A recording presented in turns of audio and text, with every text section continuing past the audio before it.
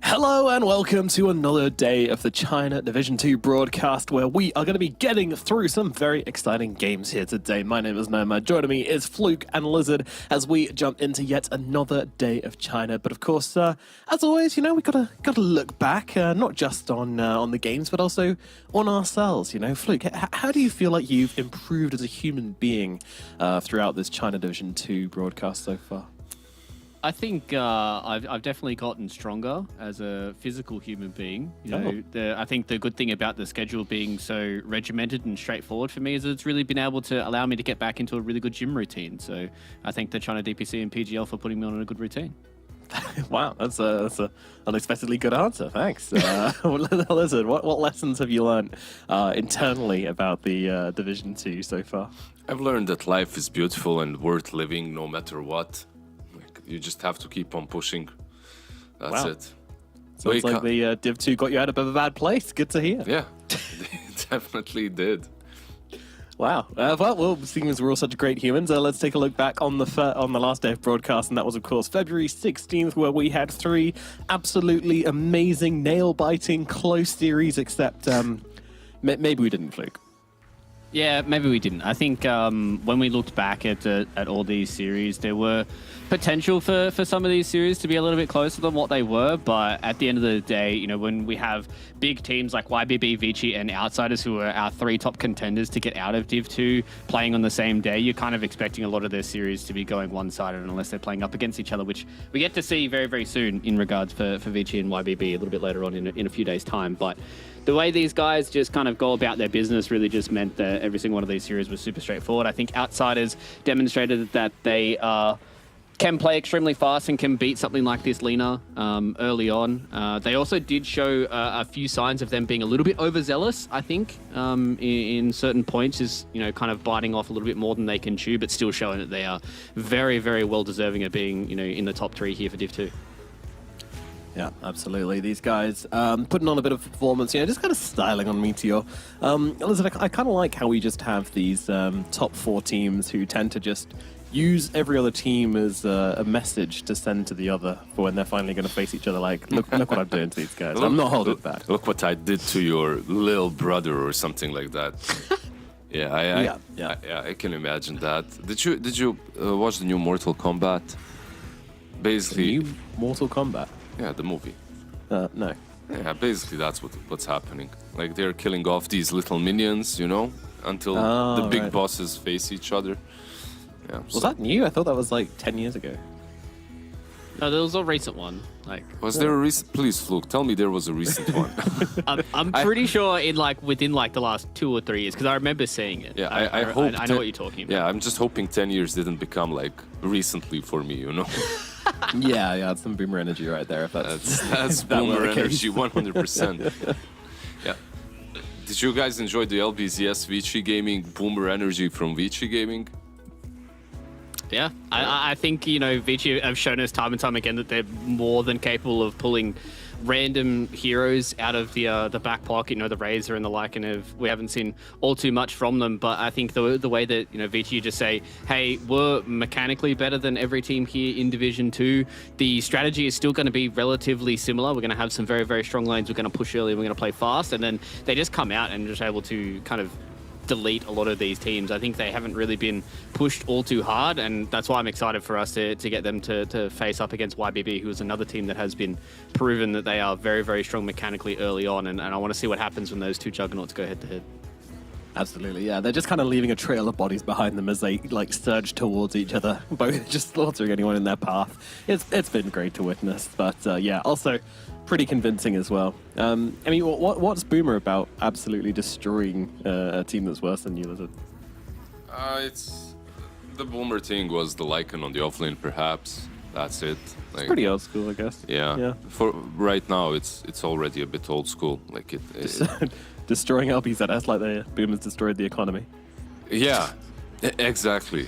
Unfortunate. We found it. Unfortunate, but that's how it is. Yeah, like the games were what, 15 to 20 minute mark, and they were done. Yep, both 23 minutes actually for VG versus LBZS. So, you know, very neat. I like to think they had a game plan, and in the game plan, they were like, okay, and then we end the game at 23 minutes. That's when everything's done. And then they did it both games. Imagine having a game plan on when you have to end the game, like exactly the minute mark. and that's how you practice. Like, you practice with your team, and if you don't win it at that point, like, you have to GG out. It's over, you know? Like, That's the Fenrir way, dude. That's how he does things. yeah. Have a minimum requirement of 25 minutes or less. Yeah, that would actually make for fun content. Like, if you can't... I mean, it won't make for fun content. It would just make for people throwing. You know, like, you're pushing even if you aren't ready. And One team has to know, one team has to not know. I think you have to do like a blind control. Well, I 'Cause mean, we otherwise, did- as you said, people would just troll. Bait did a thing a little bit like that, where you had to end the They game troll? by a certain time, otherwise... No, Lizard.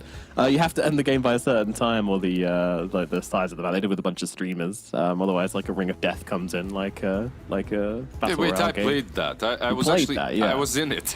Like, You're literally That's talking boomer about energy, your own explaining tournament. something to somebody who was a part of it. Wouldn't it be like- cool if someone I'm like- did this? They did. You were there. I'm like, wait, this sounds familiar. Oh, wait, I played in this. Well, after the games on February 16th, this is how your scoreboard is looking. And as we mentioned, VG and YBB still very much in control of things, not dropping a series yet. Meanwhile, LBZS and outsiders from China sitting just behind them. But of course, LBZS, you know, they've had some pretty easy matches so far. And they do still have to face up against YBB. And then down at the bottom, we got Mystique and we've got Cloud, the two teams which are currently in that relegation zone. Can they get themselves out today? Well, we'll have to look towards today's games for that one. And we've got some spicy ones coming up. We've got Cloud versus LBZS as our first match of the day. We'll talk about that one a little later. Then we've got Poke versus YBB, and then we've got Vici versus Mystique. Any chance for Poke and Mystique here? I don't need to ask you guys. There's absolutely none. Is the first series the only competitive one, more or less? Yes. I guess. Even here... Potential. Potentially. Even here, LBZS is considered... I consider them a bit stronger, right? What do you guys feel like? Yeah, I think LBZS have shown to us that they could definitely be like a top 4 team. I called them the gatekeepers the other day. I think they're definitely the divide between the teams that are below them, Medium, Mystique, Cloud, etc., and the teams that are above them, Vici Outsiders as well as YBB. So if Cloud can't get a game or even a series up here against LBZS, then we've already seen what happens to them when they go up against some of the top tier teams. But this is going to be a good kind of yardstick for Cloud to see how they're looking towards the end of Division 2. Obviously, they've got a substitute with Andy coming in instead of Ice Limit, but going up against LBZS, this is another team that I think these guys, they looked good at the start of the division, but I think they've really started to crumble. So, going into this, I think Team Cloud could take this as a very good opportunity for them to say, hey, maybe we might have been, potentially a top 4 team if, our first couple of series didn't go the way of Vici, Outsiders, and YBB. Yeah, I'd like to stay on LBZS a little longer, though, because, this team, I feel like they're kind of at the very middle of the road team, of course. I kind of feel like they're not doing quite as well as I wanted them to. This is an organization. Previously, they've been jumping in and out of Div 1 and Div 2, and I don't know, they just haven't really made things come together for themselves as much as I would have liked. And it's hard when you're playing against YBB, Outsiders, Vici, but I did want to see them being like the kind of academy team that punches through the big names and proves that the little guys can do it, but it just really hasn't happened, Lizard. Well, wait for the next season. Wait for Vici and YBB to leave. Yeah. And who's demoted? Dawn Gaming and... who was the other team? Dawn Gaming and... A quick look. Dawn and Aster Aries. Oof. Okay, Aster Aries will be a problem, but Dawn Gaming will not. So I can see the team that finishes 3rd in this season. That team can definitely get to Division 1 in the next season. Like it's very doable. So. Yeah. We'll just have to keep working on it, keep that academy running. Meanwhile, on the other side, as Fluke did mention, it is Team Cloud. And this team, I don't know, I expected more from them as well, honestly. Butterfly Effect, CSJ, Mercy, these aren't names which we don't know. These are names we've seen around for a while. And the fact that they weren't able to pull out any wins at all when it comes to series, they've actually only taken 1 game this entire time. Very worrying, but I think that comes down to the mental game. I think when you start up against the big juggernauts, you have to be really disciplined and realistic about what's happening. You're not going to have the chance to get that official experience and make the changes necessary to really stand much of a chance here in this Division 2. And they just never really recovered from that one. And I think kind of, we talked about it a bit in the previous broadcast, but, the mass disconnect from Team Cloud, them not being able to get 3 of their players back in a game that realistically they should have been able to take up against Poke, and then who knows what happens in a game number 3 scenario if they draft themselves into a good spot. So I think Team Cloud were fairly hard done by the universe, in their previous series up against Poke. Yep. That realistically could have been a series they could have taken. So who knows what kind of mentality or experience they're going to be bringing into this next series. Before we start getting deeper into this draft, something interesting about LBZS though. So in their past 4 drafts, they have drafted 20 unique heroes up against the top 2 teams. And whenever they play up against teams that are statistically lower than them, Rubik has been picked in every single game, except for 1. Wow. So I don't know if they have some weird drafting mentality up against the top teams like Vici Gaming and Outsiders and YBB and what have you, and have a different mentality against the lower tier teams, but their drafting strategy seems to change depending on who they're playing up against, which I think is a pretty telltale sign about how LBZS see themselves in this division. It also could be like Vici Gaming and teams like that snatching up the Rubik, playing it more often.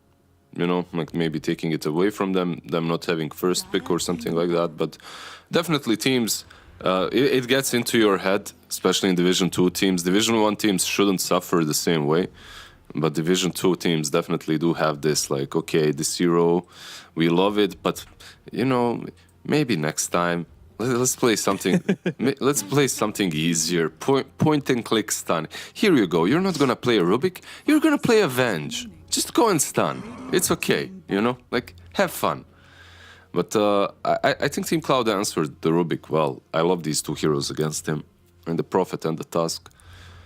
Get on top of him easily with the Tusk and the Prophet. It's not that bad.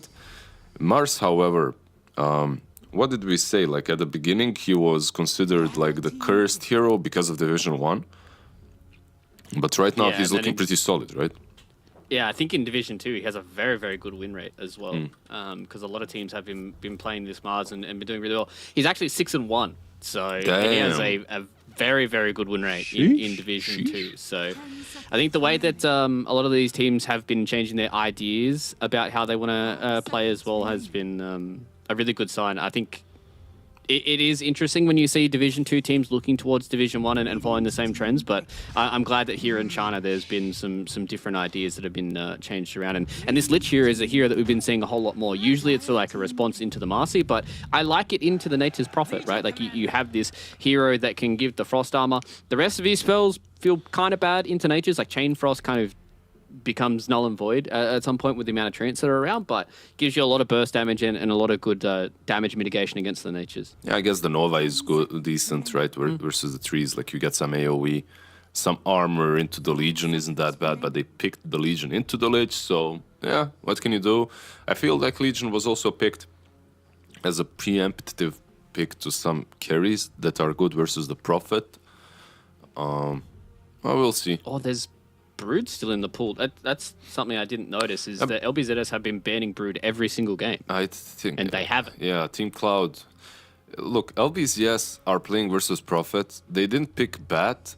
They didn't pick Brood. And now Legion is picked up, so you don't, most likely you don't want to pick either of those two. You could still go for a Bat, but I think it's just a harder game for you now. I wouldn't mind seeing some Spectre or some... Spectre's banned, actually. Nomad, I'm doing it again. Maybe, like... there is the Legion, so Slark might be a problem. But what are we looking at? When you look at the Prophet, you're looking at these heroes that get on top of him easily. There's also an Ursa. Maybe it's something that they can go for. Like, the next pick of LBZS should be their carry. Are you able to play Drow into the Legion? Obviously, you feel a little sad going into like Tusk plus Legion if she gets an early blink, right? Like in the mid game, it's going to be a bit rough, but the lane should be okay. It's not only about the Legion, I suppose. It's about like Prophet Tusk, right? I think you can. You have Mars as well to set up for you to put that like arena in front, and you feel kind of safe.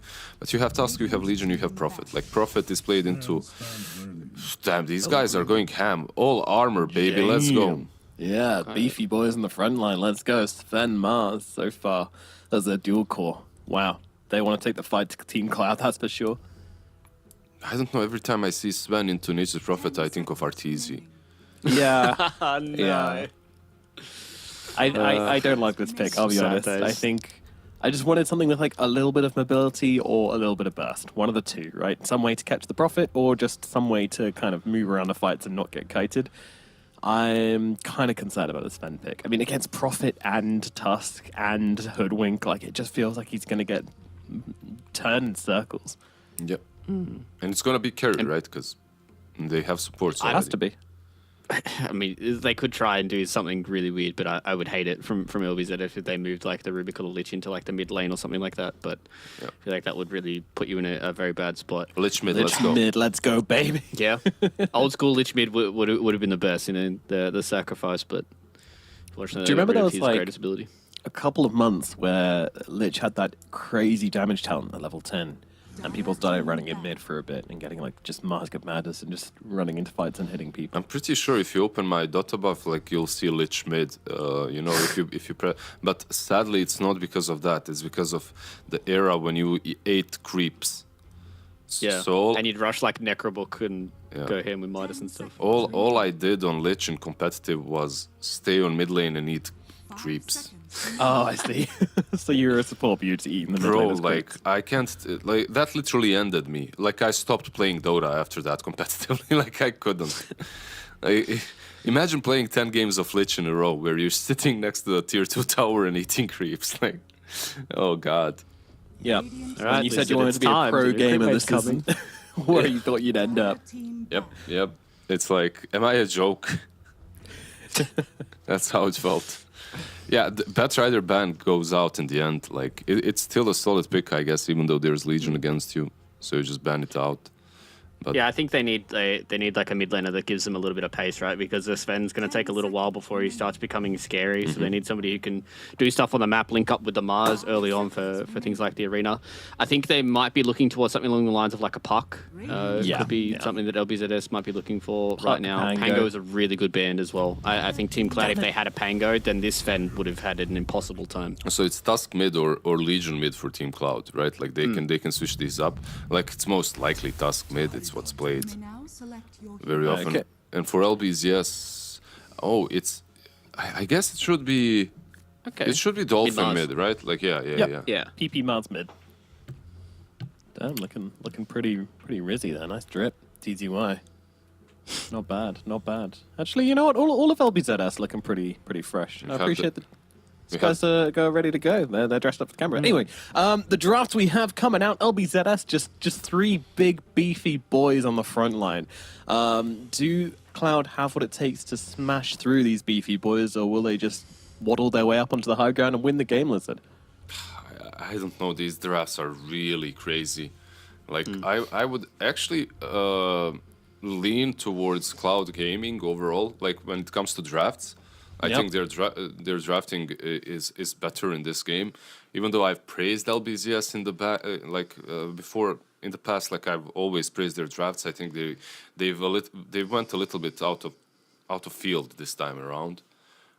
I can see it like tied into the Prophet. Like you have Anchor Smash, you can deal with the pushes, sure, but if your lanes go just slightly wrong, there's a chance that there's this like. Tide hitting Ancients, Sven hitting Ancients at the same time. You can't find the space on map. Meanwhile, Tusk and Prophet are running everywhere, like getting kills. I don't think it's going to happen, but if Cloud maybe were considered favorites, I'd be really worried for LBZS. Fluke, quick thoughts?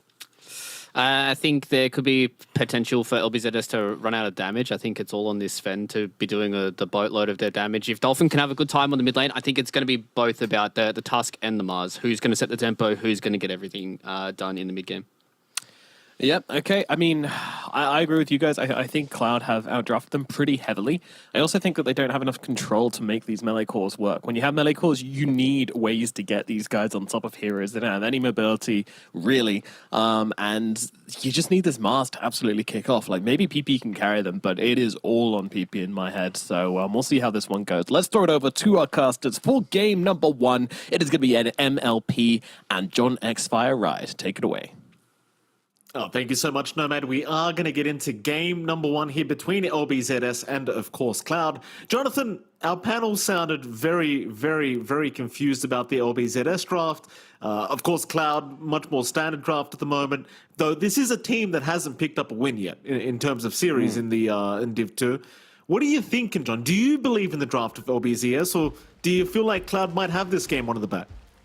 I actually do believe in LBZS's draft because it's a very quirky one with one very specific thing in mind that just allow the enemy team to not do damage. You don't really have magical burst coming out from Cloud outside of Sharpshooter, I guess, and you have so much physical resist on the side of LBZS. Frost Armor, Fade Bolt, Sven with a Warcry plus the Shard down the line, Anchor Smash coming through, a Mars on top of that. Like, if you look at the lineup of Cloud, if this game for Cloud, if they don't hit this big swing by 15 and overwhelm their lanes earlier on as well, the durability just kicks in by levels from LBZS. They don't even need to itemize around it. Once you pick up something even just like a Guardian Greaves, you're probably not killing anyone but the squishiest Rubik or Lich in backline. Like, these cores are just so hard to burst down. I think that's a very good point you've made, John. It just feels like nobody's going to die here on LBZS, and Well, if you can't kill him, well, you're going to have a few issues. And Oh, speaking of Mercy. issues, Mercy top lane, he's got a couple issues right now because he's going to give first blood away. Fonte the one to take it out on the position 1 Sven. Meanwhile, bottom lane, a bit more action breaking out. TZY taking a fair bit of damage on the Tide, but has plenty of tangos. Meanwhile, CSJ is still being chased down here by Fonte. As slow is there as well from Gore, and CSJ might just be dead. In fact, he will stick charge and he will barely survive. He did have a fairy fire anyway, so he probably would have survived through it. But what a fantastic start already for LBZS. Yeah, it goes exactly how they'd want it to go. First blood coming out for Fonte. He's going to be feeling great about that. Uh-oh. And if you don't reset, you're just going to get bursted. CSJ. Yeah. You can't run in like that against a Sven and a Lich. Like, the amount of magic damage they have at level 1 is pretty darn high. It is. There's a lot of spam ability coming out. Both of them have like 3 mangoes each, so they can run down. The mid lane that we are currently looking at, this one should be probably the best lane for Cloud. You can outplay the Mars, although it's not a direct win, mind you. We have seen Mars kind of just hold that lane as well and keep the farm game up and kind of stay equal with the Tusk. And that's where things get a little bit frisky for Cloud. You need at least 1 lane to pop off, preferably 2 here, but you got to get the strong start out for Butterfly Effect. Yeah, top lane. Yeah, top lane's a disaster already. Mind you, Gore is the one to take 2 kills on the Lich, so at least you aren't giving all those kills away to the Sven. But he's getting bonus XP, he's free farming the creeps, top of the CS board at the moment. Like you said though, saving graces, the mid lane is going decently and the bottom lane isn't going too badly either for Cloud. It's mostly this off lane of Cloud that's really suffering right now. But you look back into the mid, Dolphin very low on HB, still finding farm but can't really contest Butterfly Effect on this mid Tusk. And of course the bottom lane as well. This Nature's Prophet, he's having a great old time. Now, you are getting that strong start for Ice Limit, who is playing this time around for Cloud. And there's really not too much you can do as the Rubik plus the Tidehunter here, at least until levels stack up. They have at least kept the tree line cut, so you're not going to get the angles out for Starif to kind of harass out. You are going to have to play slower here for LBZS. And with that space, Ice Limit should work himself up to a pretty good timing for the Maelstrom and just play active. They've got to be pretty active here, even from the NP, at least in terms of trying to take the map over.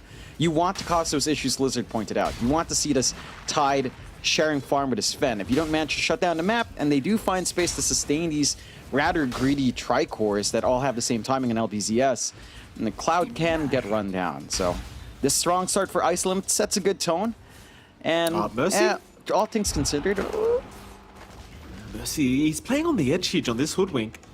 CSJ is going to move in. Pushback will land. This could be a nice pickup for them. Gorgor going to pop the Frost Shield. Will still go for the fight. It might actually have Mercy. They'll heal him up, but the Stormhammer's going to fly in. It's still a great trade.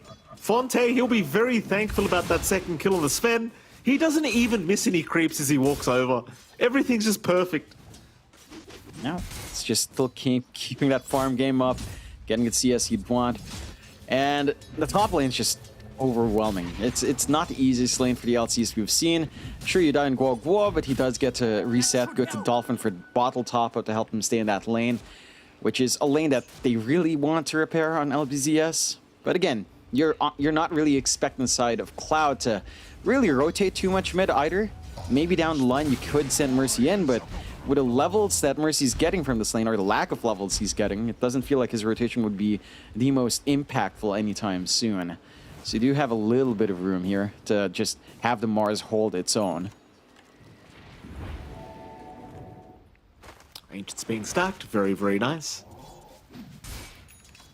LBZS still in the driver's seat by the looks of it, though. I say that. CS going the way of the Tusk, and of course, Ice Limit here on the Prophet. Again, it is really only the top lane that's going extremely smoothly here for LBZS. Rotation up top here from Butterfly Effect as well. He will show up on the Tusk. Right now, all they see is the Lich. Gore going to be the sacrificial lamb. Butterfly Effect going to show himself, looking for his shards onto the Sven in the tree line. Not really going to find it. And that's really nice positioning from the Lich. If they can get the Sven out of here, it will be well worth his life, as they are going to TP some heroes in to try and help out. CSJ is going to cut off Fonte. That'll allow the snowball with the vision, but here come the rotations. Butterfly Effect, he doesn't have level 6, but they will secure the Sven kill. Problem is it may cost his own life, but a nice press the attack is going to allow the Tusk to get away. And that seemed like a very important rotation here from Cloud. This Sven just felt like he was getting away with a bit too much. Yeah, you get a great rotation from Butterfly Effect, who does still have the TP to head back mid, which is abandoned for a moment by Dolphin with his own TP coming up top. So everything lines up. They're allowing some recovery to come out for CSJ, and just allowing that Legion to get a little bit of recovery in lane, which is always good to see. You kind of need to get into that 6 mark.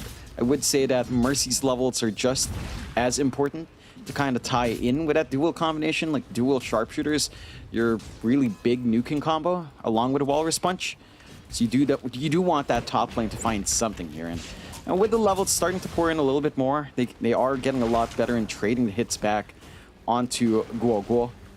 Fonte is still at the point where, well, bit of a chase going on here, John. Tidehunter, he's not going to die. The problem is you don't have the lockdown for him. Like, once they've committed Sprout and the Leech Seed into the Nature's Grasp, you don't have enough for the old Tide. This is without him having any really defensive items. Just has a Soul Ring Brown Boots at the moment, but is able to just walk away. And I suppose this is why the stacks have been made here by Helios. You might want that catch-up farm for this Tide, because you do want those Guardian Greaves on. Though he isn't building Guardian Greaves, he's building Phase Boots. He's going Phase Boots into Ags, so he wants to focus on that deep push coming out to counteract the Nature's Prophet with his shove-in that he'd want to do. I mean, you could still probably go Guardian Greaves, or at least mech on someone else, maybe mech on Lich is what you could go for. We've seen mech Rubik before as well, so you have a couple of options to shift that item duty towards. I do like that there's an interesting change-up in itemization. Like, if you are assuming TCYs take stacks, then the Midas coming out from Fonte makes a lot more sense, right? Because you tend to go Mask of Madness to clear out these stacks, but Midas means that you're not looking to take these pieces of flash farm away, so they are willing to compromise on some farm here on LBZS's side. The issue is that is punishable. Again, the start for Cloud isn't the worst in the world outside of top. So do have some tempo that can come true. If they can tie into this early timing as it approaches on the 10 to 12 minute mark, that's when LBZS can get run down. Bottom lane, Starif trying to get aggressive. Leech Seed will slow down TZY, but, well, Snowball, is it going to connect? Doesn't seem like it. Shards off the mark as well, and Helios will just be able to lift up the Tusk. So this rotation from Butterfly Effect not going to pan out. And can I go back to the Ags for a second, John, on TZY? In fact, hold that thought, because top lane there's a bit of action. There is going to be a grasp out onto CSJ, but there's going to be no follow. Going back, I like it as well. Like, you pointed out the D push, but that minus armor and the slow, when you combine the level 10 and 15 talent on this Tide, it is so annoying to play against this Aghanim Scepter, because you get the 10% gush slow, and then you get 120 plus damage on the gush. It's really obnoxious because it's quite spammable as well. Oh, Helios? Oh, God. Yeah, Helios, he is going to He drop. almost ran out. He got the lift back into the shards for Butterfly Effect. They had to pop the Rat of Nature just to get that kill. I mean, it still works out. You're still getting that aggression out for Cloud. They're starting to clump up as 3 heroes on the mid. And knowing that LBZS aren't in a position to really counterfight. Like, they don't have Ravage, they don't have a Blink Up, no early BKBs, it's way early for any of that. So this is their window to just kind of buy space, get Ice Limit a free lane down bot by forcing movement elsewhere, and just, you know, getting that timing they want by the 12 to 15 minute mark. It is starting to build up. Top lane, Gore being chased down here for a duel, but instead the Mast TP's into Vision, and he is going to drop. And they'll still have the Lich under control here with the shards out. The Dolphin trying to help his Pos 5 Lich, but it does cost his own life, and CSJ's going to hand the tip over. Why the hell not? Yeah, there were a lot of pre-game tips onto CSJ, as we're seeing again. I mean, they did bully out his lane. No, I don't know. I mean, he's there's something about anyone at XSJ as their names. They just tend to be targeted by tips. That's fine. You kind of deserve it if you pick a name like that, I'll be honest, John. Especially if you make YouTube content. Fonte. Dire Triangle, he'll go for the stacks now. So it does turn out he's just going to take them. I think that's still fair. You're going to require this guy to carry you through the game. He wants to stay ahead of the Prophet at all times if he can. That's exactly what he'll do by taking these stacks away. And of course, with the God Strength, it doesn't really feel like you need the Mask of Madness anyway. Especially when you have Helios there with the Fade Bolt. Though there might be some intervention, though Mars does get caught out here by a Bushwhack, but Dolphin proving to be a little bit too tanky as Butterfly Effect. So annoying with that Shards, blocking him in, forcing Dolphin to farm up some CS with the Spear, and naturally it does allow Dolphin, or rather Butterfly Effect, to be able to go for the Arcane Rune as well quite safely. Meanwhile, Fonte, my goodness, getting very, very low. Again, lucky he has the Rubik behind him with the Fade Bolt. Is going to be okay. And still remains top of the net worth board by just about 600 gold in front of Butterfly Effect. And it's coming at a huge sacrifice, though. Both Dolphin and TZY are barely ahead of any of the supports. They have really just not had this strong run coming after themselves. Their lane's just not the best in the world, and they haven't really been able to get aggressive with these tanky heroes just yet. It has been Cloud running all over the map. It has been Cloud with the rotations. With their support to a heck, just Butterfly Effect plus Helios is more than enough. And it's very low committal for them to make that as well. Bottom side, Mercy ends up missing a Bushwhack, and the Sharpshooter goes right through as well. TZY looks like he'll be able to tank through it now. He does have Ravage, so if they bring a +1, they could turn, and here comes the Mars. The Dolphin, I believe, was within vision there, so they know he's around. Sharpshooter was stolen as well, but that's not going to land either from Helios. The Dolphin, he doesn't have any way of kind of getting in to range, though. He's going to just try and run the old-fashioned way. Does have Arena up. Meanwhile, top lane, they found Fonte. More rotations down towards the bot side as well. John, looks like LBZS may get caught with their pants down. They've popped a Ravage, but it's only landed onto Starif. CSJ's here, so is Butterfly Effect. A nice overgrowth being used up here by Helios, locking them down for a moment, but it's just not gonna matter. It's a 4-for-1. Just disastrous team fights coming up from LBZS. Yeah, they heavily forced that issue down there, just chasing into the tier 1s, not respecting the counterfight control that you do have on Cloud's end with the overgrowth. They stalled that out really well. The solo pickoff for Fonte up top was really the bigger surprise. Maybe it just goes back down to not having a source of lifesteal, and that is where the Midas versus Mask of Madness comes in. If you are clearing out these stacks without some lifesteal, you will lose a lot of HP like we saw in the Ancients. And then when you switch out onto the lane, you're much more exposed than you would be otherwise. So they find some good punishment on CSJ with that little solo play. He has his Blade Mail up now. And for the side of LBZS, well, the timing's lining up for Cloud. So this is when your lineup just feels ridiculously underfarmed, which it is. Again, look at Dolphin and TZY's net worth. A good 1k behind at minimum compared to CSJ. And CSJ had a really rough lane, so he's recovered much better than the side of LBZS. Yep, the side of LBZS now, it's all about enabling Fonte, trying to get at least a blink up on Dolphin, and then playing around with just arena pickoffs for the time being. You know, get that build-up you want on Fonte, and try to get that build-up on TZY. Like this early Ags rush, while it does make sense with the talent spikes, and with the Nature's Prophet push counteracting it, that you do want to counteract, missing out on an early Guardian Greaves here really impacts that survivability play we talked about. Sharpshooter, this time going to land.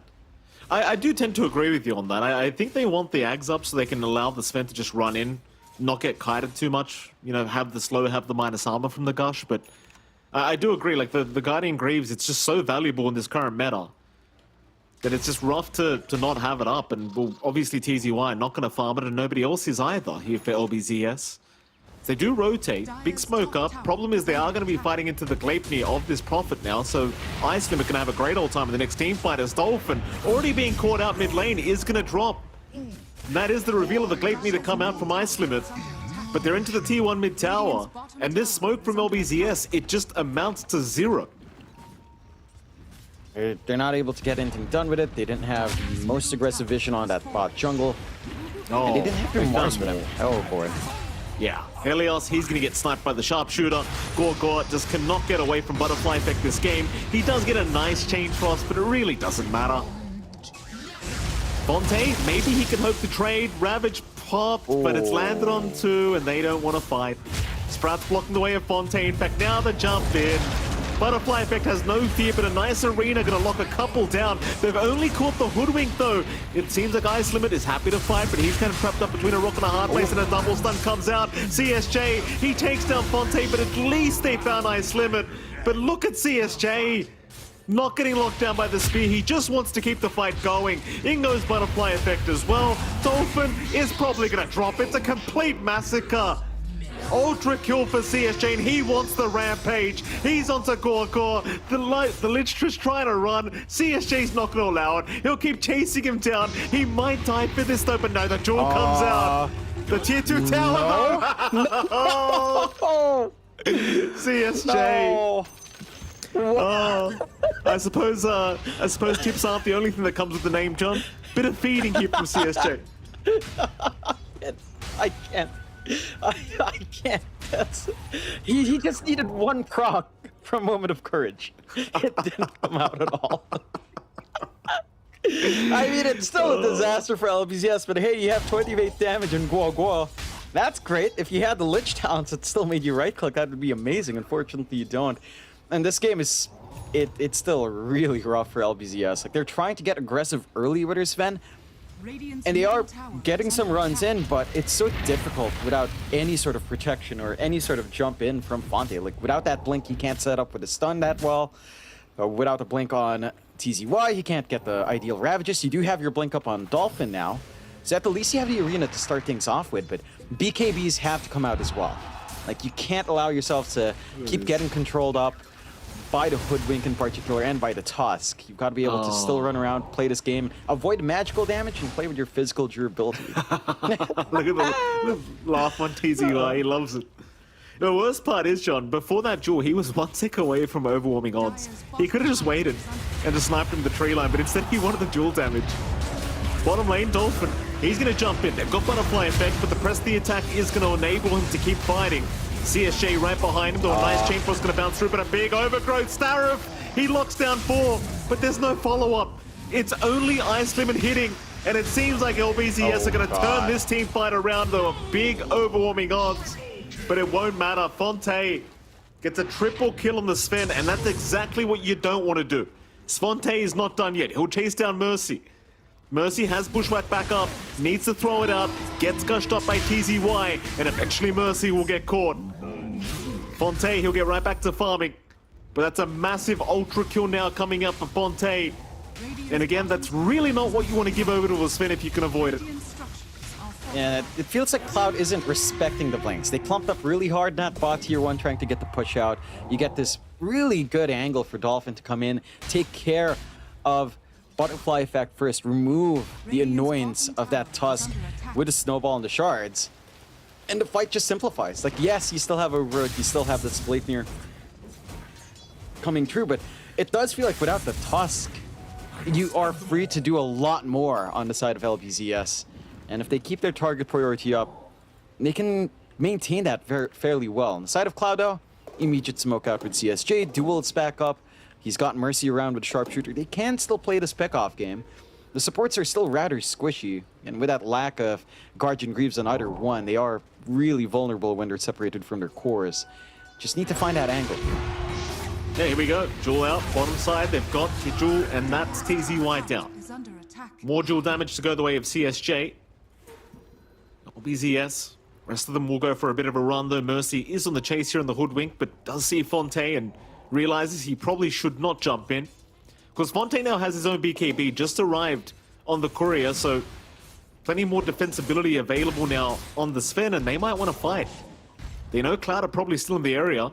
Dolphin's thinking about blinking up, but won't do so yet. In fact, he binds Starif, but misses the God's Rebuke, and that's a bit of a shame because the Treant was under vision. Just maybe a bit of a misclick here from Dolphin.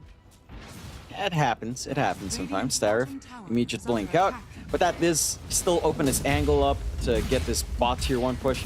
The side of Cloud are still in position to defend, but they are under vision still. Oh, here we go again. Starif, he'll show up. Overgrowth committed. Does get stolen immediately by Helios, and well, that's an interesting maneuver from Starif, because not only do you give up your life, but more importantly, you give the Overgrowth to Helios.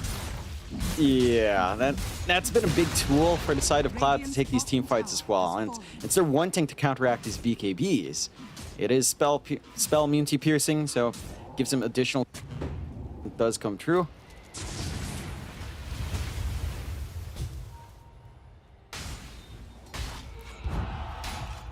Here we go, maybe a bit of a fight to break out. Dolphin, he's caught Mercy, but misses out on CSJ. Mercy's still willing to try and force a fight here. Does get the sharpshooter, but is eventually going to die. Still, they've got the Mars, and they might just have the Mars. Overgrowth was committed here by Helios, locking them down, and now the Jewel is out. Chain Frost committed, but there's not enough damage. TZY, he'll get the ramp ravaged just in the nick of time as they see Ice Limit, but do they want him? The answer is no. He will be okay. It's going to be a 2-for-3 trade going in favor of Team Cloud as they are not done yet. They'll find another. That'll be Gore on the Lich going down, and well, Cloud, they are fighting back. And seems like we've lost John for a moment, so we'll give him a minute to reconnect. So Cloud, currently 2k ahead. It's been a very back and forth game. Hello. Keep in mind now you do have the Ags up on the Titan. We'll see what kind of difference it does make for him in these team fights. Seems like Cloud might try for the old Roshan play. They have got Deso up on Butterfly Effect now, and that's exactly what they're going to try and do. Scan is there, but it does feel like you probably just get away from this. Hello, John. Hello, I'm back. I disconnected right as that fight broke out. Very unfortunate. No, we've had a lot of rain here as well, Mike, as I heard you complaining earlier on. I mean, This is going to be a bit of a toughie for LBZS. They're just going to have to give it up. Like, they do have their heroes ready. They're not in position. And, Who they caught? Yeah, it's going to be TZY trying to get the vision with the Gush. Going to give his own life away because the Ags was just built up, and that's the reveal of the Ags. But, you know, in terms of stealing Roshan, not going to pan out for him. no. And that's a big take for Cloud. A lot more room for them to play the way they want to, with a protection you have an Ice Limit with his own BKB up. The instant control coming out from the side of LBZS. With the Arena Spear, it's going to be a lot harder to land. Like, finding Ice Limit and getting him pinned down first.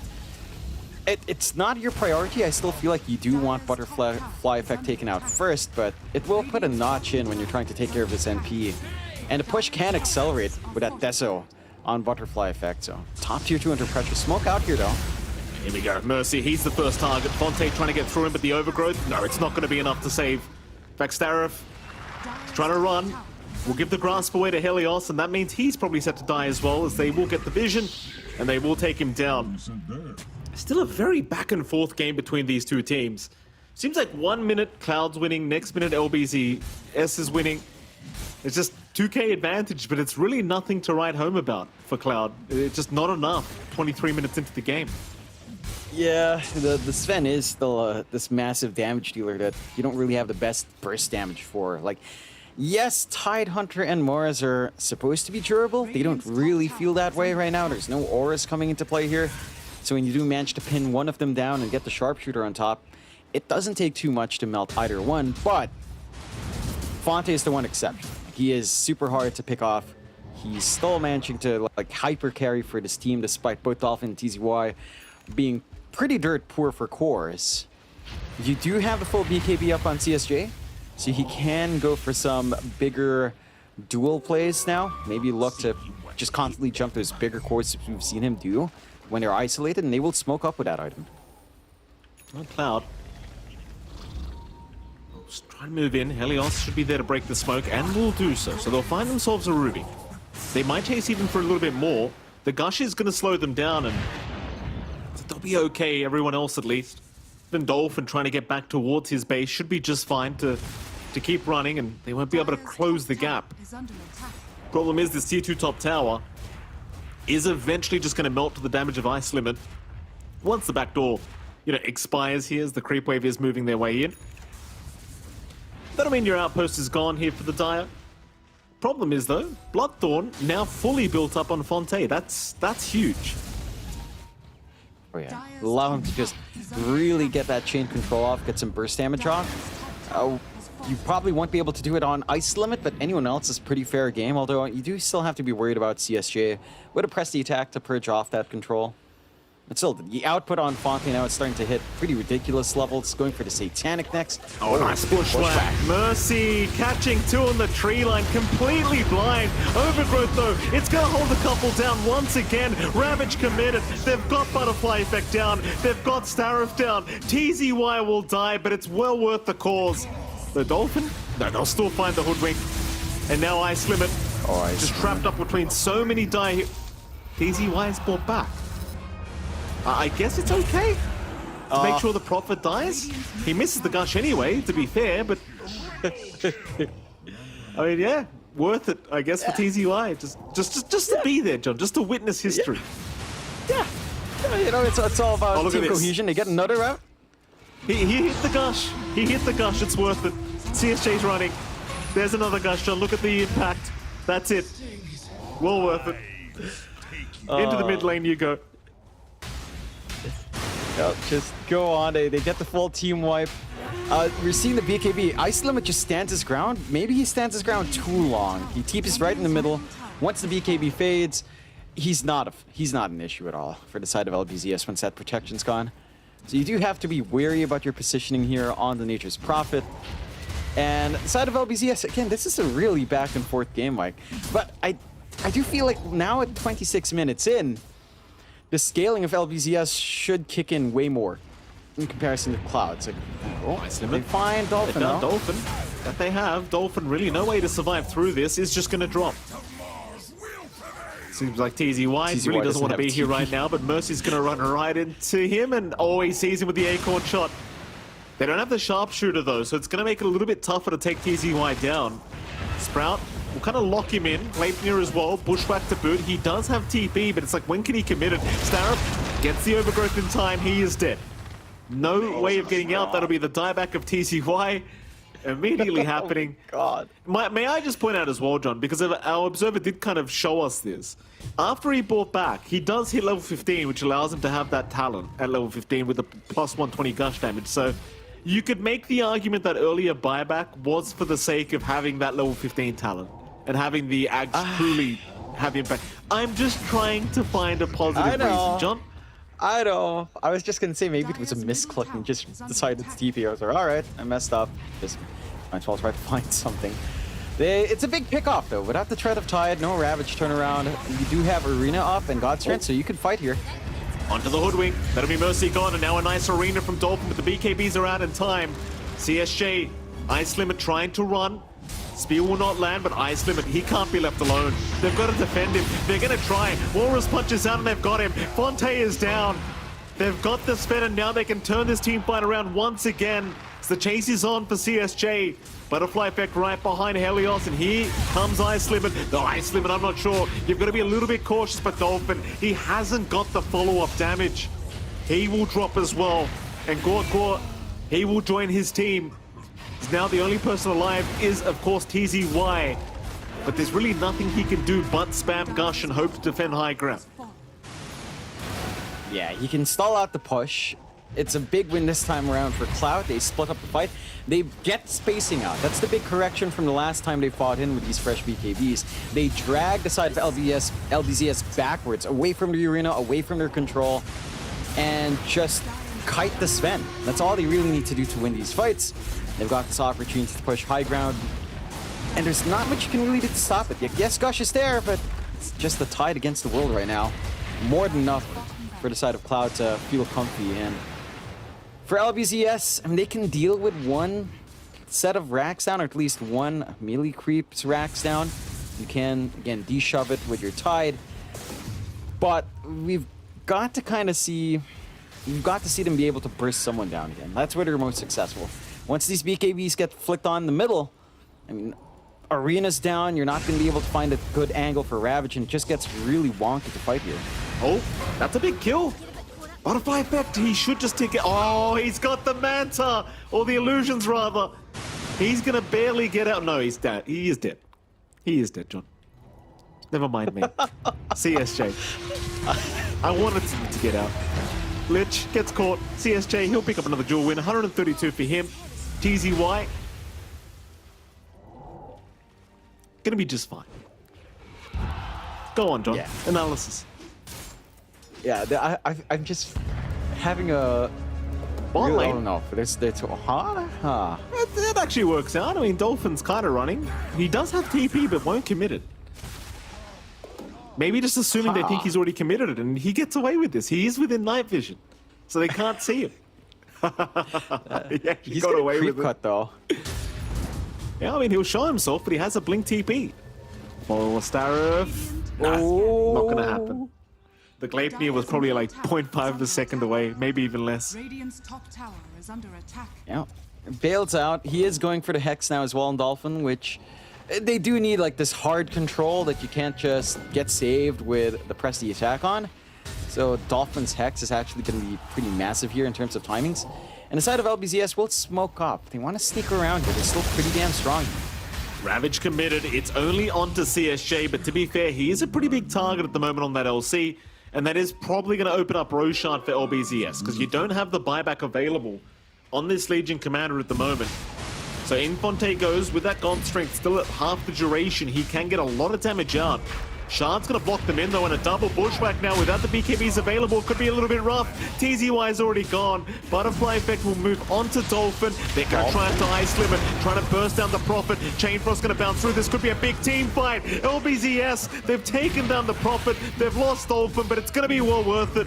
Starif will drop as well. 2 for 3 trade. But it seems like they can't go for Roshan. They're lacking too much damage without the God Strength. Yeah, it's not the comfiest. And they still find some kills in exchange. Like, binding ice limit's pretty damn big for the side of LBZS. Cloud, maybe get a little bit too excited and jumping in there. And yeah, he just kind of TP's way up forward. Dolphin's also pretty far out of position, but trying to jump into the pit without the BKB at the ready to instantly pop. The control coming out from LBZS just melts him. Has to be a little bit more respectful for that output. And LBZS, again, they can't take Roche, but they find themselves some big kills. You're starting to get that catch up on some of your cores. Like Dolphin's almost matching CSJ. It's still a ways off for everyone else up top there. Roshan's just happening right now, John. See, oh, and a double damage. Of course there's a double damage that spawns. Every time. Here we go. CSJ, he thinks he's Ursa right now, and he's actually getting away with this. When he's got the damage just by himself, they could literally leave him if they wanted to. They'll realize there's no vision here from LBZS to scout this out, so Cloud, they're going to get away with this for free. And that's all off the back of CSJ. Yeah, they don't check it out on the side of LBZS, and they get punished for it.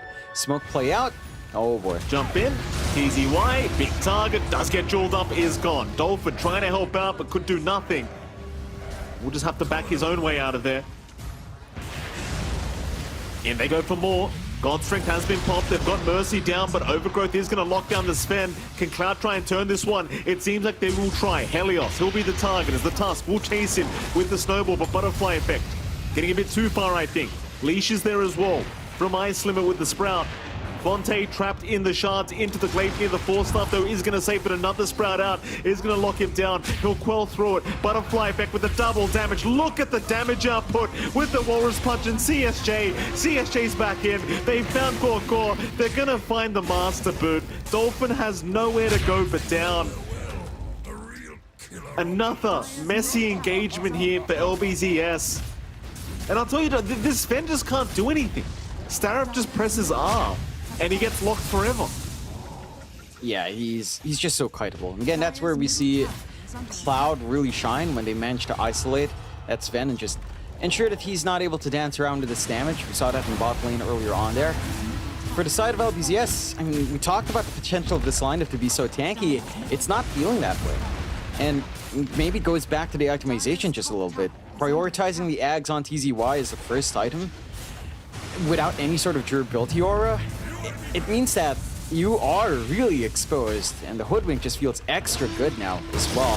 TZY? Ravage committed as the jaw comes out. Sharpshooter somehow not connecting, but they're still finding damage onto TZY.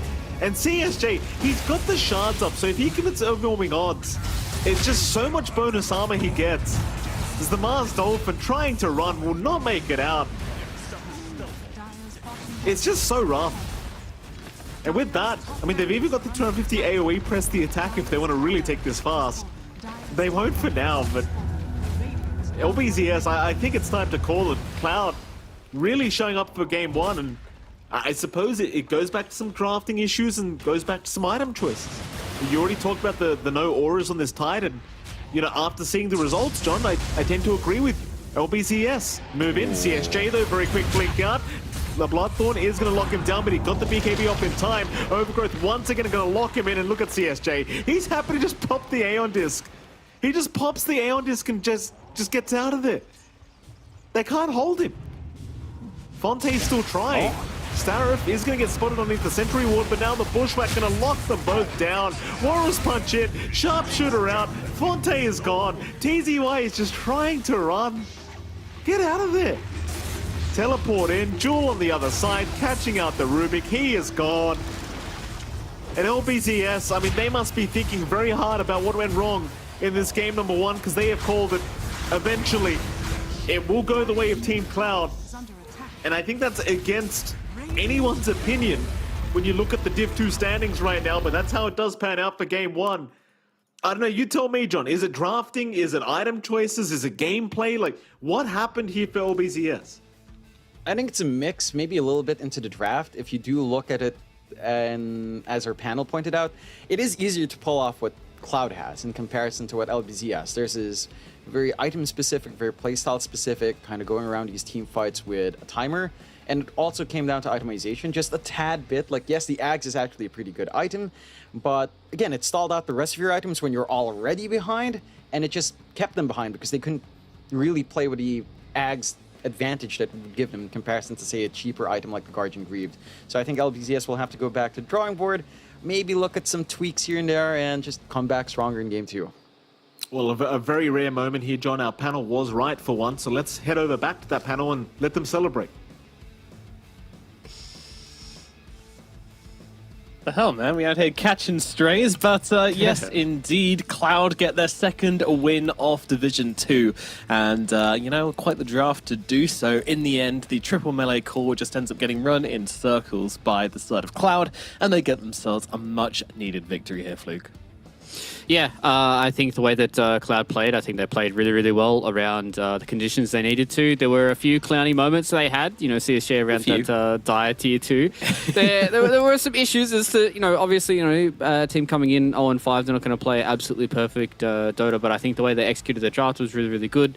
I think they understood that it was all on the Sven. It was all Fonte or nothing for LBZS, and as long as they kited around his BKB, they kited around their God Strength, and there were a few times where they did it really, really well. And there was a few times they got caught out by it as well. So, you know, it shows good things for Cloud that they have not only a good draft for themselves, but also know how to dismantle the draft that comes in from LBZS with their gameplay as well. So big ups to Cloud. And I think right now they're definitely looking like, if they keep drafting like they have, they look like they can take this serious. Looking absolutely excellent here on the replay as they go for the high ground, and that's something which was actually quite smooth from them. You know, the Roche fight's a little messy, the fights around the tier 2's a little bit scrappy, but when it came to actually breaking the high ground, I thought that Team Cloud did a pretty decent job, which is rare, honestly, for a lot of these kind of middle to lower end of the Div 2. Yeah, they were 20k ahead. Of course they're going to do well at some point. Yeah, but very scrappy game, like Fluke have said already. Like, it's just you get an ultra kill on Legion Commander. I think at that point the game is already over if you play it correctly. But then they still throw around the tier 1 on the bottom lane. They make it interesting, I suppose. So this is Division 2. Like, the soul of Division 2 is encapsulated in this game. Exactly what you want to see. You don't want to see clean Dota. Like, if you're coming to watch Division 2, you probably want to see some bloodbath, and they delivered. It was fun. But I have to say once again, it's from a really big difference in drafts. Like, I would say, like, LBZS surprised me. Usually they have really formed drafts. They draft in a solid way. I'm not sure what made them move the Mars and then have another hero that kind of does the same thing on the offlane. They are just clumped up together. Like you have Sven, Yeah. Mars, and Tide as your three cores. I said that Cloud should be the more active team because these three cannot do anything. Like they're fat, that's true. They stand in front, they soak up the damage, but that's it. Like they need a ton to be able to actually maneuver around the map properly. Which the supports kinda did that. Like the supports definitely do diminish that problem at least a little bit, but just not enough. You need one core that's able to play the game. Yeah, exactly. You need someone who can play the game. I mean, maybe the Mars could have done that, but not when you're 1-10, unfortunately. Dolphin having a pretty abysmal performance in the Mars this game, and overall Fonte really the only core able to perform in this LBZS draft. And I think MVP for this one, I'd like to give it to Butterfly Effect. I know CSJ was doing the funny haha running around thing, but Butterfly Effect played so solid on the Tusk. Like, he was pulling out some really nice performances, always getting the +1, which I think is really important as well when you play Tusk. You don't want to jump in and drop your entire kit on one hero. You want to get the quick kill and then immediately try and look for the +1. I think that's what the hero excels at, and he was doing that. Not dying as well, which again is quite impressive on Tusk because he's a very kind of hard committal hero. I think he played really well. I was keeping an eye on him because I love Tusk mid. It's like my favorite thing to watch. Yeah, I think the way that Butterfly Effect really kind of enabled their map movements too, it was really, really good. The fact that he won mid lane so handedly as well is a big thing for Team Cloud. The fact that Dolphin didn't really have a good way of enabling the rest of his team to play fast, and then off the back of that, they just were able to clump up, and he did a really good job at finding a lot of the backliners and getting some really good, as you said, +1s as well for a lot of those fights to be able to make it go from, a good pick off to a clean teamwork. Yeah, and also the support duo on the side if Cloud needs shouting out as well. Like, it was a ridiculously easy game for them, to be fair.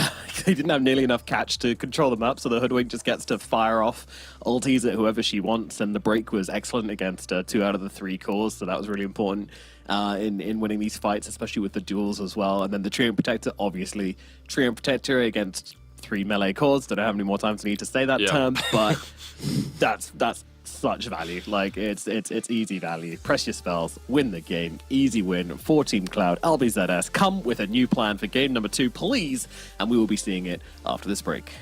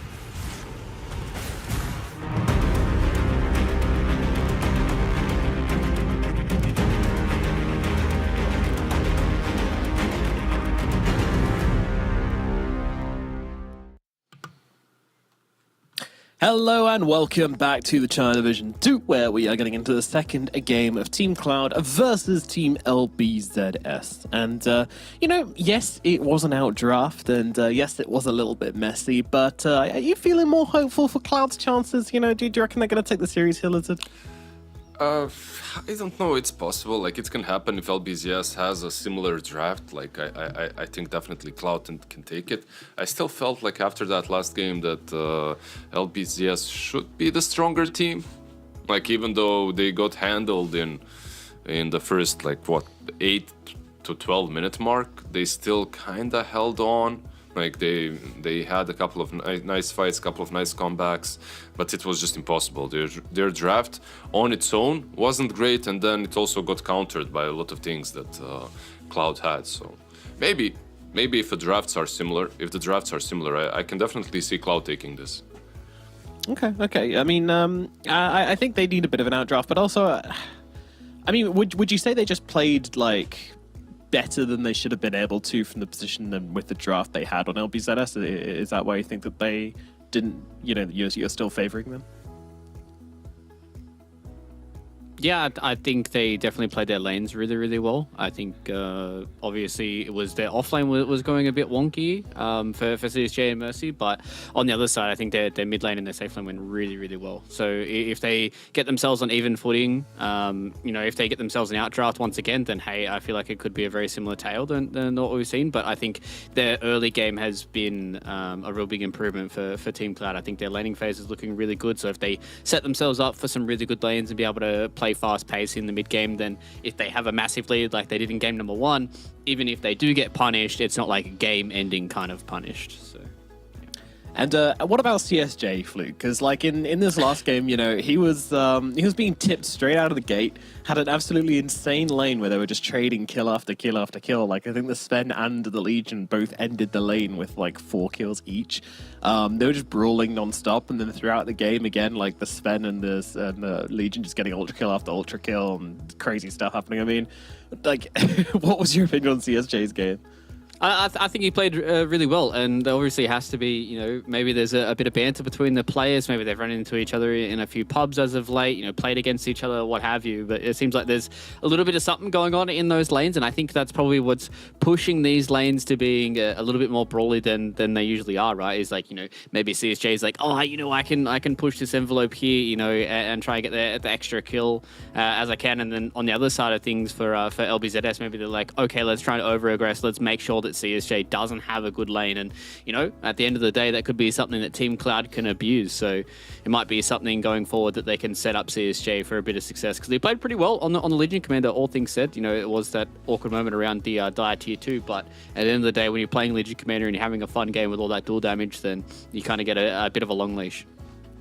Yeah, and I do think that the Prophet had some issues this game as well. Yes, they won, but there are a couple of fights where the Nature's Prophet was kind of TPing on to the enemy heroes. Great slap bang in the middle of the team fights. I don't understand that, because you're playing with a Gleipnir, you're playing as a Prophet, you're playing against 3 melee cores. I felt like if he just kept his distance, he would have been able to have a much more successful fight, but just some missed TPs here and there. I mean, what kind of thinking do you reckon he had there, Lizard, when he was making those TPs?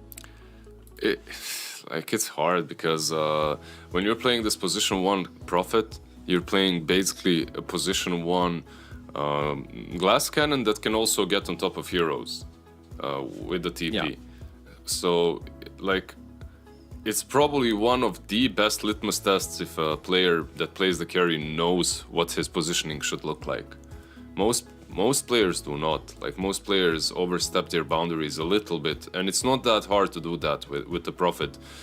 In the last game, that wasn't a little bit, that was a lot. But probably just because he felt a little bit too sure of himself. They were having a blast, a really good game, so you're kind of tipping on top of them, thinking that you're the boss, and then you realize, oh yeah, I'm still a 500 HP Prophet, 2 hits and I'm gone. So yeah, you see your Legion Commander, being in the middle of the fights, surviving through it all, and oh, I want to be that guy, I want to be the guy.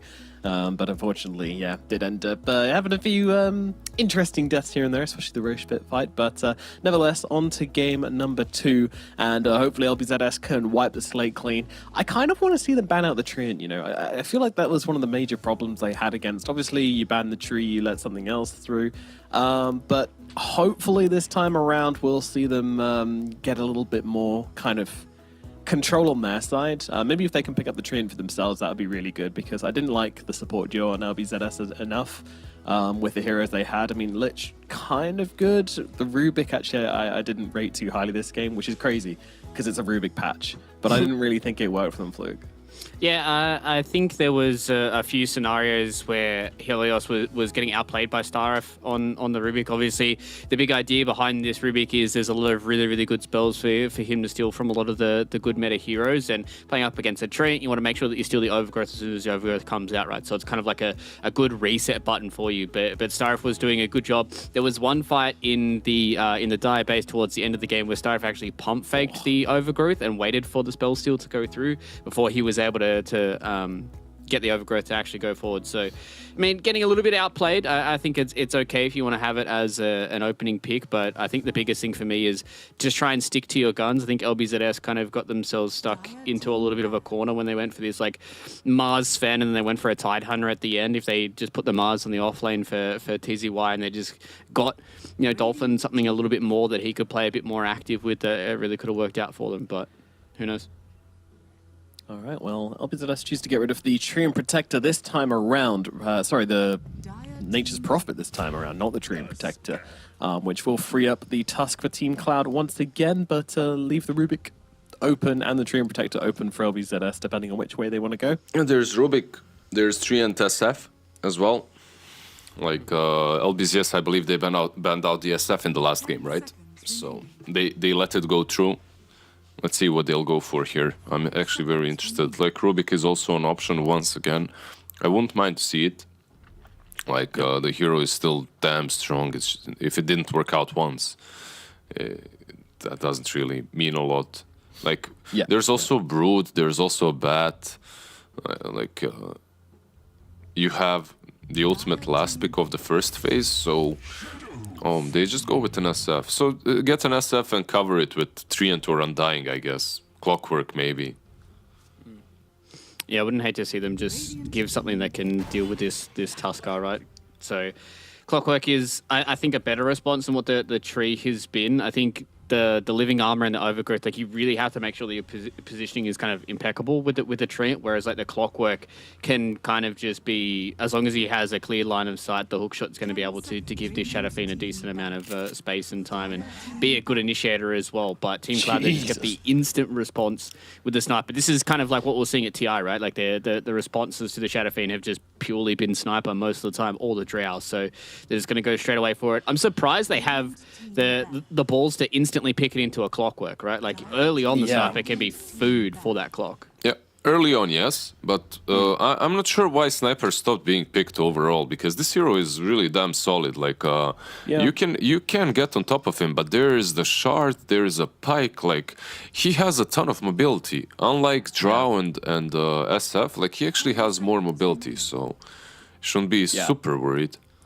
If you ever play any of these, like, stand and deliver ranged carry heroes, you know how bad it feels when you've just got the Hurricane Pike and that's it. You know, if you've got like 3 heroes running at you and you can like Hurricane Pike one of them, it's just like, well, I mean, and you know, that's why you always see them going for like Silver Edges and stuff, because it's just like another way to kind of disengage or get the reset. But it's awkward. It never really works enough. But having the Shard on Sniper, I agree with Lizard, it completely changes the way you can play the game.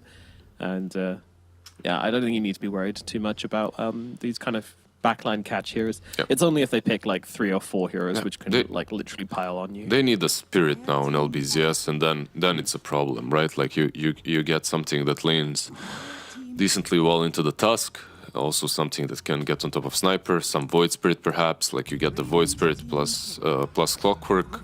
Suddenly, okay, fun is kind of over. It's no longer easy to play that Sniper. That's why I really like the Primal Band coming from Team Cloud, right? Like, I think the Primal Band really is one of those annoying heroes for the sniper because, yes, you can force stuff away, but if he ever gets on top of you and pulverizes you, that is when you die. So that's why I like the Primal Band coming out. It's just these heroes that don't care all too much about the mobility that Sniper has. They can just get on top of him and grab him and take him away. And Team Cloud is just going to go back for the Viper. So it seems like, once again, they're just going to go for these heroes that just have this long range. Like, the Viper's a really good hero, just dominating the lane, going for something like this very early, like, kind of tank build, and just be a frontliner for this sniper. And the Snapfire can really alleviate a little bit of that pressure with the cookie as well. Yep, and it can be like it can be a Viper mid, it can be Viper Tusk offlane, it can be Viper offlane Tusk mid. Like, they have options now, which is really good. But what's really good about the Viper as well, like, it eliminates so many heroes from the mid lane. Like, suddenly, if you're LBZS, it doesn't feel great to be picking now anymore. It's like you could get one of the spirits, but then they could also get crushed by the Viper, and then it doesn't even matter.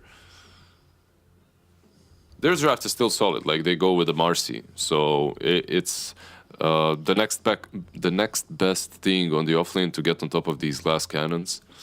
Like, if you can reach Sniper, you can eliminate him. Kind of same goes for the Viper. Like, you just ulti and you blow them up for the majority of the game. So I like it. Yeah, and I'm not sure how I feel about this this Marcy pickup from LBZS as well. I'm not even sure how I feel about the Rubik, honestly. I really wanted them to pick up the Snapfire themselves. I kind of did a bit of a huff whenever they picked the Rubik, and then the Snapfire got grabbed by Team Cloud, but obviously Rubik's still very good. But I don't know, I just kind of I like that combo. I like having a 4 and a 5 that can go around and get stuff done together.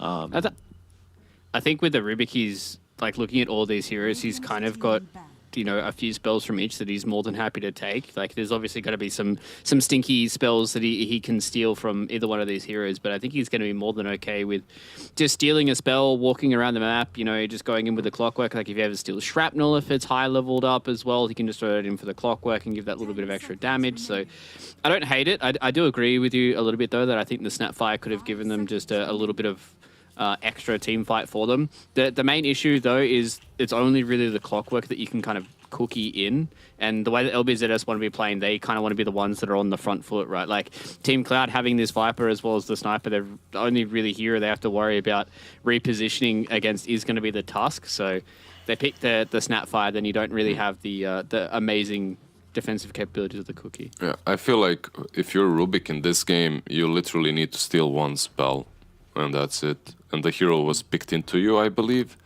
It's another toxin. Like, Yep. It's like the counter to Viper. Like, Rubik used to be picked into the Viper just because of that. You just steal another. Even when Rubik was bad. Yeah, even when Rubik was bad, exactly. You just steal another toxin, you spit at him, and he's useless. Like, he loses the passive. So, you know. Look at that beautiful bamboo in CSJ's background. That's lovely. It's got such height to it as well. Yeah, but it's kind of brown, isn't it? At some points, some leaves are definitely dying there.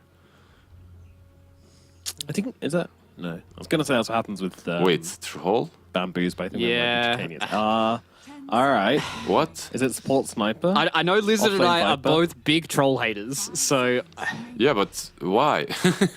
I don't understand it either. I feel like you could have just picked another hero that would have done the same thing for you that the troll does. You could have just, like, I don't know, if you wanted to go for this, like, this melee carrier, you could have picked something like an Ursa would have been fine for you.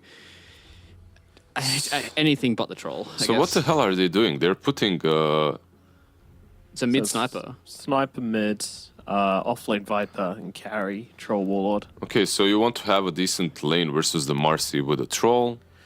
Like, that just lets them take a spirit at mid though, which they didn't need to do. Like, they what? All right. I think they could have picked a normal offlaner, put sniper safe lane, Viper mid, have a really good time. Like, they could have even. Well, they could have just. They could have just switched the lanes though, right? Like, they don't even, like, if the sniper's the carry, you don't even have to face him into the Marcy. You can send him up in towards the safe lane. I think he still would have had a relatively okay time. I honestly don't think it's a problem, even if he faces Marcy. Like, you have a good position 4 with you, or 5. Like, it doesn't matter. Was his 5? It's a Sapphire. Snap. Yeah, it's like decent into what they have. So I'm not sure. I'm not sure why they threw such a huge curveball. Because first and foremost, I don't like Troll as a hero, and then like their 3 cores this time they need to win the lane super hard. Meanwhile, LBZS, like, things have switched. Literally, this game, LBZS is the team that can do stuff off of the laning stage. What do they have? A Void Spirit and SF, and on the offlane it's Marcy. Like, Void Spirit and Marcy are gonna be playing games with them in the mid game. It just kind of clicked what the Cloud Tricore is now, right? They've got Sniper, Viper, Troll as 3 year. They can't do anything. Like, Cloud can't play this game. They're just going to have to see if LBZS throw. I think Cloud, like, they were like too big brain in this draft. They're like, haha, they're going to think it's going to be Sniper in the safe lane, but then bam, we're going to pull out the Troll. And it's just like, why? Just why? How does... That's baffling to me. That's genuinely baffling. All right. We're going to throw it over to the casters for this second game as scratching our head. I mean, I don't know. What do you guys make of this one, John and Mike? Thank you very much, Nomad. We'll get into game number 2. Let me just outright say this, Jonathan. This might be one of my most hated drafts I've ever seen. Like, if you had a Tinker Arc Warden on this team, I might actually just DC from the game and just not cast it. I mean, what are they going to do, John? Like, I'm not saying Cloud will lose this game with this draft, but what exactly are they going to do with this draft? Like, these 3 cores, it doesn't feel like there's any space creator. Yeah, it's certainly more down to just Starif and Mercy to try to make something happen with this draft. And that's going to be a little bit easier said than done with your cores being what they are. To be fair, you know what? This takes me back to the old hoo-hoo ha-ha draft where it was literally Troll Sniper. So maybe Cloud are just throwing it back several years ago? What's that, 6.82? 6.83? One of those patches? No, you don't need to remember that patch, Sean. It's not important. Yeah, I don't know. Like, they get the Void Spirit in the end, right? LBZS has to jump in to deal with the Sniper, along with the Marcy, along with the Clockwork. They have all this space closers to ensure Butterfly Effect is just not going to have the position he wants. And I know, like, we saw the tips coming out for CSJ earlier again, right? Like, and they're still tipping back. So there's still something up, but this draft, it's a lot harder for Cloud. If they do squash their lanes, they get some early power spikes, and they can play around that, but it's still like a tricore that needs a lot of farm to really feel good here, so easier said than done. Yeah, it certainly is. Well, look at the lanes. I mean, currently looking at mid lane, well, we're looking at all 3 lanes, but mid lane, Dolphin and Butterfly Effect against each other. So you chose the Sniper against the, well, rather the Void was last picked into the Sniper. Doesn't seem like Dolphin's going to be able to really die here in this lane, though he might find this lane a little bit annoying as time goes on. Void Spirit, though, a pretty nice pick into a hero like Sniper, though, right? Like, you could just jump the back lines, get a nice Aether Remnant off, and just try to delete the hero. And you can already see Butterfly Effect, it's not exactly the freest lane in the world either. No, it's certainly not. Like, you have durability here for Dolphin with the Resonant Pulse to block off a lot of that Fizz damage coming through from the harassment. And for Butterfly Effect, I mean, you have that early gap closing from Dolphin, early control with a Remnant. You can twack some hits. Sniper's not the tankiest in this lane. He is going for the double Wraith Band, though. And normally, once you hit level 3, level 4 with double or triple Wraith Band, you feel pretty alright in the Sniper. You're a lot harder to burst down as well. So you can try to play around that, maybe tie in some aggression from your sports. You really, really want to ensure that your Sniper doesn't get Raffle Stomped. So eyes out on Mercy and on Starif to kind of try to ensure that the Sniper has some play if he does get jumped in. Yeah. What about those side lanes right now? Like top lane perhaps, Gore and Fonte. In fact, hold that thought, because mid lane Butterfly Effect's going to find himself in danger. But Dolphin, of course, not going to go for the dive past the tier 1 tower. Meanwhile, bottom lane, TZY might be first blooded here. Starif trying for the chase, can't get the damage out. The Fade Bolt from Helios proving to me enough to allow him to just walk away is... Well, this Snapfire must have hit him 3 times while he was like 1 click away and just, he wouldn't die. Yeah, it's one of those things. When you do get Fade vaulted up, and your durability does shoot up by quite a huge margin. It's still not the easiest time for TZY there. Troll can punish well, and a nice cookie from Starif. Yeah, Helios should go down. Does stick charge up, walking away for now. TZY disposing the Troll. In fact, they're going to jump back in with the rebound, but it doesn't seem like they're going to have quite enough. I suppose, though, for LBZS, you're kind of happy that you still haven't given First Blood away, considering both TZY and Helios were basically one click away from dying. Both of them survived, both of them can continue in the spot lane. Yeah, they're playing on the bleeding edge, though. Again, the turn potential coming out from Cloud is pretty big, especially now that you've actually got the Fervor up on ice limits, so you can get aggressive there up top. Yeah, Cogs is going to save the day. CSJ just needed one more hit with the poison attack. He's going to try it now, but the raise comes in, and Gore, he's going to be the one to secure the kill on the Clockwork, and that's First Blood to go the way of LBZS. Yeah, it's a nice big take, a little bit of a reset coming out for CSJ. There is some good aggression that can come out the Viper, right? It's still a Viper lane. You've got Tag Team on Mercy. If you can trap them up with shards, running down with poison attack is relatively a quick process. Helios. And it's not like Gogo he's going to be survived here by TZY. He gets the kill before he dies. Still, it seems like Ice Limit might just clean up. It's Helios, he's going to go for a run. You do have those wild axes to slow him down. Eventually, he will connect them, and Helios, he will be the double kill here for Ice Limit. That's some big takes coming out for Cloud down bot. The strong start for Ice Limit. That doesn't really do much besides allowing the Troll to farm earlier. You could join in for some early pushes, as we've seen some heroes do. Like Troll could potentially build Maelstrom, stop at the Javelin, and show up for a bit of a shove-in on lane. It's not something that Troll normally does, but it's not something that it would be too strange for him to do either. I think the one lane that's kind of turned around for the side of Cloud right now, though, is that mid for Butterfly Effect. He's having a much better time now. He is at that double rate band, going into the third one at level 5. So the kill threat from Dolphin, it's not going to be there until he gets the step up, which isn't too far off, but this is without the support rotations coming in. Top lane, looks like they might have the clock, and they do. Mercy with a nice lockdown there with the shards, just blocking the tree line. Is going to be able to secure the kill there with CSJ as bottom lane. Gonna jump in, Starov getting lifted up, but we'll move right back in onto the Marcy, and TZY has no rebound available, but we'll just kind of walk away from this. Is under attack. The slow, it just doesn't last the longest here with the Troll Warlord, especially at level 1, and yeah, TZY, he's still just okay to walk. Yeah. Still allowed to escape, but you're not really stopping Ice Limit's farm.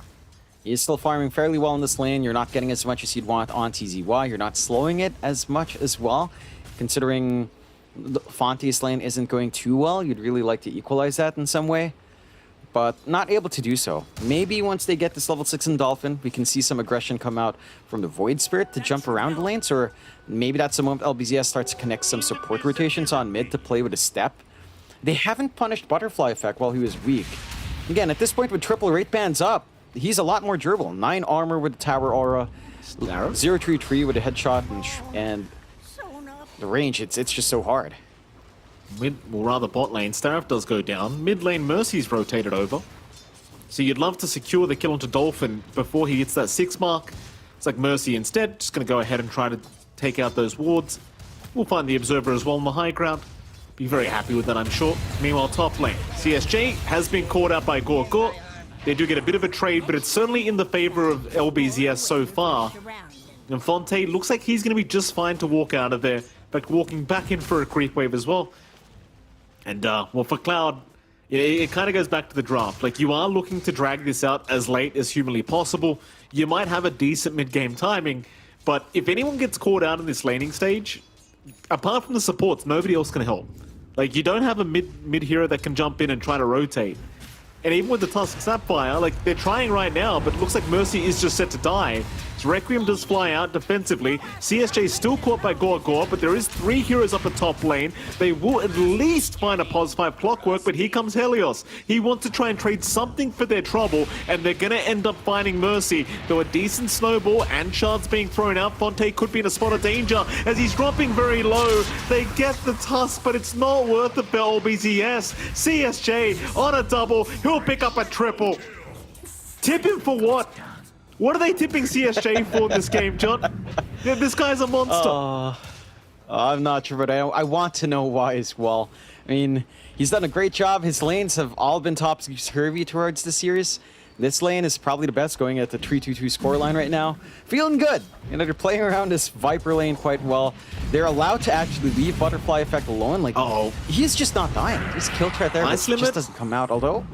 Yeah, Ice Limit, he's popped the Battle Trance really forced to as he tries to go after TZY with this, but this is where I hate this hero. Like, you just get kited. Mid lane, Is under attack. it's like they are not going to be able to catch out the Void Spirit. He's going to be just fine to back off. The Troll Warlord, like you kind of see part of the problem with the hero. It lanes decently, and then you press R later on, and it kind of does nothing. Yeah, it's a very awkward spell to use, unfortunately. It just leads you to your demise if your enemy plays right and just kites you around.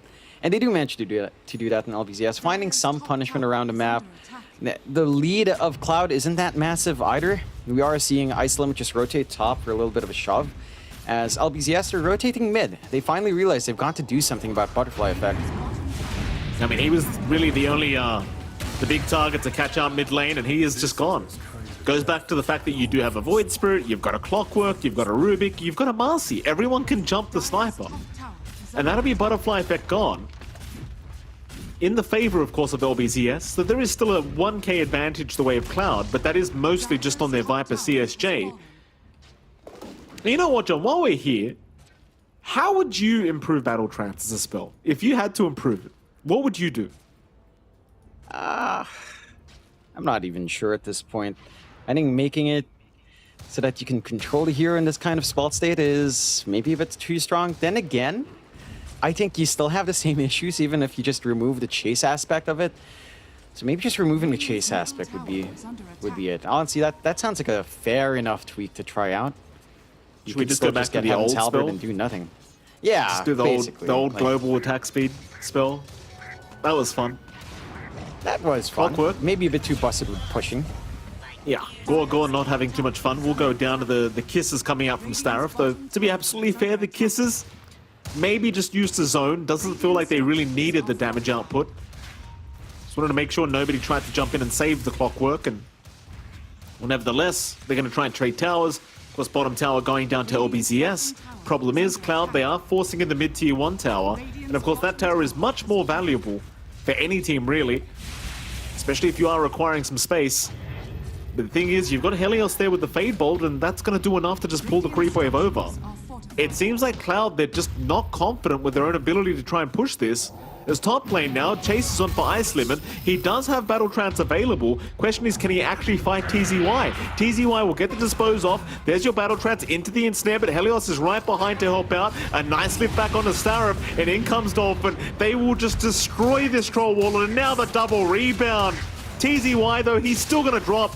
Dolphin, he's got a step charge. He should be just fine. Snowball is on. Dolphin will jump away. The chase is going, however. Shards will block him in. Dolphin, he's not running around the shards. He's just waiting, and it's going to be enough. He's okay. Suppose he always knew he was going to be okay. Scared me for a moment, though, I'll tell you, John. He escaped barely. They do find that kill in Ice Limit, but they're starting to bleed out kills towards Butterfly Effect and CSJ now when they are jumping up top here. And out of all the heroes to get early farm, it does feel like these are the two heroes for Cloud that will have more early impact in comparison to the Troll. So overall, I don't think you mind on Cloud losing Ice Limit like that. Yes, he's the Troll, he's technically your pause 1, but he will be farming for like a good 15 minutes anyway. So you might as well give it to these earlier scaling cores who have some pretty nice power spikes that just come from their levels in that Viper, in that Sniper here, and just let them take control early on. For LBZS though, I mean, they've got the hook shot up in Guo Guo. It's much easier to just connect all of that mobility onto one hero now. They're playing fairly forward with Guo Guo right now as well. Oh, mercy. Unfortunate timing. Gorgor drops the Sentry Ward, sees the Invis Tusk, but it may not matter. They have the backup. They found the Void Spirit, and that's Dolphin gone. CSJ, a double kill to come out on the Viper. Happy days for him. You know what? You might just forget the Sniper Troll here, John. It might be all on CSJ's back. I mean, he's doing his job well. Yeah, I don't think it's on his back, but he's certainly playing around the time where you'd expect at least one of these cores to play tempo for you. He's all over the map. He's got max poison attack, corrosive skin. He doesn't need another tox in this game. And that means you don't have the Nether Toxin to steal from Helios. That also means, though, it's relatively easy to steal Viper Strike. But that is still a big ult, a decent enough ult to dish out in the middle of these fights as well for Helios if he does find the angle.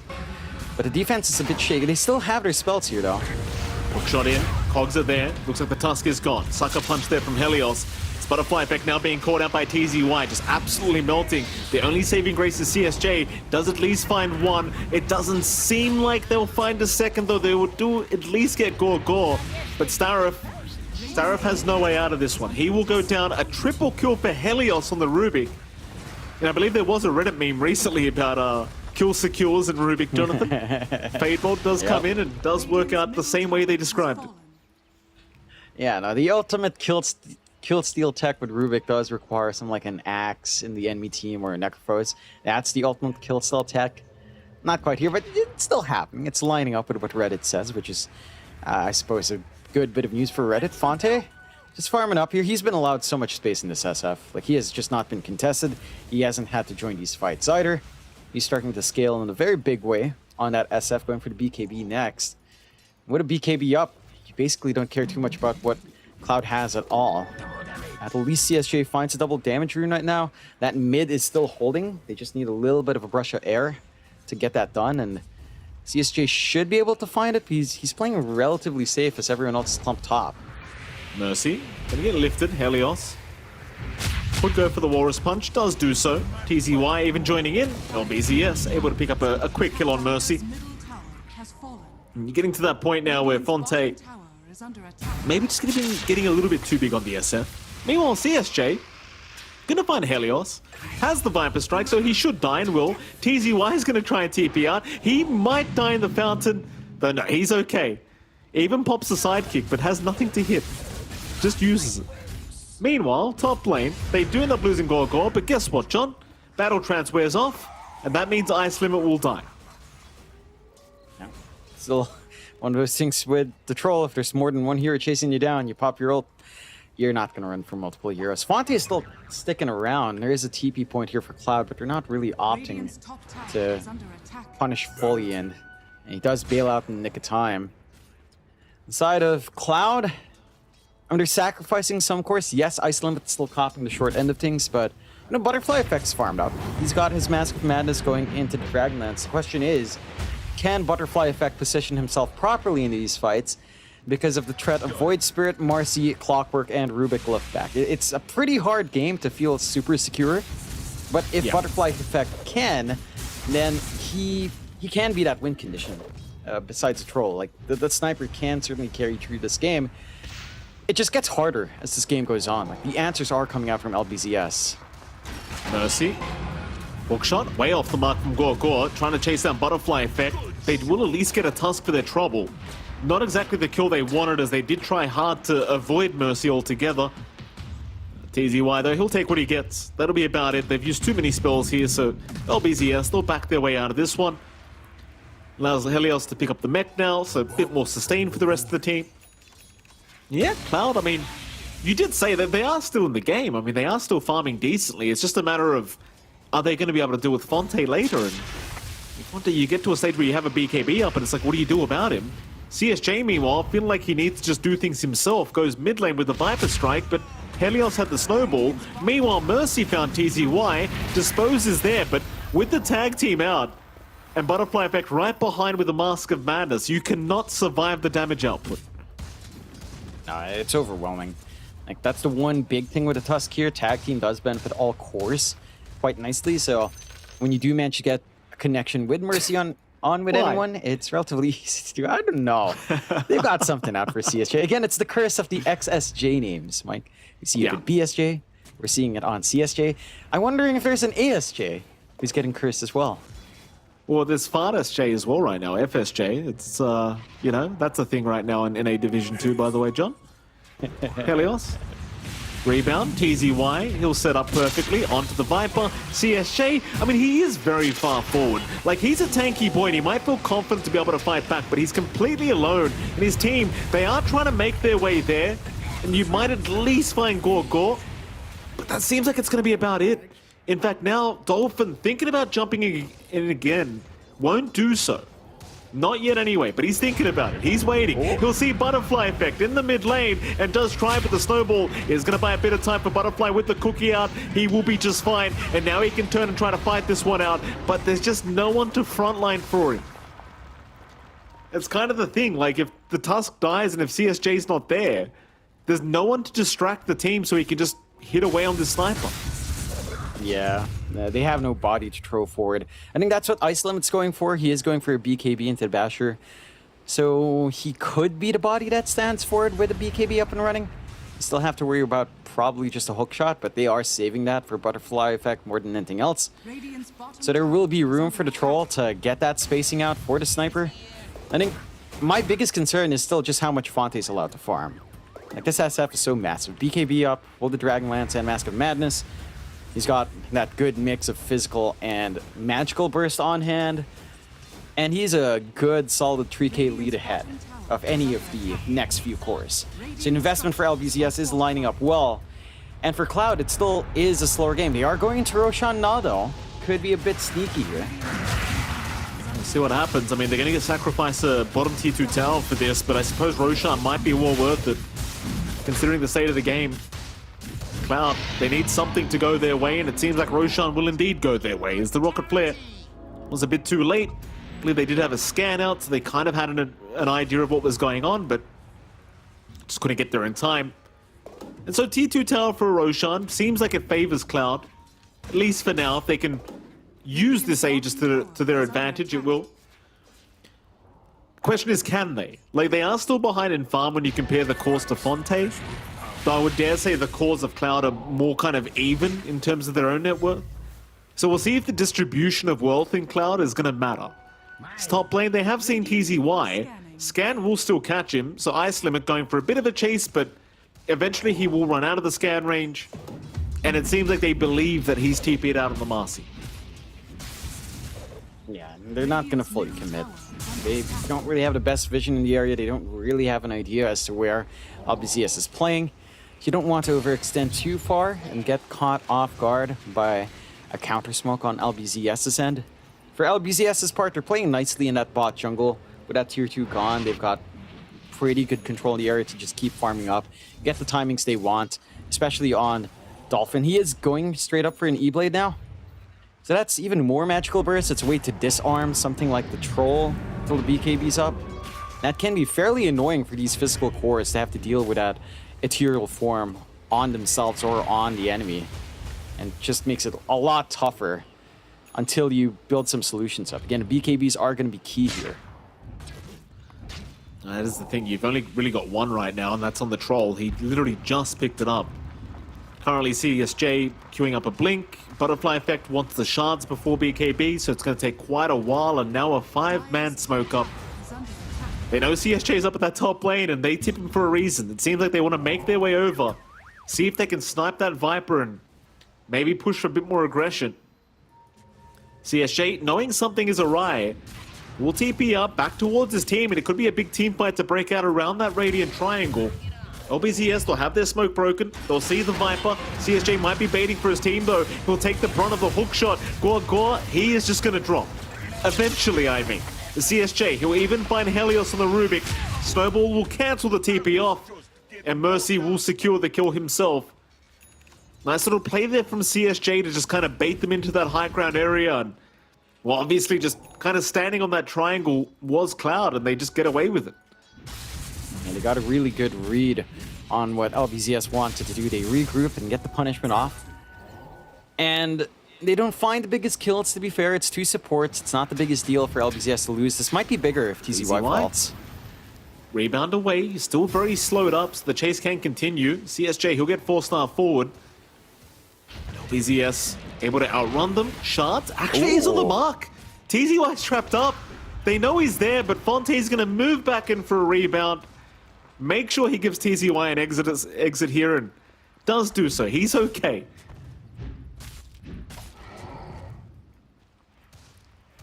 Another big group up. 5-on-5 situation. Jump in is there. Dolphin, he'll make the jump onto Mercy, already bursting down the tusk. CSJ gonna try and jump back in, but is just gonna get surrounded here on the Viper. And he's still going after TZY, so maybe he gets something for his trouble. TZY will drop. The kiss is still ongoing. In they go onto Fonte, but realizing they are forced to back off. Ice Limit using the BKB on the troll. Just doesn't want to fight any longer. Butterfly Effector may get caught. Starif will cook him away. You still have the Aegis up on the sniper. Starif still trying. Might go into Gorgor instead. Maybe pick up the clockwork kill. And they will, but the chase is ongoing. Butterfly Effect still running. It seems like LBZS, they'll leave it at that. Was a 2-for-2 trade in the end, I believe. And for Cloud, they still hold on for the Aegis for another 50 seconds or so. And they're not able to really take any big objectives off the back of that, which is maybe a bit of concern. It is the first Aegis, so you're more than likely happy to just farm with it here. Try to build up and hit some more item spikes before forcing a really big issue. LBZS, that's a pretty awkward fight. Missed hook shot to cancel off the kisses. The fact that like, CSJ is tanky enough to still spam out his spell. It's got a good Hurricane Pike use onto TZY to melt down the Marcy early on as well. They did find a right target in LBZS. Like, you have to take out Mercy. If you take out the Tusk, you literally have no one that can play make here. Although, speaking of... Yeah, Helios gonna get caught out here by Mercy. Will drop. Dolphin gonna try and trade something. Meanwhile, top lane, they've got CSJ, and that's a big target. They've got the Viper down. CSJ just been playing very far forward the whole game. He's gonna get caught out once again here, and Fonte will happily take his life away. You're at that stage where the SF hits like a truck. Though I say that, he may get caught here. Mercy's moving in. Tag team activated, doesn't get the Walrus Punch, but does get the shards off. They've lost Gorgor. Mercy is still trying to just run away from Fonte. Fonte manning up with the BKB, but with the Battle Trance popped, he should fall, and he will. So CSJ, I said he was playing far forward, John, but he allows his team to come in and clean up. Yeah, he's creating opportunities by acting this forward bait. And he's attracting attention, he's forcing Chorus to come in to commit onto him, which leads to Cloud having the angle back in there and get that punishment going for themselves. I mean, you still have this solid lead for LBZS, to be fair. It's 3k up, Fonte's still ahead by a good margin, but it doesn't feel like that margin is big enough. It is one major item up at almost 3k above. But you are still dealing with rather equally farmed cores outside of CSJ, who start to drop off a bit. But the distribution between Butterfly Effect and Ice Limit is still pretty good. So you're scaling well, and they find TZY. Yeah, with TZY Mercy once more, just... way past the tier 2 tower that was once there, just going down very early. Or very quickly, rather, as... Yeah, I mean, Cloud, they're still in the game here. Just 1k advantage to LBZS, who have been kind of all over the place. All their eggs currently in the SF basket. We'll see if it pays off for them, because, well, Fonte, like, we've seen him bleed, and we know he can die. Like, he literally just died at top lane. Fonte, currently being watched here by Cloud, but gonna be left alone for now. Gorgor may be targeted, though Mercy, he finds Dolphin on that Void Spirit. Snowball gonna roll right through, but instead, they'll take the Clockwork, a CSJ. He'll find Fonte. That's a massive target if they could catch him. Shrapnel, not going to be on the mark. Shards are exactly on the mark, but they're not looking to dive the tier 2. Butterfly Effect already went back to farm the triangle instead. Had you found the SF, it would have been huge, but it seems like they'll just take the safe farm in the triangle. Deny that gold away from the SF later on. Yeah, there was a massive set of stacks built up. Maybe just a couple of double stacks, actually, but still more than enough to drag them away, which I guess, you know, Fonte's going to be hurting about not having that. At the same time, he's not dead. So you got to count your blessings there. Dolphin, just watching her. He's spotted by Shrapnel. He certainly is. Dolphin, he has two-step charges. That's the thing. Like, you could throw the shards out into the corner, but it's already on cooldown. Dolphin, going to be just okay to TP out there. No problems. Radiant's middle tower is under attack. And LBZS, now the ones behind in net worth. Just less than 1k. But it is certainly a concerning sign. Dire's bottom tower is under attack. It is, and you're again dealing with two cores that do scale relatively great here. Oh, here comes TZY trying to save the day for Gorgor. They might save the Clockwork. In fact, he goes in again with the hook shot, so Gorgor setting up another hit for TZY, and in comes Dolphin, holding down the the Troll Warlord, forcing the BKB usage. He just got the Battle Trance off cooldown. He'll pop it just in the nick of time. TZY now caught out. They might have another, and they do. A triple kill for Ice Limit. A CSJ, he can move on to Fonte, but the Requiem, oh, Mercy. Mercy just gets blown up. Butterfly effect gonna try and move in and help CSJ. Fonte, he's my gone too God. far. He has gone way too far. Fonte's gonna get punished. Dolphin will trade and may not even find Viper. CSJ's all right. It's a full team wipe for Cloud as Mercy will tip Fonte. Oh, my. What have LBZS done this time? That is a really disjointed fight. Translator, please. And we need a translator. Yeah, it's oh man. Someone in the chat's gonna read this. Yeah, nah. It's oh my, it's something about assault vehicle and an expletive. You fit me perfectly right on top. So they're just talking about that little snowball play with Requiem. Yeah, assault vehicle and an expletive, and yeah, you're just getting very passionate. I guess he found that really entertaining with the snowball channel. So for LBZS, these fights are a bit disjointed. Oh, speaking of disjointed here, John, TZY. He's going to BKB, try to arm the toggle, doesn't have a TP available, so they just need some vision. Oh, he's going to jump back in with the sidekick, with the unleash. Maybe he can do it, but no, the knockback is there. Ice Limit was behind just in case. So state of the game now, Jonathan. 2K advantage to Cloud, 29.5 minutes in, and you know, for all the crap we gave the draft of Cloud Gaming, you have hit the time now where this draft is going to look scary. yeah, and again, even going back to that draft, like in the laning phase, they didn't get curb stomped, which is pretty much their condition for the laning stage. Just don't get stomped. You don't necessarily need to win, but just sustain that lane evenly, and they stomp on top with CSJ. They get a decent time for Ice Limit. They're smoked up. They're feeling aggressive. Got the blinks here. He's so far forward. The SF. He's going to get lifted. He will be saved by his Rubik. Helios, the man of the hour. He'll run.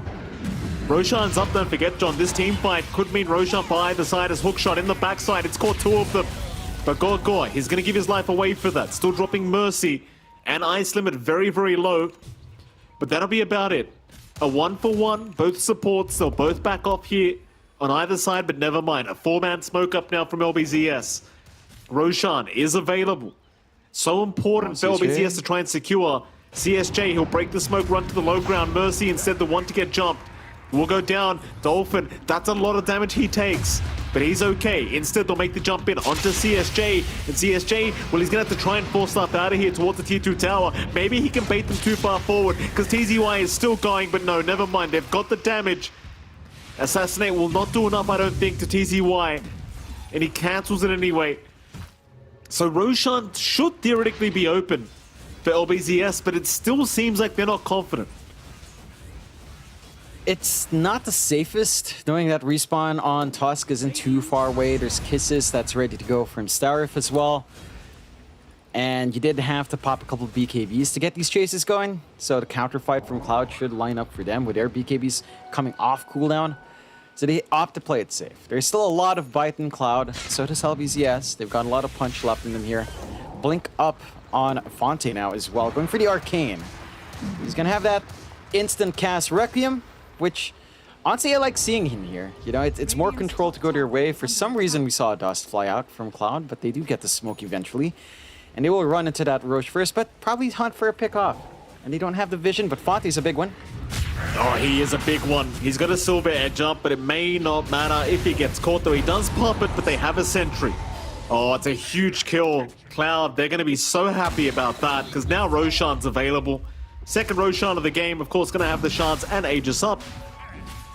Who do you give the shards over to this game? Like, who deserves it? I'd say, honestly, the Snapfire shard is pretty damn good. Actually, you should just give it to CSJ. Like, have something more for your push. Oh, hook shot. It's there, but Gorko. I mean, I believe he got the shards out of that. He did. Did he? I'm pretty sure I saw an item picked up. Probably the shards. It did get consumed. The Aegis- So Yeah, Aegis was on Yeah, bottom not 5 Shards was taken. Bottom side. CSJ. Dolphin.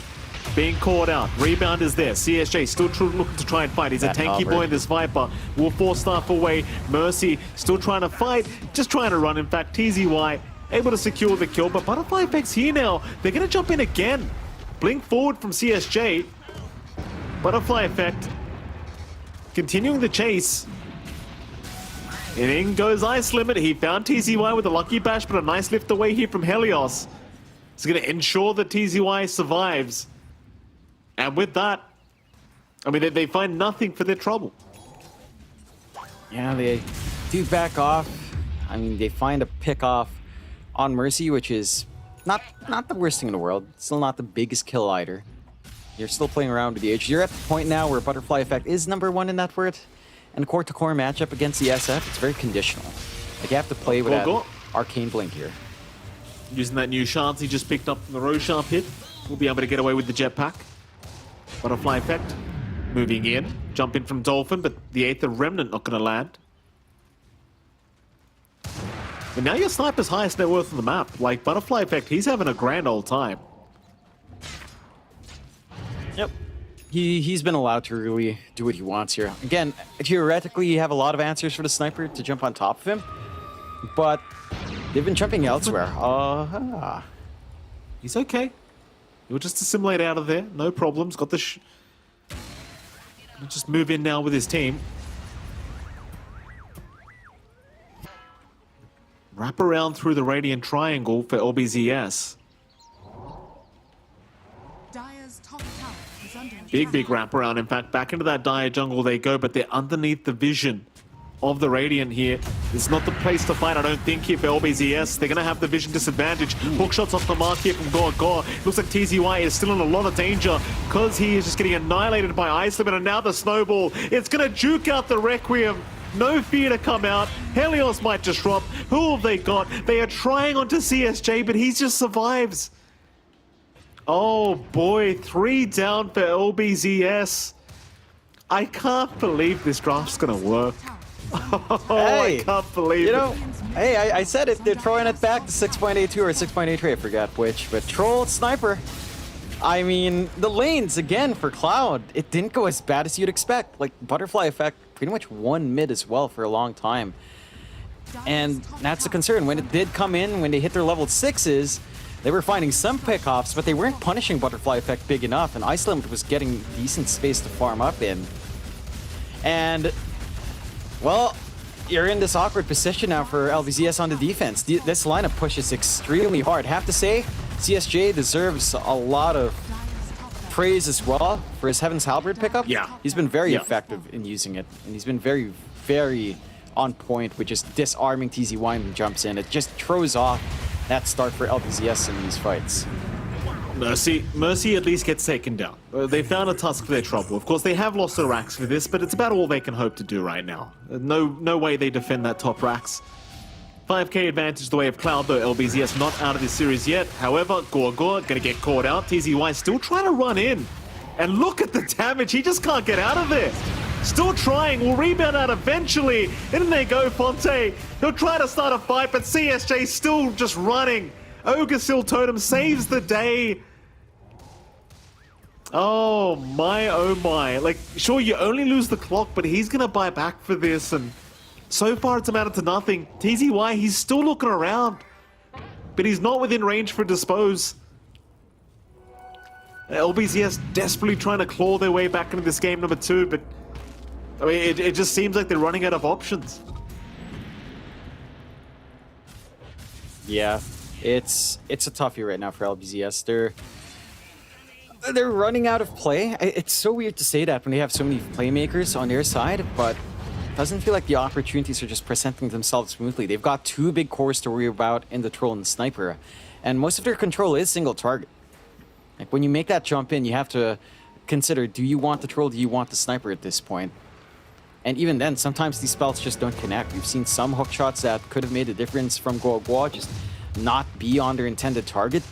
If you don't take care of Mercy first, his snowballs have been massive in saving them from that Requiem control that LBZS is kind of banking on for AoE. and Cloud will just smoke off. Aegis is gone, but they could still play here. Absolutely. Cloud. Mercy at the very least frontlining for his team. Helios going to get caught immediately by Mercy, though he is still alone, but his team is going to catch up very, very soon as Gore does save the day, but in comes Ice Limit. Onto the clockwork he goes. Meanwhile, Fonte going to take down Mercy. Ice Limit still hoping for a bash, finally finds one and does take him out, but now he's in trouble. He'll BKB up. Helios going down, just TPing away is going to be all right. It ends up being a 1-for-1. This time, Mercy buying back on the Tusk for no reason. Hoping to get into the team fight in the nick of time, but nowhere near it. Though I say that, TZY is going to get spotted out here by the Tusk, but neither one wants to jump in. It's going to be all about that mid-tier 2 tower now, it seems. Tower is under attack. Yeah, they've got really quick push on the side of Cloud. Like, this does not take too long at all to threaten onto the high ground. Although They have found Dolphin. Aeon Disc going to save. LBZS. They're all right for now, but back to the base it is for them. Cloud just feeling so much more confident.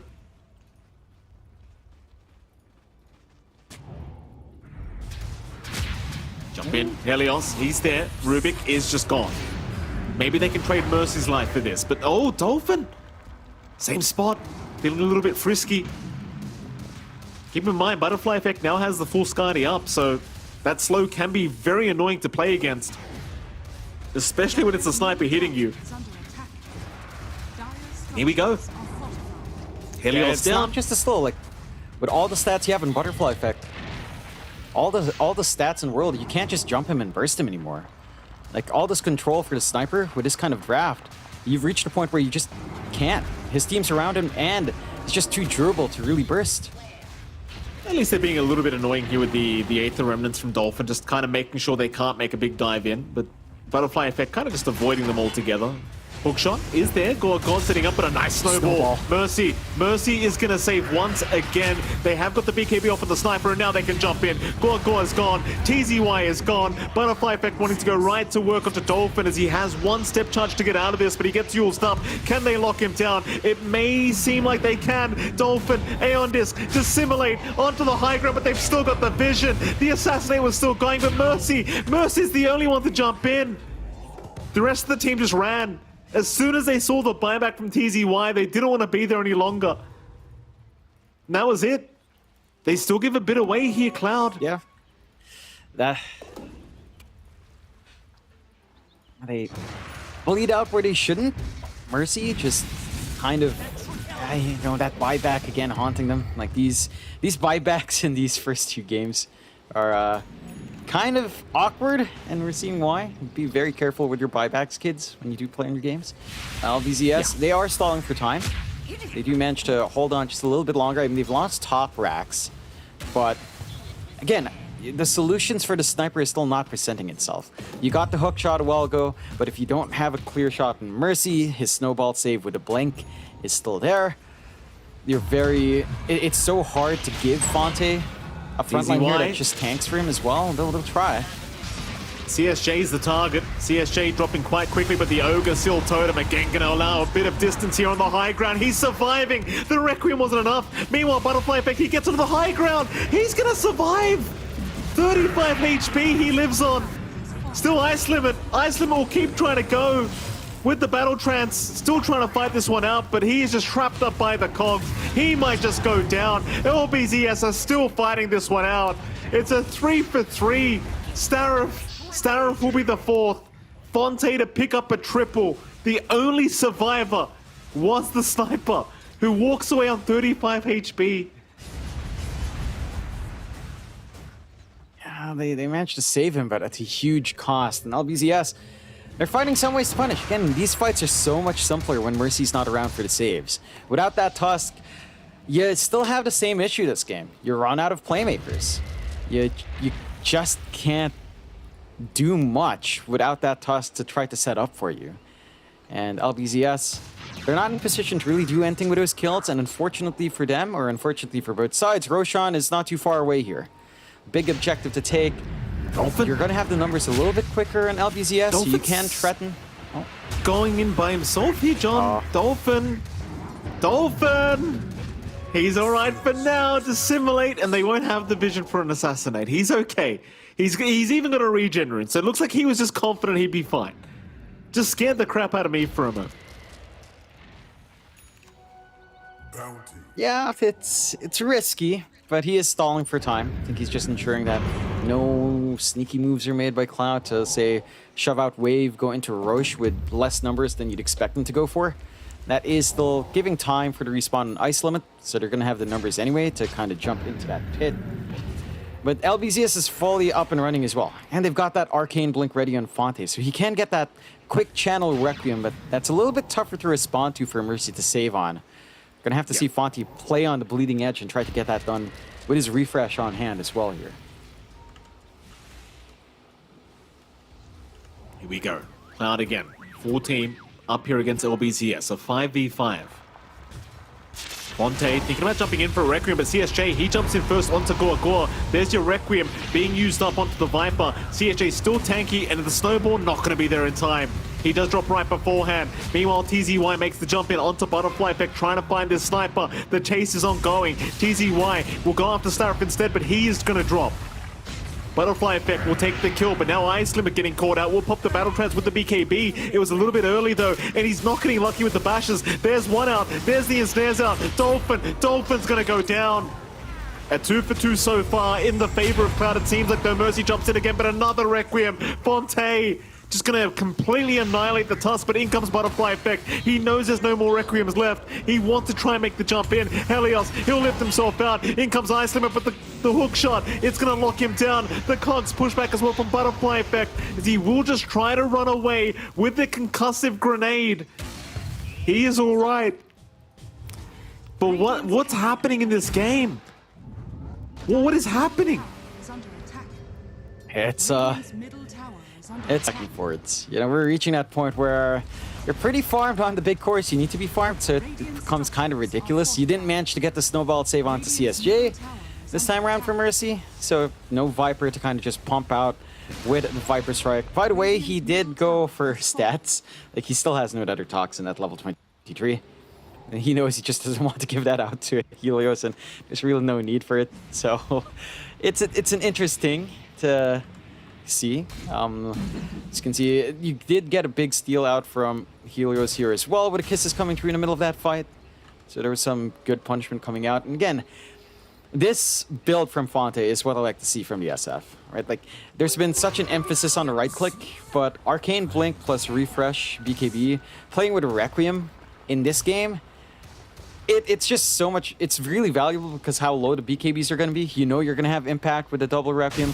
You know you can use the Fear really well, kite these heroes around. Still, Roche being taken now by it certainly Cloud. is Roshan. They still have the kisses from Helios though, and he scouts out. He does. That'll be enough, it seems, to force them to back off. TZY getting caught though. On the Marcy, he is gone. All right, maybe it's time to go back for Roshan. They've got the vision on the high ground. It seems like they'll occupy the Radiant Triangle instead. Fonte, though, needs to jump in very, very soon with the Arcane Blink into the Requiem. Roshan, it's gonna go. Helios was trying to get in there for a lift-up. Hookshot is there as well. They have at least taken down Starif, but Mercy is fine from the Requiem. He will survive. Meanwhile, Dolphin trying to salvage the situation on his own, but can't do it. Fonte, in the meantime, going after CSJ, but the chase is on. Ice Limit's right behind him. Fonte, he'll blink away, and seems like he might be all right, but Mercy... no, he won't find him. The SF will survive. At least they got a kill on a buyback on Starif, so that's something. But they do lose Roshan. They even committed a buyback on their own Clockwork. And of course, TZY has died. Yeah, they lose a lot for that trade. It's still a pretty big win for the side of Cloud. They've got a cheese on Ice Limit, so along with a Satanic and a Battle Trance, this troll's gonna be living for a very long time up front. You've got the refresh ready for Butterfly Effect, just in case he needs a secondary BKB in the middle of these fights. And now you have that angle onto the high ground. When you are all up and running on LBZS, they can go for these def plays, and we have seen them play around that really well. Dolphins also split pushing down bot, trying to force a response, or at least a trade to come out here with how big his creep wave is. So you have some room to get some action going, but The commitment is here from Cloud, just straight onto mid. Helios, hook shot, Fonte, he jumps in for the Requiem, but it doesn't seem like he's got quite enough. He's got to run out of there as the SF. The TP's incoming from the Void Spirit. Fonte still alive, but no, the sniper's got him. Butterfly Effect takes him down, but now Butterfly, he needs to get away from TZY, getting thrown all across the mid lane. He is going to survive. Oh, just barely. He won't lose the Aegis as CSJ back in. We'll get sucker punched here by our Rubik. Keep in mind as well, like, never mind. I was about to say the Refresher Shard was still up for Ice Limit, but it is gone now. Instead, Midrax does go down. Dolphin still trying to defend with this double damage rune. Aeon Disc is going to proc. CSJ looking for his own way out now. Does get remnanted up, but Butterfly Effect right behind him to try and save as Dolphin makes the jump in, and now the cheese. The cheese will be eaten. CSJ is alive. That'll force the buyback out from Dolphin, because Dolphin does drop for that. Tier 4 towers under siege here from Cloud. Helios gonna make a bit of a jump in, trying to slow this down. Another Aether Remnant as well onto the sniper. But how do you close the gap against this guy? He's still got a secondary life. They'll dispose him with TZY. Butterfly Effect, he'll pop his BKB. He'll be okay for now, but the Walrus Punch, it is there once again. They'll dust him up. Concussive shot. He's still alive. Still fighting back. Butterfly Effect. Does he actually die here? He finally goes down, but that's only the first life. Dolphin's been caught out again. He gets to stand up, but no, he's going to be all right. Instead, Helios. Helios is the target on the Rubik. He'll get assassinated, but he'll buy back. One tier 4 tower left standing. Have they got enough to keep going for this Ancient? Dolphin cannot afford to die. We'll be okay. Fontaine, in the meantime, does jump in for a Requiem. It connects onto the sniper, but he's all right out of range. In goes Ice Limit. Still trying to fight. Looking for the dieback on the SF. They might just have it, and they do. The SF is gone. CSJ might just drop. A Butterfly Effect is getting right to work, and Dolphin's gone. This game should be over. Cloud look like they've done it against LBZS. GG is called. They've had enough. Cloud have taken an unexpected 2-0 victory, I would argue, here against LBZS. And against what we and the panel said, Jonathan, this draft ends up somehow working out. Yeah, they make it work. They win their lanes really hard. They execute as a team really well. And for LBZS, I felt like a couple of issues came out. One, they didn't control the mid lane too well up against Butterfly Effect. Like, they had these early spikes. They didn't commit onto the sniper too much. And two, as the game went on, I mean, you had two cores to worry about, right? Like, you had the troll that scaled really well. They just stalled the game up long enough that these two big cores just carried the game for them, and they didn't have the cleanest solutions on hand. I did like the change-up we saw on our SF build for Fonte, right? Like, he went for Arcane Blink Refresh, trying to go for the fear control, the burst damage that way, but in the end, it's still not enough, especially with Mercy playing. Those snowball saves were clutch every time. That they certainly were. You got to give props to the man. Of course, we are going to throw it back to our panel, who was sadly wrong once again. Jonathan, let's see how they explain themselves about this one. Yeah, I mean, what a twist. LBZS getting 2-0'd by Cloud, who previously only had one win under their belt. Meanwhile, LBZS were previously 3-2, meaning that now their hopes of getting into Division 1 are almost completely gone. So that's a twist. That's definitely a twist here in the Division 2. And let's see what our panelists have to make of it. And indeed, we were wrong. So what went against your expectations here, Fluke? I think as this game started getting deeper and deeper, I understood the troll pick more and more. I think it was a really good answer to the Shadow Fiend, right? Like when both of these heroes have BKB and the troll wallet has ulti, the SF really has no play unless there's some way of saving him, right? Like we saw Helios a couple of times with the Rubik Shard be able to pull him out of the way, and maybe even with a 4-staff. But the troll, with the amount of move speed that he has from his ultimate as well, and just being able to stick on top of the SF, really forces Fonte into this awkward position where he has to make sure that he plays these team fights absolutely perfectly, and that's why he went for this like Arcane Blink Refresher kind of deal, right? Because he wanted to blow up one player in these fights and then be able to reset and get that fight going where he didn't have to deal with a Troll Warlord. And I think the biggest thing for me as well is the dual core. I think the dual core really started to work out for them. Butterfly Effect had a good game on the sniper. They didn't have to worry about all too much. Any of the initiation that went in on the sniper meant that the Troll Warlord was able to blink into the backlines and be able to do a lot of his work. And, it goes to show that dual cores really can work out, even if one of them is pretty bad. Indeed, yeah, it's the way it ends up going down with the big two fat carries ending up closing out the game. For me, honestly, I think the supports were able to get way more done on the side of Team Cloud, even though one of them had 16 deaths. But I actually felt they were able to get way more done than I was expecting, especially in that early mid game, Lizard. Yeah, because they're enabled by the Viper. Like if you have a lot of that's good. Like it means that you aren't afraid of going in deep, getting it in. You know, like being dirty, like just rolling around in the mud. That's what Mercy was doing all the time with his Tusk. You know, sometimes it works, sometimes it doesn't. Sometimes he gives you a perfect castle. Sometimes he finds I don't know some 7 days old dog crap. Like Mercy. He played all right, Sterif as well, but I really think they were enabled by CSJ. Like, I'm not sure what the reasoning behind all the tips were, but this guy was dominating in game 1. He almost got that rampage.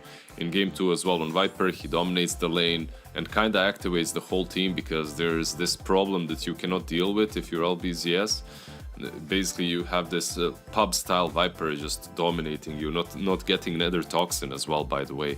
Just don't kill it, lol. You don't. Yeah. If you're playing versus Rubik, you just don't. It reminds me of a game when it was a pub game, but I remember they skilled only passives versus a Rubik, so he couldn't steal anything. Like they played into a Rubik and he couldn't steal a single spell. Yeah, I'd say CSJ is my MVP for today's series at least, if nothing else. Yep, I think that's fair. Definitely owned both games here on the Viper, and yeah, CSG will be our MVP for this game. I mean, Fluke, how much was this down to Cloud playing super well? And I don't think anybody playing clean this series, but how much was it down to Cloud playing well? And what do you think they could have done differently on LBZS? Yeah, I definitely feel like this is kind of one of those scenarios where we go into it. Yes, it's a 2-0 upset for Cloud, but I think Cloud kind of exceeded expectations, and LBZS really kind of, were underneath their expectations for today. I think, some of their key players like Dolphin today really didn't kind of show up in the way that we were expecting. TZY has been a player for me that I've always really enjoyed watching as an offlaner myself, just seeing the way that he moves around the map and all that kind of stuff, and it felt like they were a little bit disconnected today here for LBZS, and unfortunately for them, they're 3-3 in the standings, so it's not like their entire division is completely over and they're going to get kicked out of the league, but I think for them, they've definitely got some soul searching to do for the remaining kind of series if they want to stay in Division 2. Yeah, and it's great to see this mentality coming back for Cloud as well. They didn't play last time, I believe, on the 18th, so they were able to take a 4-day break, I believe. And that seems to have done them the world of good, because going from getting constantly spanked to actually having a bit of time to reflect, to regather themselves, and now, their bums are no longer red. They come into the series, and they do great. So it's good to see it. And this is what our schedule's looking like. So we've still got Poke versus YBB and Vici versus Mystique to come today, but this is how the standings look after this game. So as you can see, Cloud, they finally get themselves a big, fat W. Let's go. And LBZS now sitting 3-3. So as I mentioned before, it's now really, really hard for LBZS to get into that top 2 position. They're basically requiring Vici and YBB to drop pretty much every game they play from now on. And they've got to play against like Poke, Meteor, Mystique, like the only hard matchups they have. Well, Vici have YBB, and YBB have Vici and LBZS. So there's a possibility LBZS can take fate into their own hands and kind of go marching into the storm with their swords out, but it's not really within the realms of possibility, I don't think. Not happening. What might happen though is we might see a big ol' scuffle for the bottom 2, right? Yeah. Because right now we have everyone with the win. Like, if they can get 2 more wins on the side of Cloud, maybe. Do they need 2? They need 1 more win, right? Like, and then you have multiple teams with 2 wins and 5 losses. Yeah, versus Meteor and Poke as well. Yeah, so you could perhaps get a tiebreaker for the bottom 2 slots, I believe. And Cloud, like if they played the way they played today, I mean, anything is possible. They might not get relegated even. Nomad, you might see more Cloud in the future. I'm down for that. This team's retribution arc is what I'm living for at the moment. So, and pulling off a big upset, going against our expectations with the draft as well. I mean, was there anything about this draft which kind of played out better than you expected, Fluke?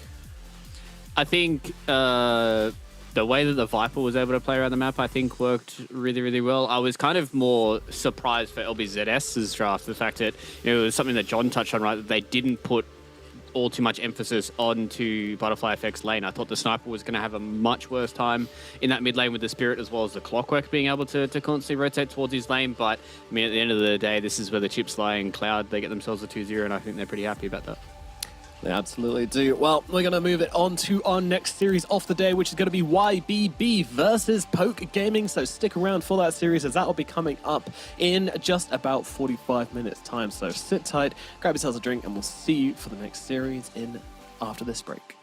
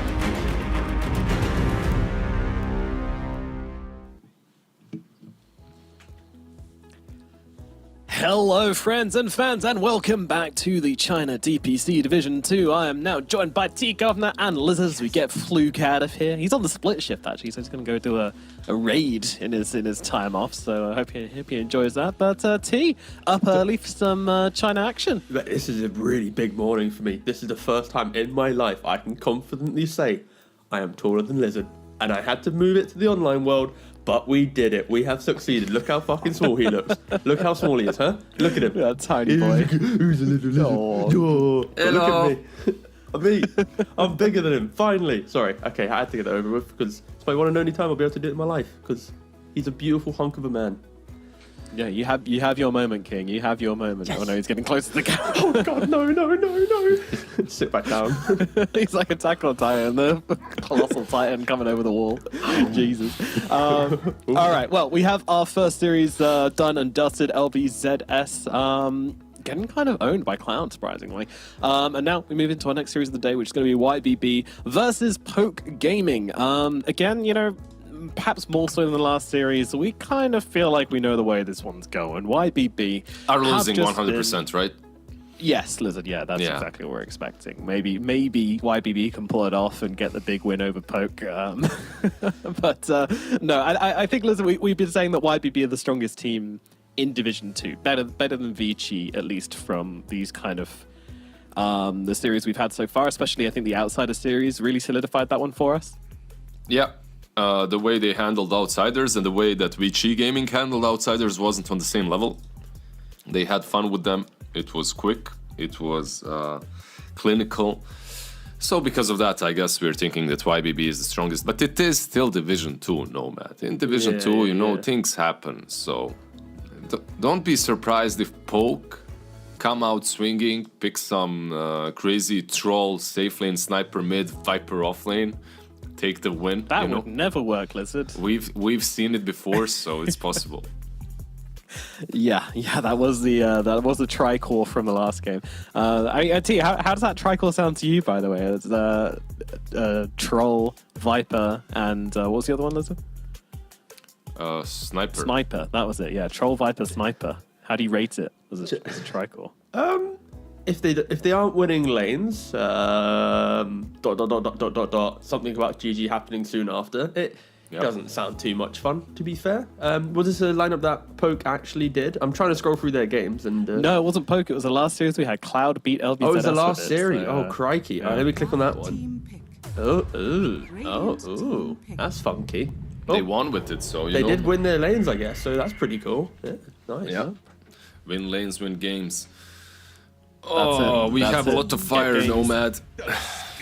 With you and me on the panel, we always do, Lizard. But yeah, we've got a Phoenix coming out. We've got the Lina. This Phoenix does seem to be YBB's answer to the Lina. Why is my question? I don't think Phoenix is an answer to the Lina, man. Like it never was. Usually it's the other way around. It's the Lina the answer to the Phoenix. But you have some. You have some Power Ranger stuff, Ninja Turtle stuff coming from YBB. You die with the Phoenix, you rebound with the Marcy at the same time. You get on top of Lina from like a kilometer away. Like it's pretty good shit. I will say the shift in Lina going from magic to physical, it does annoy the Lina having to hit the egg. So even if the egg dies, the reason why the Marcy naturally feels good as well is like.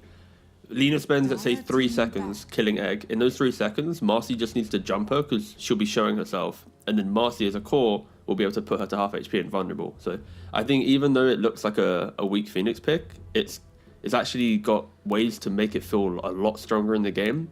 But if YBB don't execute on it, then yeah, it will look terrible because, of course, egg will just die. Where is the egg gone? So they need to make sure during the time that Lina's killing egg, they're actually like collapsing on her and doing the Power Rangers stuff, but with other heroes with the Marcy. Sounds hype. Pretty cool, yeah. I mean, I can bet Morning T be hitting different. He's so gravelly. Kind of got very, right? Like that voice.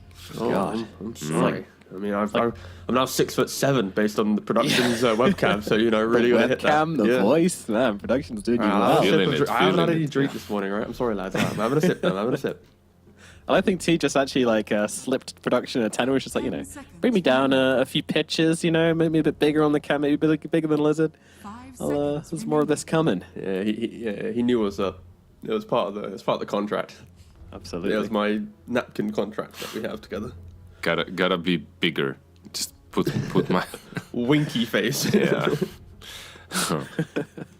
Anyways, entering the second phase, any bands that stand out to you, Lizard? Anything spicy or just generic? Radiant Man, like there's everything happening here in Division 2. Like I'm not surprised by anything.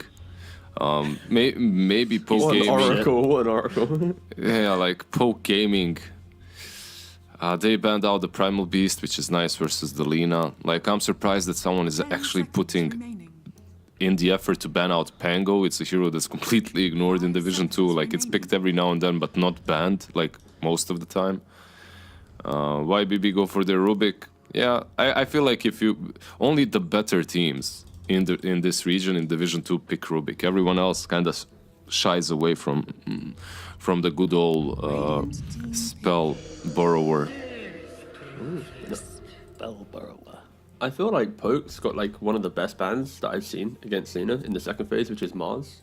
Like I don't think many teams have actually tried to utilize Mars yet, but imagine throwing down arena and then your BKB Lina at high range now has to like walk into an arena. And like, on top of that, sure, you got the whole Mars Phoenix combination, but I just don't think teams in any part of the world have like correctly utilized arena to deal with how good Lina is. Yeah, So I respect that ban. Teams tried in Division 1, right? And then they yeah, a got couple of crushed. times. Yeah. So they shied away from it, Yeah, I guess. the bad teams just hindering the rest of the world. What a shame. Yeah, Mars in Division 2 is actually having a really good win rate. So Yeah, he's owning. yeah, there's that. Not necessarily into Lina, but overall.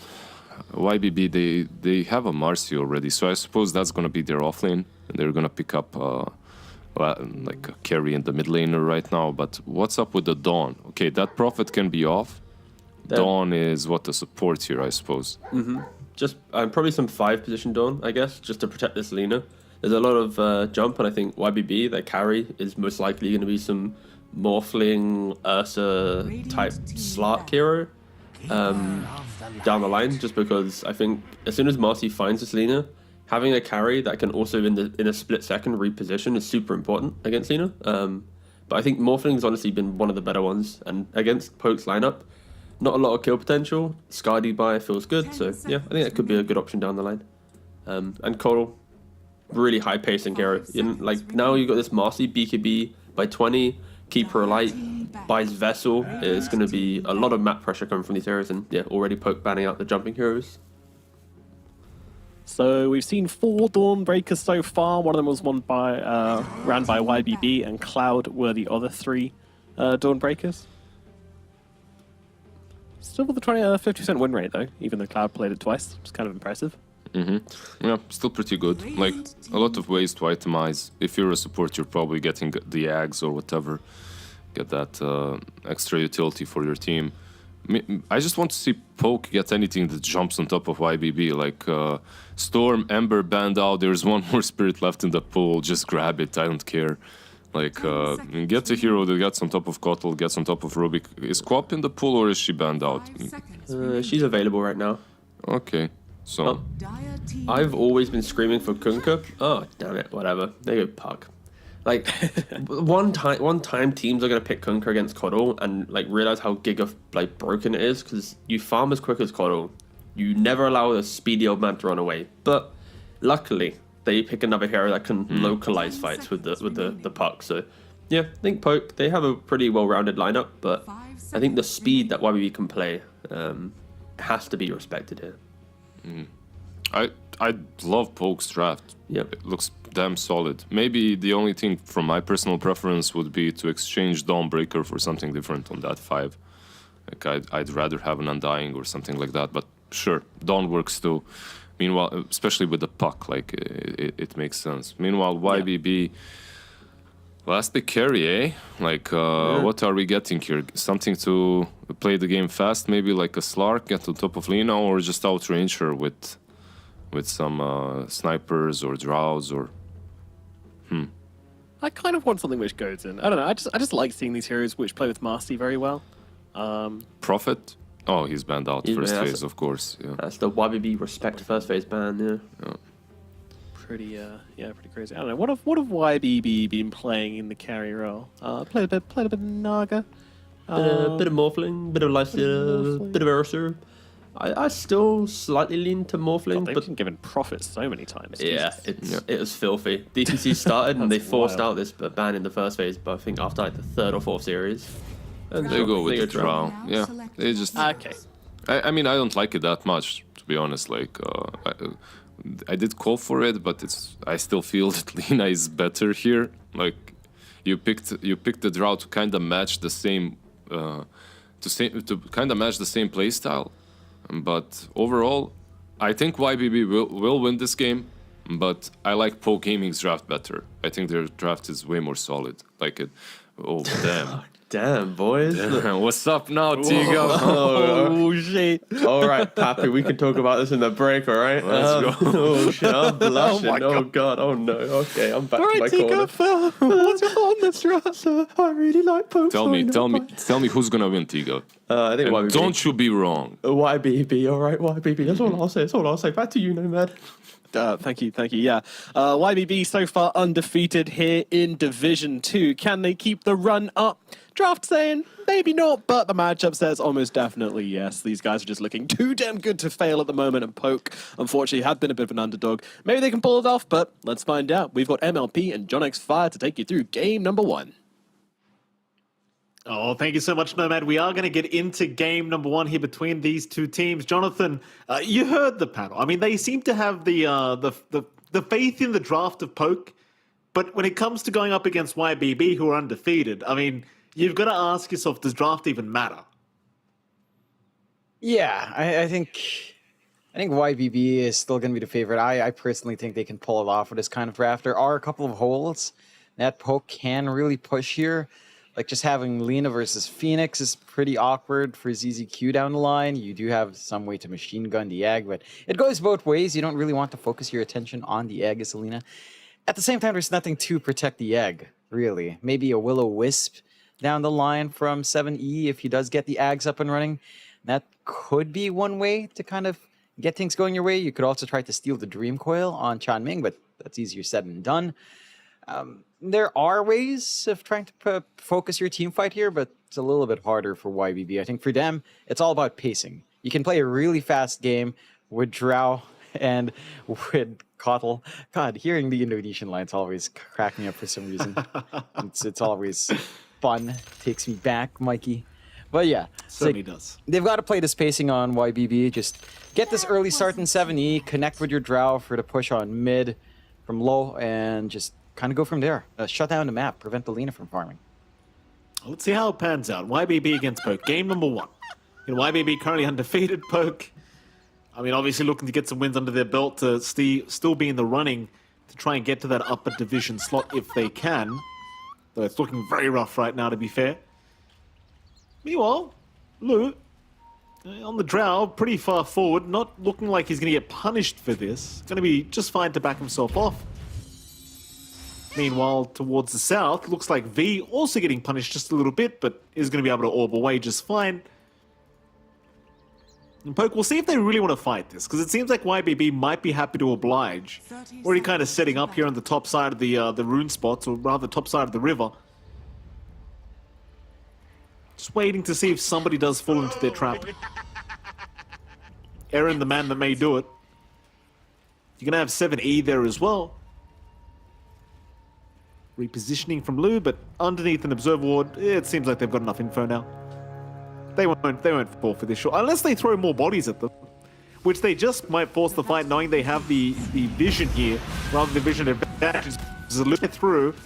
The Drow are going to be just fine. Ranfu Dao going to go for a bit of a run himself, cops a fair bit of damage. That's kind of the thing about going against Coddle level 1. Just so much damage can be dealt.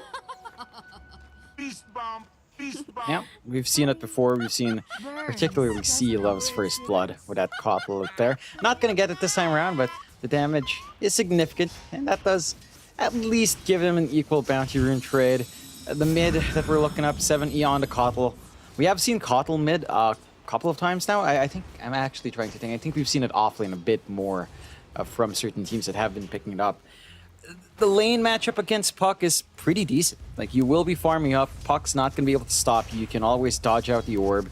You're not under threat for the Waning Rift silence as well with how far you can stand on that keeper. So you can just accelerate into that Travel's Urn timing, make that space happen in the map. The one thing Poke does have is really good rotations from Aaron. So if Aaron can leave his top lane at some point, just get some solo EXP going for Killa when he's stabilized, you could go for that early opportunity onto the Kotal while he's vulnerable. Absolutely.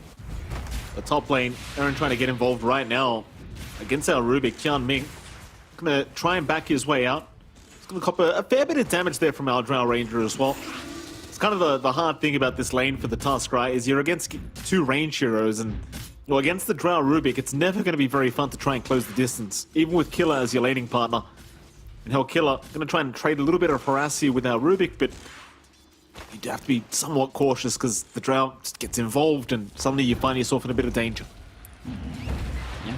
And the one thing for Low here is that he's not under major threat until you maybe get the snowball shards up, so that's a level 3 timing for Aaron.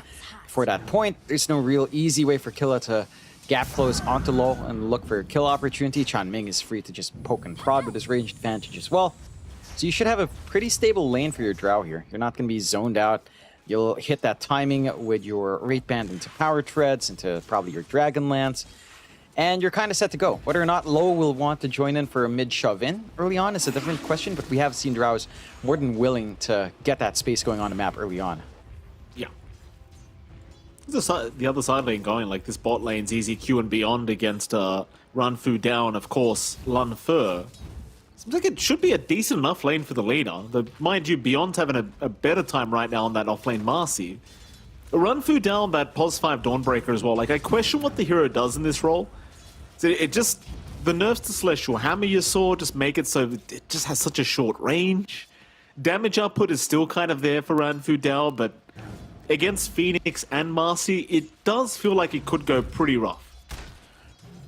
Yeah, it's all down to whether or not ZZQ can land the Fire Spirits. Every time he does, you kind of take away the bite of the Lina and the Dawnbreaker in this lane. Like, early on, Fiery Soul's not going to be able to overcome that attack speed reduction. So you can control this lane in the first few levels very nicely. And when you do get a rebound off, if you did have your spells, you could easily burn through that Lina. Yeah, it's a lot of damage being dealt already. Lunfer kind of getting those warning shots from Beyond, just so cautious not to get caught by that rebound. Especially at the level 3 mark for these two heroes. Because both their damage goes up significantly at level 3, at least in terms of these spells, especially for ZZQ, that the Fire Spirits actually start dealing some damage at level 3. So we'll see what Lunfer does as they make the jump in again. A little bit preemptively, but maybe they still have enough for the kills. They do go for the Icarus dive in, but Lunfer is going to survive. I thought they would wait for level 3 on their Phoenix, just for the level 2 Fire Spirits, or even the Sunray if you really wanted it, but it seems like they will not.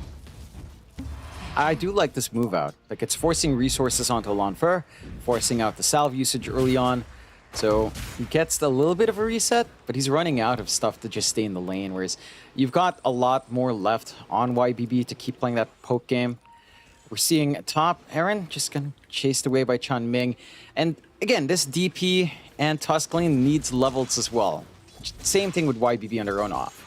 The issue is you aren't able to really soak up here on Aaron. He's not able to get pulled. He's not able to even just stand the lane. He's just giving Killa the solo EXP now, but as long as that level 3 stalled out here, without that snowball threat to gap close, you're not going to be able to get aggressive on low. And again, the Drow.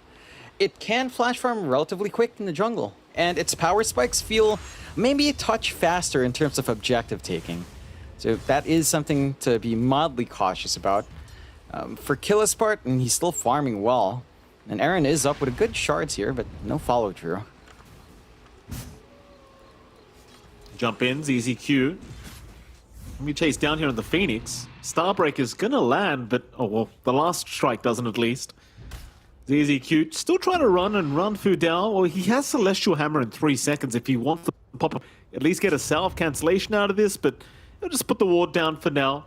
ZZQ just gonna be able to run away and get full value out of the salve, no issues. Very passive kind of game so far between these two teams. 0 kills, 5.5 minutes in. Neither side, well, at least in the bot lane, they have been trying, and they are going to try again. Lunfer, he's left alone. Here comes Ranfu down to try and help out. Lunfer now might be able to try the turn, but not with ZZQ and those Fire Spirits. He'll just leave them be. Here he comes again. Ranfu down now being targeted by ZZQ. But as we see, they just don't have the damage output quite yet to actually kill anyone. Yeah, I mean, when you do jump in with these two heroes, the tendency is to clump up for that LSA. So you still have a lot of windows there for Lanfer and for Ranfu to connect their own spells, get some good damage off. It makes it hard to go for that all in. And they still try to charge forward, but Beyond? the slower start. Oh, He kind of went pretty far forward. Ranfu now doesn't have the mana. So couldn't keep actually trying to chase down Beyond, but now he's the one in danger. ZZQ gonna go for an Icarus dive in, and that's first blood. ZZQ able to secure on the Phoenix, and it's just one of those things like Ranfu Dao just feeling so confident to keep chasing Beyond, but literally had 0 mana to speak of. Meanwhile, top lane. But Tian Ming now going to find himself in trouble as the chase is on. Aaron with a nice snowball is going to land it onto the Rubik. He may make it out low, not able to continue chasing as Killer is going to be able to zone him out with the Spirit Siphon. So the Drow going to have to watch his Rubik die, but nonetheless, 1-for-1 so far across the map. yeah, not the biggest losses in the world. That kill is a lot more important for YBB to find out. And you've got the Phoenix, you've got the Marcy. They do need some EXP to get going. Not to say that Aaron finally hitting level 3 is by no means a small thing. It is big. And Killa has level 5, level 2 Spirit Siphon. Yeah, they're here with a rotation. Very nice rotation from 7E, securing the kill on the Coddle. And it's one of the things with this hero, like you rush boot to travel, he's running at 471 movement speed, and it's just kind of hard to run away from this guy now. Yeah, it just goes back to that lane. Again, up against a puck, you're just going to be able to farm equally. You basically out-farmed the puck as well, poking into the camps when in between waves when it's shoved out. And you just have this impact on the map. Like, you can make a lot of stuff happen. He's got the money straight up to buy the urn soon. It's heading bot. Oh, maybe they can find the Coddle though, 7E. He kind of ran right into the Starbreaker, but he's okay to back off, just barely. It's Ranfu down now, the one in trouble, and so is Lunfer. They really want the Lina. They'll find the Dawnbreaker first, but Lunfer, he's still trying to run, maybe turning back around to 7E, but no. Won't land the Light Strike Array, but is still zoning them out just enough. So you get the Lina out of there. Lunfer, he'll be okay with that. And I suppose you kind of avoid the worst case scenario here for the side of Poke. Yeah, that's a pretty awkward TPN from 7E right in the front. Feeling fairly confident that you could get some attention away. Does pay off in the end. That is a lot of room for Poke up here with Killa to get a push going with the DP, though. Chanming can only stare at the tower as it falls, but they're TPing towards mid. Lowe's actually going to die to the orb here. So they do find the Drow Ranger, but it may cost them V on the puck. V going to try and orb away, but just can't get the jaunt off as it's taking too much time for the orb to travel. A 1-for-1, and you'd kind of argue it was worth it for the puck to get that kill, but keep in mind, the puck is currently second in net worth right now, so I'm not quite sure about that. Maybe it's not so worth. Yeah, it's a big kill to find. And even though losing low is a big blow to YBB, this is a Drow that can still farm in the jungle. Map control is still in YBB's way. Their top jungle might be a bit more exposed in the lower ground, but everything else is still fair game for low while that mid-tier 1 still stands. The big thing you get for that is the initial earn charges for 7E. So you can fully commit for these kills now. It's going to be a lot easier to punish the Lina, if Lanfer is overextending, additional DOT on top. Should be enough to clean him up if he does run. And that's just set to escalate. Straight for the Spirit Vessel afterwards, a bit of a shove down bot to equalize the map. And YBB, they've got the kill lead, not too much in net worth, and most of that is hanging in 7E. But if you get the space going for Beyond and Low, these heroes do escalate quite fast. Again, it doesn't feel like they're going to need as much in terms of itemization for a bit of a mid-game spike at least. He's going to be all right here. I thought they might jump in for the Dream Coil because they had 3 heroes in the mid lane, and they could still try. It just seems like they're afraid of the rotations that could come here into the tier 1 mid tower. YBB, I mean, nobody was around, but I suppose you've always got the TPs ready. Somehow Low, he'll survive. With that, YBB, just continue farming the map. Poke will do the exact same thing. I mean, both these drafts do tend to move a little bit slow until you hit the mid-game timings. So both the Drow and the Lina obviously going to want to farm quite a bit before they actually get going. And it seems like their teams respectively will do the exact same thing. Just play the kind of slow game, buy their course time, get those core items up and be really ready for it. For now, it just seems like neither side's really too interested in moving out until you've got things like the Guiding Greaves perhaps on Killer, the Armlet on the Marcy. Still plenty of items to come out before this mid-game really hits. Yeah, I think for the side of Poke, you would want to play around with some pick-off potential once Aaron does have the punch up. Like just get a rotation out with your Dawnbreaker around, snowball on top with the shards. Doesn't take too long to delete one of the softer targets. Like say the Rubik, Chan Ming's probably just a very easy go for a kill, but he's been playing pretty well just soaking top, you know, not showing on a map, standing in the tree line, getting his EXP towards 6. He will smoke up here with V and Aaron. So let's see if they find something. That Walrus Punch is up here.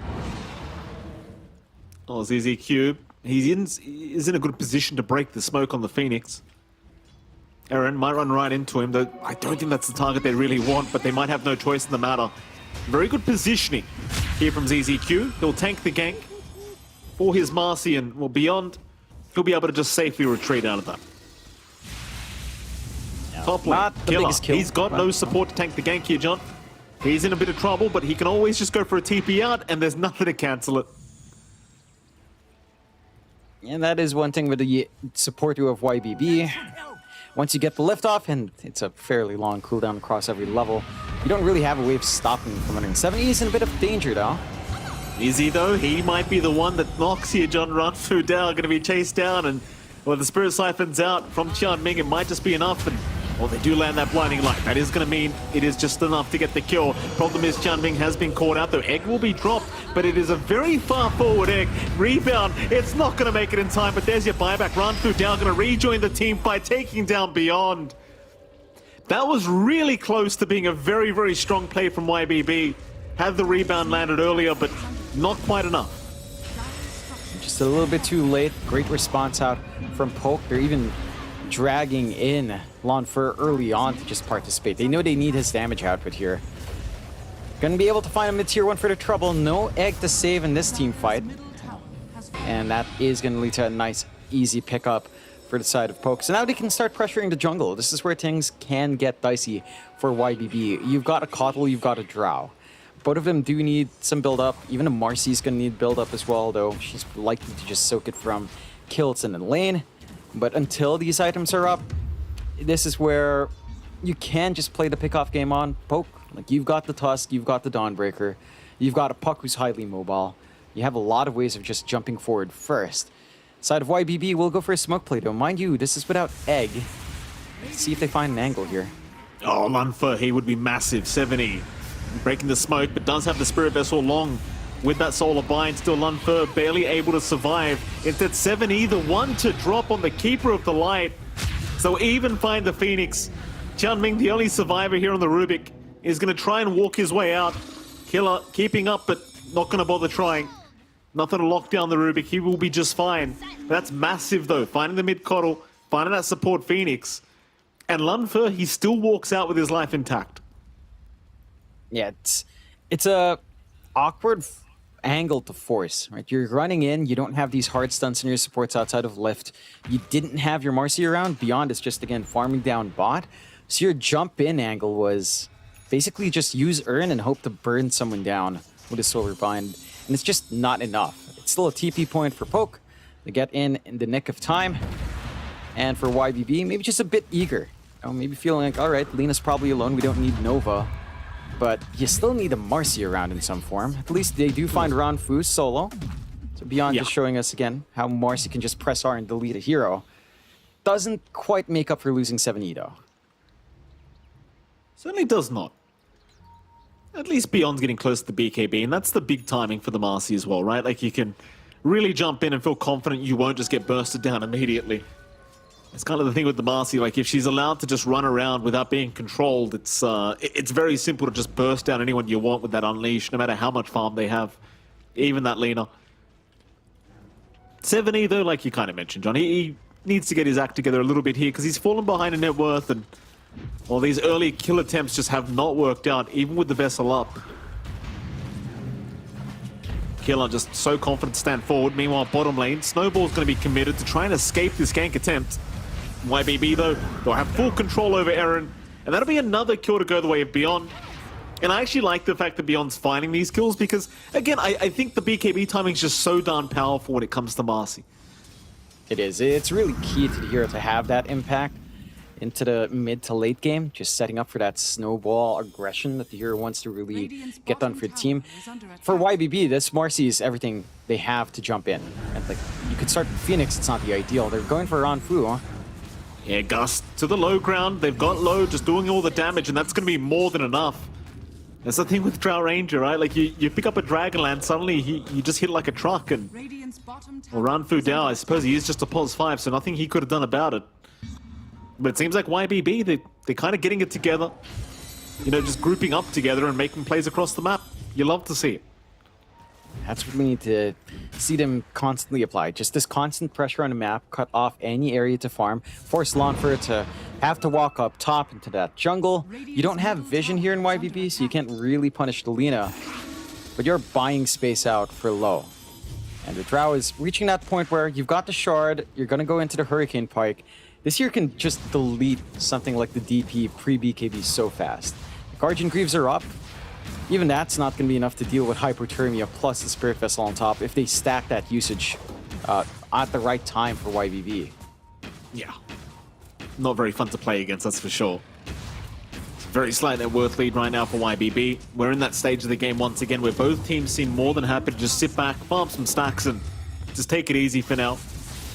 Especially for Poke, like they just don't seem interested whatsoever in grouping up and trying to force any kinds of fights. Maybe now that you've got the blink up on your puck, like V could maybe set up with some nice dream calls for his team and follow up that way, but it just seems like most players are just fine to sit back for now. As bottom lane, well, they might just lose their task. Eren, he'll buy himself a little bit of time here with the snowball.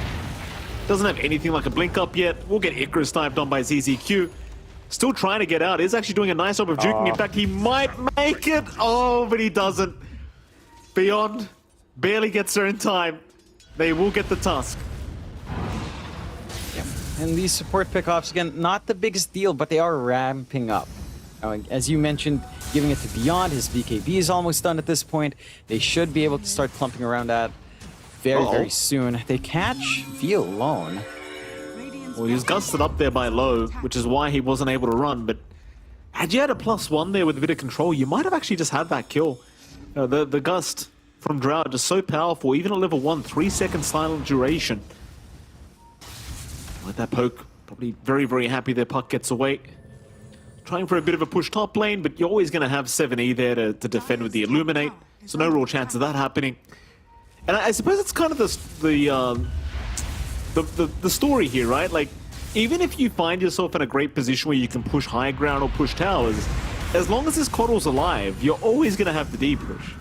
And speaking of that Coddle, Ranfu Dao getting lifted up, 7E, waiting for that Spirit Vessel. It won't do the job yet. Ranfu Dao still somehow alive, still running, but eventually has to drop. You even had Killer come in with the Guardian Greaves to try and keep him alive, but it proves to not be enough. Not quite enough. If he had his own way of maybe dispelling off the Spirit Vessel, would have been a little bit more effective, but you don't really have that on the Dawnbreaker, unfortunately. Like, even a Shard actually doesn't dispel, it just gives you spell immunity. Very annoying. It is what it is.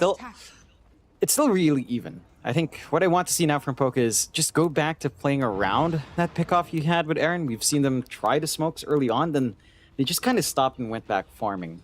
Like, there is some good buildup you can get out on your Puck and DP, but with a Tusk, it all just feels awkward when you're just not looking for those simple pickoffs while the Tusk is just naturally strong. A nice little ward placement there by our Tusk, Eren.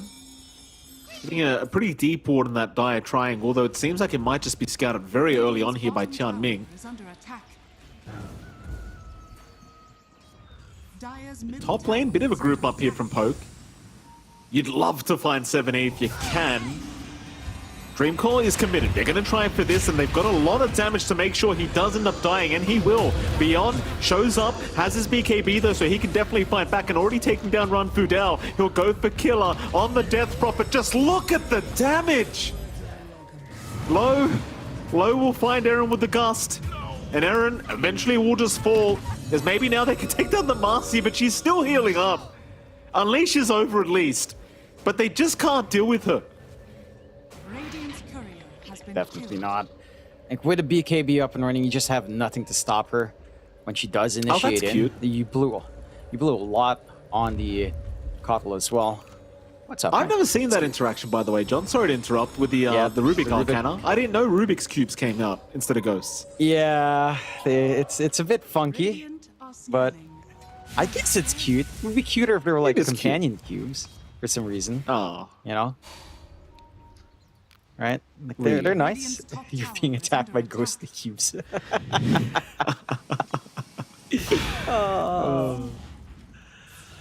what have we become? Yeah, it was a big steal from Chan Ming. Then again, I mean, how did Killa not really use spells after popping Exo walking up? Maybe, I think it came at the end, right as the TP came out, so the timing was just perfect. And, well, you're going to have Exo ready for a push if you do wait it out. Like, you have enough time for one more spell use here. That could lead to a lot of objectives melting very, very quickly, considering just the team fight presence of YBB. Like, look at 7E. He's going forward to BKB into the Hex. He's got the BKB up, Hex next. And once you have that one piece of control, just to ensure V's held down, the follow-through's there. Beyond can put in the work. Low can just show up, get some right clicks off. Radiant's middle tower You've got is the under tools on attack. hand, and with a 3k lead, you're in a pretty comfortable position on YBB to just hammer in more control on the map and keep trying to keep this Lina down from its full potential. I mean, there is a bit of a group up mid lane for YBB. Just constantly making sure all the waves are pushed out, and that's a smoke. 4-man smoke up. Low, the only one that's going to be left behind, but he might just follow his team. No real need for him. He can bait. Aaron, though, great position, is going to break the smoke. Not really the target YBB wanted, but they'll be forced to take it, considering he does break said smoke. But now Roshan is opened up. They've got 25 seconds with a 4v5. YBB, they're going to try for this. It goes really fast. You've got Sidekick, you've got Drow. It's really not going to take too long for that to melt. And you do have some counterplay. There is that blink on B. You could try to make something happen. They could. They're going to try. Killer is in. Solar Guardian out as well, but Low. He's got the Aegis up on that Drow Ranger. Killer in danger, just getting Hurricane piked away. And look at Lunfer. He just got deleted. Beyond this Marcy, it's such a problem. Like, in the Roshan pit, it was just her versus the world. And she won. It's 3 down for the price of nothing for YBB as they even found the Aegis on their Drow. Yeah, they had the right idea. They played with these blinks in, but the timing just was a little bit off, and Low, with a Hurricane Pike, just sends himself outside Roche, saves the Aegis for another usage, and now you're 9-17. Your Lina's forced to show up in these fights without the BKB, just melts at the output on YBB at the moment. It's getting a little bit tricky for Poke. I feel like they just didn't play hard enough when they were ready to go a little bit earlier, and they failed to punish Low for just farming up. Instead, they were the ones being jumped. Aaron was kind of acting as bait instead of an aggressor. And it still gives them the same thing, like space for Lina, in a very different way, in that you're not pressuring YBB for that space. So it's a trade-off you take, and the payout for YBB is here. They can just go for these pushes. You've got the Drow. Objective taken really doesn't take too long here. Is under attack. No, it certainly doesn't. Tier 2 tower with the sidekick. Always going to be very, very handy there for Low. And of course, towers can't hit people with Dragonlance. It's very, very balanced here. I wonder if there's ever going to be a patch again where Dragonlance doesn't allow you to just attack outside of the tower range, but Radiant's bottom I kind of doubt there will be. Seems like that's just going to be the thing. top tower is under attack. Yeah, maybe. I think it's less Dragonlance, more of just having neutrals as well. But then again, I don't want them to remove that stuff. It's fun.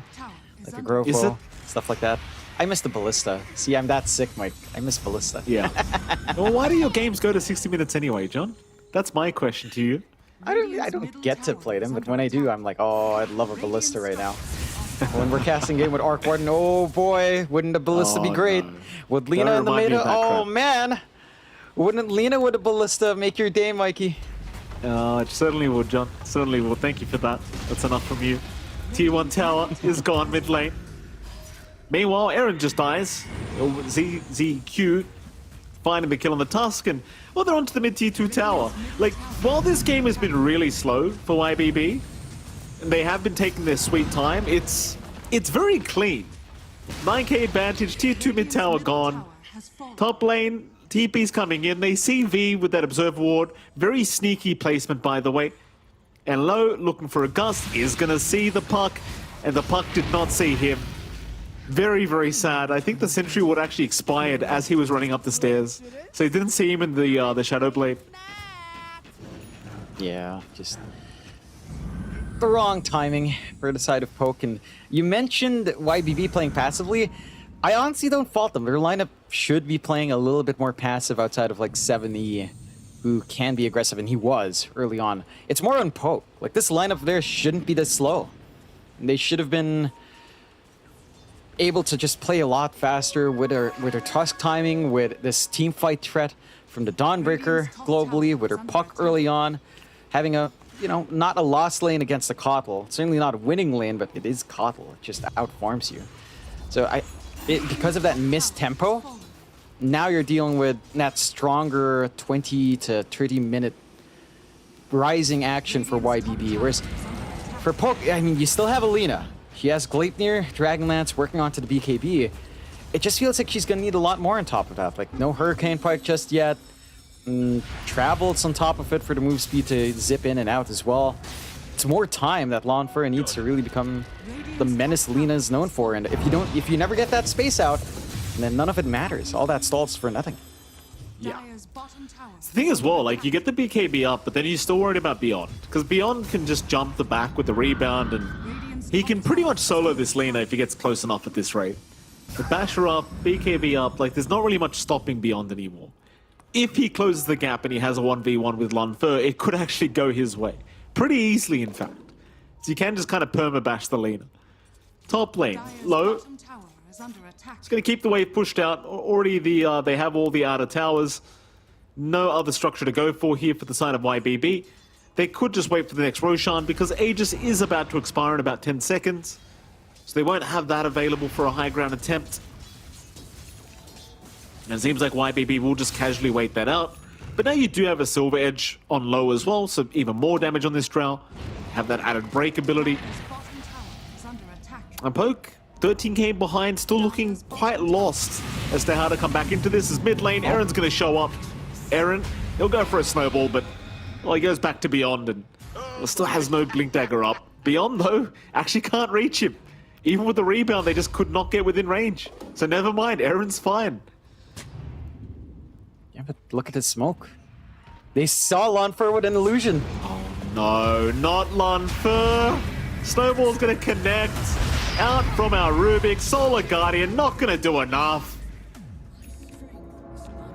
Ouch. Oh boy. He was right underneath the ward as well. I mean, I guess they just placed it, but oh, it's just so tough to watch. Yeah, if you just run down the ramp and Illusion's waiting for you there, it's like, all right, perfect smoke. And now you have the full sight up for 7E. He's been farming this entire time. He has not been showing up to these fights. He's got some control. He needs to back off. He backs off in the nick of time. So now you have your hard lockdown for the puck. I mean, he's really making use of this snowball, John. It's very annoying when it comes to a Rubik. Like, he can just keep initiating with snowball lift. There's not much you can do about it. Yeah, and there's not much you can do about this high ground push either. I mean, just look at it melt. This is... I always find it funny when Drow pushes, because look at her projectile speed. It looks pathetically slow and low momentum, but it sure melts those buildings, Mike. It sure does, John. It's so slow. It's so slow. And meanwhile, Lena's like a machine gun. But well, that melts stuff really quick too. But Drow's is the funniest one. It's like, give him the sidekick. Yeah. There we go.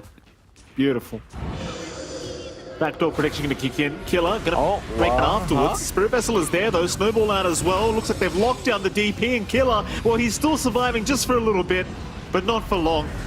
Ranfu Dao, he's going to be okay to back. But that mid-Rax cannot do the same. It must stand there and take the punishment as Beyond. Speaking of punishment, he's onto the Lina. Lawnfur is gone. He just melts. Ranfu Dao, the only real survivor here along with V. And the Polaris voice lines, they'll continue to come out. Oh my god. I mean, it's... I don't think you can stop this push. Radiant's bottom tower. Like, you blew Dream Coil, you blew Exo. Radiant's bottom barracks You don't really have much team fight left here. I mean, Egg is gone, but the sheer output, jeez. Oh, V. V gets caught. Tian Ming very annoying on this Rubik.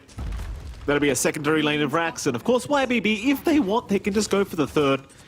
Looks like they are going to play it a little bit safe, but it's just about pushing out that top wave. Low is just going to run right towards the tier 3 because it can't attack him back anyway.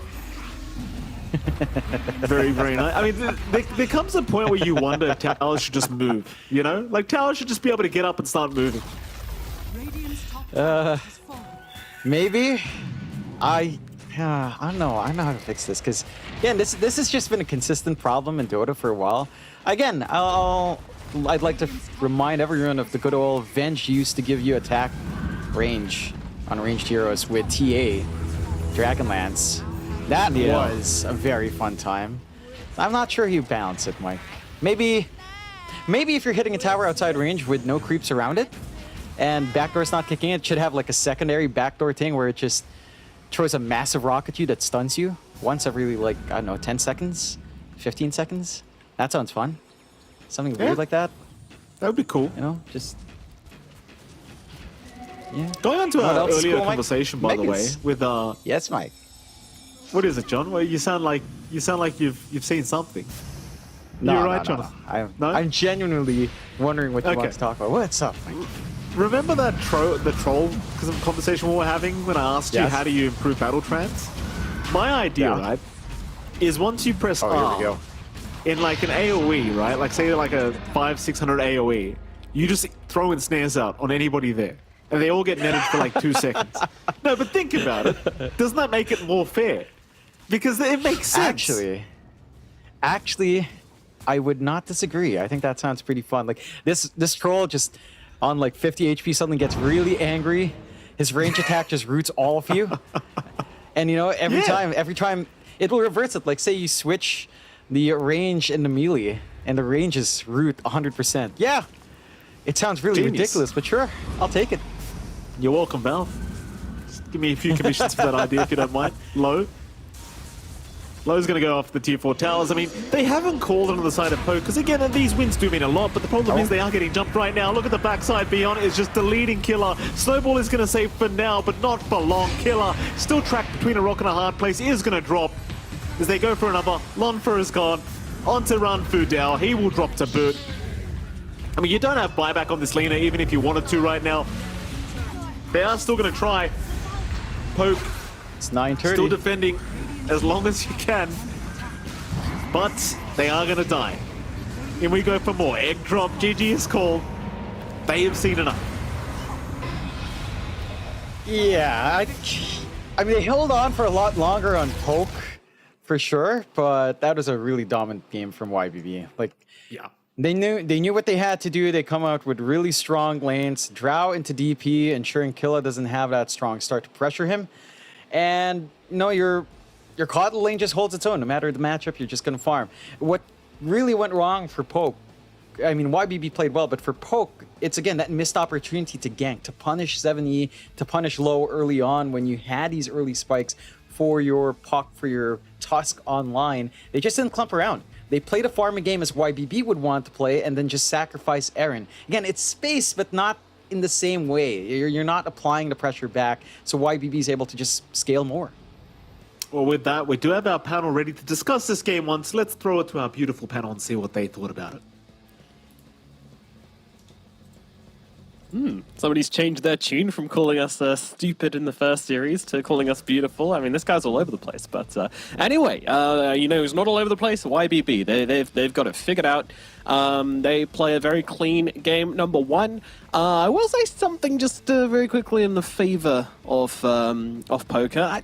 I do think they play the early game all right. I think they forced YBB at the very least to play their checkbox Dota. You know, some games are just so convincing that you can throw out the checkbox, you can just run down the lanes after like the laning phase and just own them. But Poke at least did that. But beyond that, I don't think there's much more to say about them too.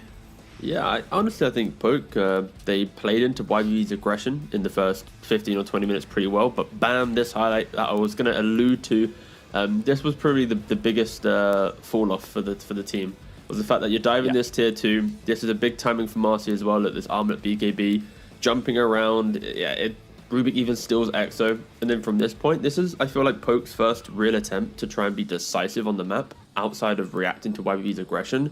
And as soon as they did that, they faltered, fell flat, and then YBB was like, damn, look at our drow now, top net worth. So, yeah, I think Poke need to find a way to play the game themselves rather than just reacting if they are to try and, take a game in this series. Yeah, I think that's fair as well. What are the highlights for you, Lizard? Well, there was that one fight in the mid lane where Poke still had a chance with a buyback. It was solid afterwards. Like, I agree with T. The problem is, like, most of these Division 2 teams, once they get an advantage versus teams that are better than them, they throw it away. It's very hard for them to take it easily, to take it slow. Something needs to be done always. And if something needs to be done always, you're going to run into a wall eventually. In this game, it was the Marcy, it was the top tier 2, and honestly, the tier 2s are usually that wall. Like, they're very difficult for teams in Division 2 to take cleanly. So if you're looking for a situation to throw, look at that tier 2 push, because that's probably where it's going to happen.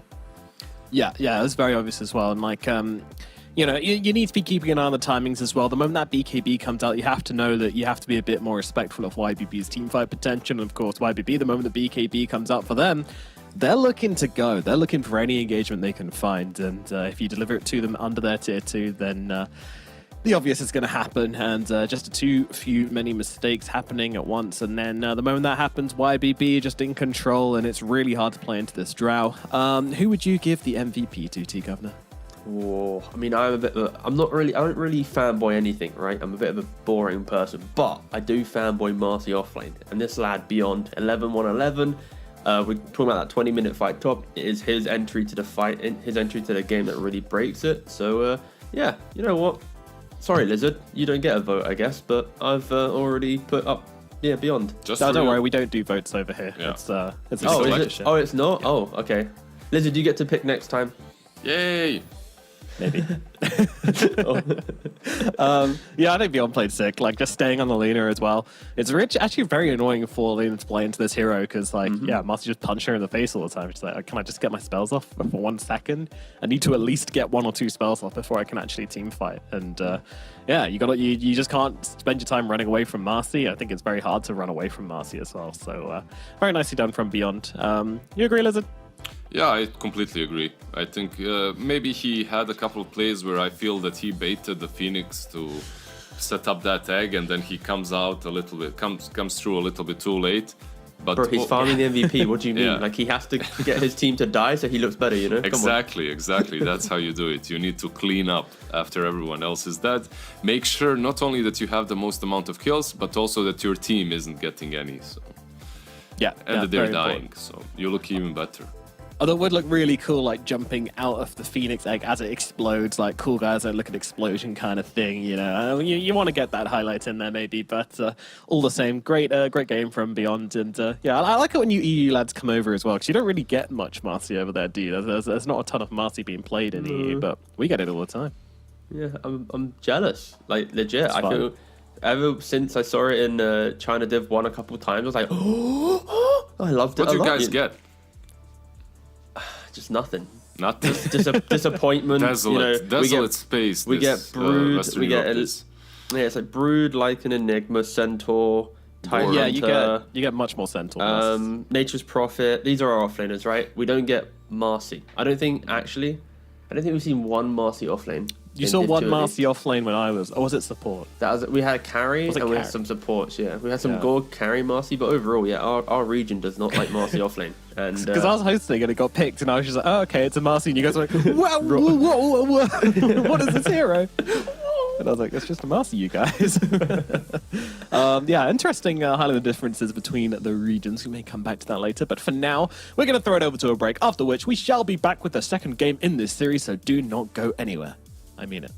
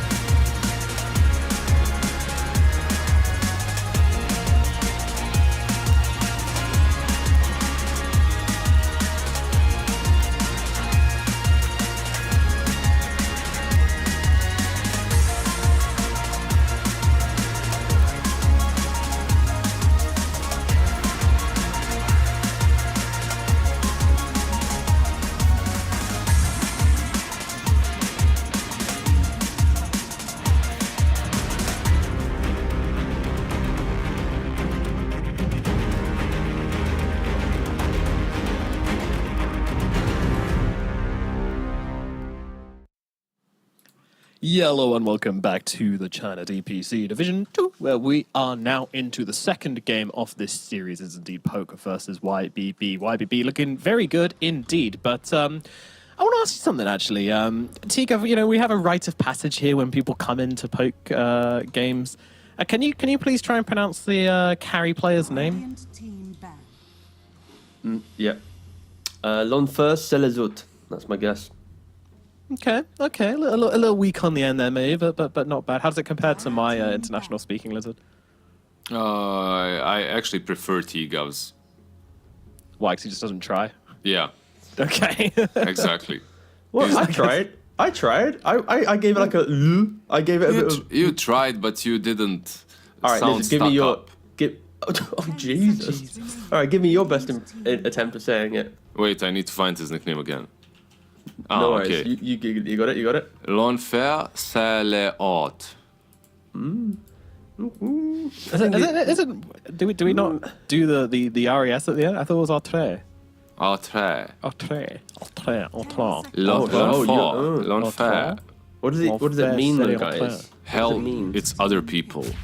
Oh, I see. Yeah. I actually went down a whole rabbit hole about this. It was it's a quote from a famous Sartre. French writer, and Sartre, that's it, and philosopher, playwright kind of guy who's just seems like a pretty smart dude. Bit of a edgy character, but very cool. I liked him. I liked reading about his life during one of the downtimes we had. Let's get into these openings then. YBB going to start things up with the Nature's Prophet and a Ricky. And meanwhile, Poke Gaming are going for the Tusk and the Snapfire. Pretty ordinary openings coming out from both of these Did you go guys. next? Yeah. Ricky Prophet on YBB. Yeah. I think if you pick up this Nature's Prophet, if you let YBB have this Nature's Prophet, you have to have a better answer than Tusk Snapfire. That would be my hot take to start this one up to. You gave them the Prophet, Ricky. So it's not only that you gave them the Prophet, but you gave them one of the best heroes to play around the Prophet and play the game with him, set up kills across the map, scout for him. It's gonna be hard for Poke Gaming, not gonna lie. For real. That actually hasn't happened, Lizard, until you just said it, by the way. Mm-hmm. I've not actually heard that for nearly a month, and I felt great. I felt like I'd really come through the other side. Kind of weird, Lizard, no crap. Okay, on a stack. Anyways, did you know, I didn't even realize, but YBB, when I was looking through their Dota buff, it's like playing open qualifiers, then closed qualifiers, and this. Like, they are on a 21-game win streak, and of course, the quality of teams they play will obviously progressively get better from open qualifier, closed qualifier, Div 2, but it is still something to hold down a 21-win game streak, by the way. That isn't like, they've not That's just dropped insane. a single game in a best of 3. Yeah. Obviously, that's a real clean stat, and I don't know if they'll be able to continue it. Of course, Vici Gaming on February 19th, which is tomorrow, will be the spicy series of the entire tour. But yeah, impressive stuff nonetheless.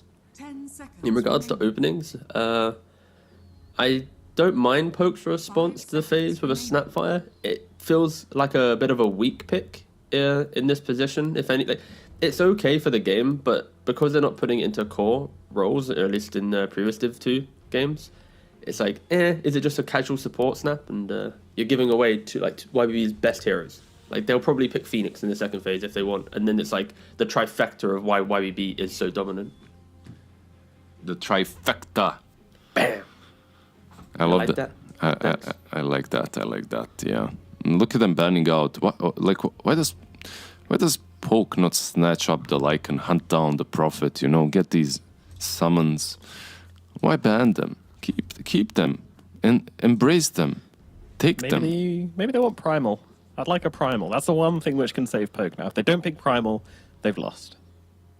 They've lost. They've Oh, lost. So They're that's done. some fair analysis to be. Yeah, Radiant okay. team ban. In what position though? Are they playing the primal? Are they playing it in the off Don't lane? care. Don't care. Carry. Why not? Oh, Oh, well, no. It's over. It's over. Absolutely over. All right. 2-0. Oh, no, again, YBB, they're just they draft with some confidence, and this is just their mid pick here. They now get to C2 heroes before they lock in their 5, and I love that Drow Ranger. some Chinese teams, I think specifically PSG, hold back their position 5 until the second phase. just to make sure that they have that perfect lane. So it's pretty cool. Damn, they stole the primal. That's really good versus the prophet, right? Like glass cannon destroyer, and then they get a glass cannon to play into with the primal beast. So I mean, Drow can kind of defend herself. There's Gust until the BKB, so that's kind of neat. Yeah.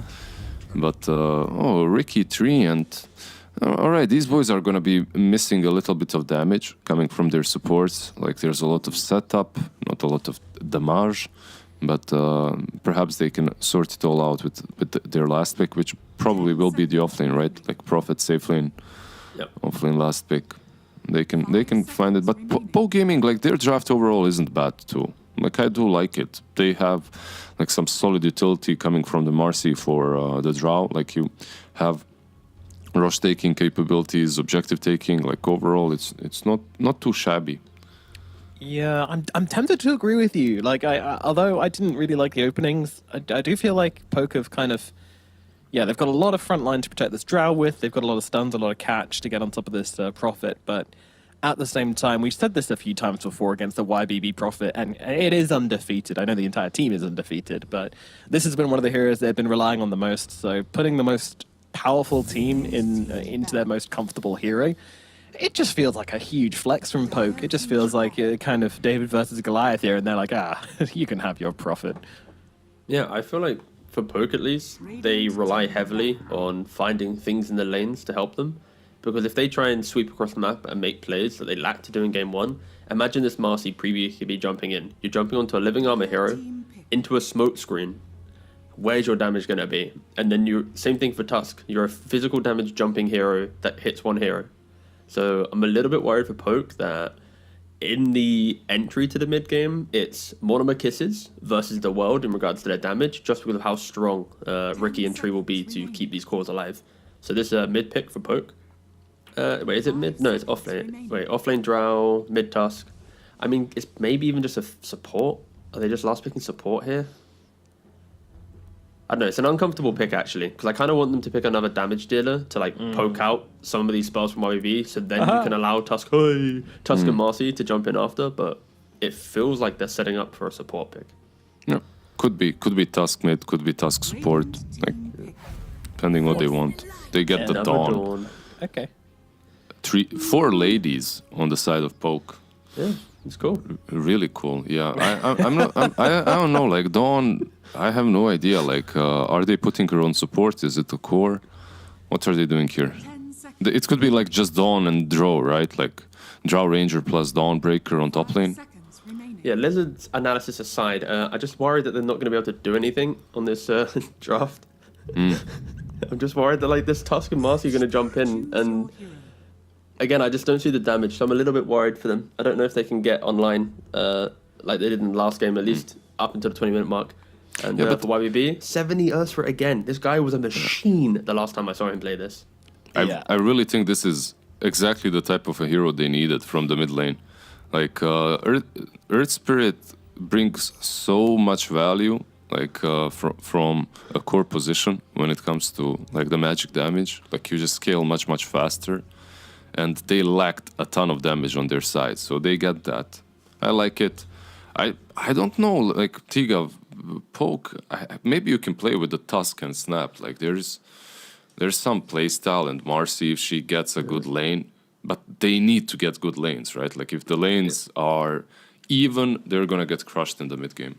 Yeah, I think Poke, they've set themselves up to have to be the team that was proactive. And in game one, they had a start that enabled them to do it, but they just didn't do anything really that successfully. So I am skeptical if they will have the correct playstyle to unlock this type of draft.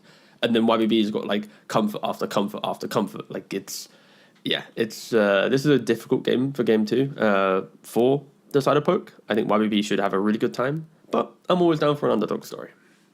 Absolutely. Maybe they can pull it off. Maybe they can pull it off here, Poke, but it seems tricky. If YBB get a small advantage, the map is just going to feel horrible to play. You've got Ricky combined with so many of these long catch heroes. You know, pretty much all 3 of their cores can be anywhere at any time with the amount of reach they have. So I think it's going to feel really, really bad for Poke if they do fall behind at any point. And as we saw from last game, they're not the cleanest team, but maybe they can pull it off. Let's find out with our lovely casters of Mike and John.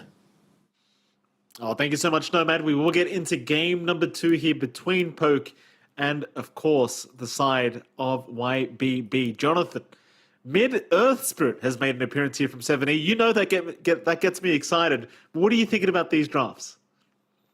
I like YBB's draft a lot. I think your Drow here is going to have a lot of issues. There's a lot of jump to get on top of her. There's a lot of ways to punish the Drow. I mean, there is counterplay down the line. You know, when you get a blink up on V, you've got some save. You've got your own reach with Killa on a Marcy. I just think YBB's draft is more forgiving. You know, even ignoring how they played as a team in the last game, which was pretty fantastic, this lineup's just easier to pull off. 7. Good luck, have fun to Aaron, apparently. HHM is getting good luck, have fun as well. There you go, Jonathan. Very, very friendly between these two.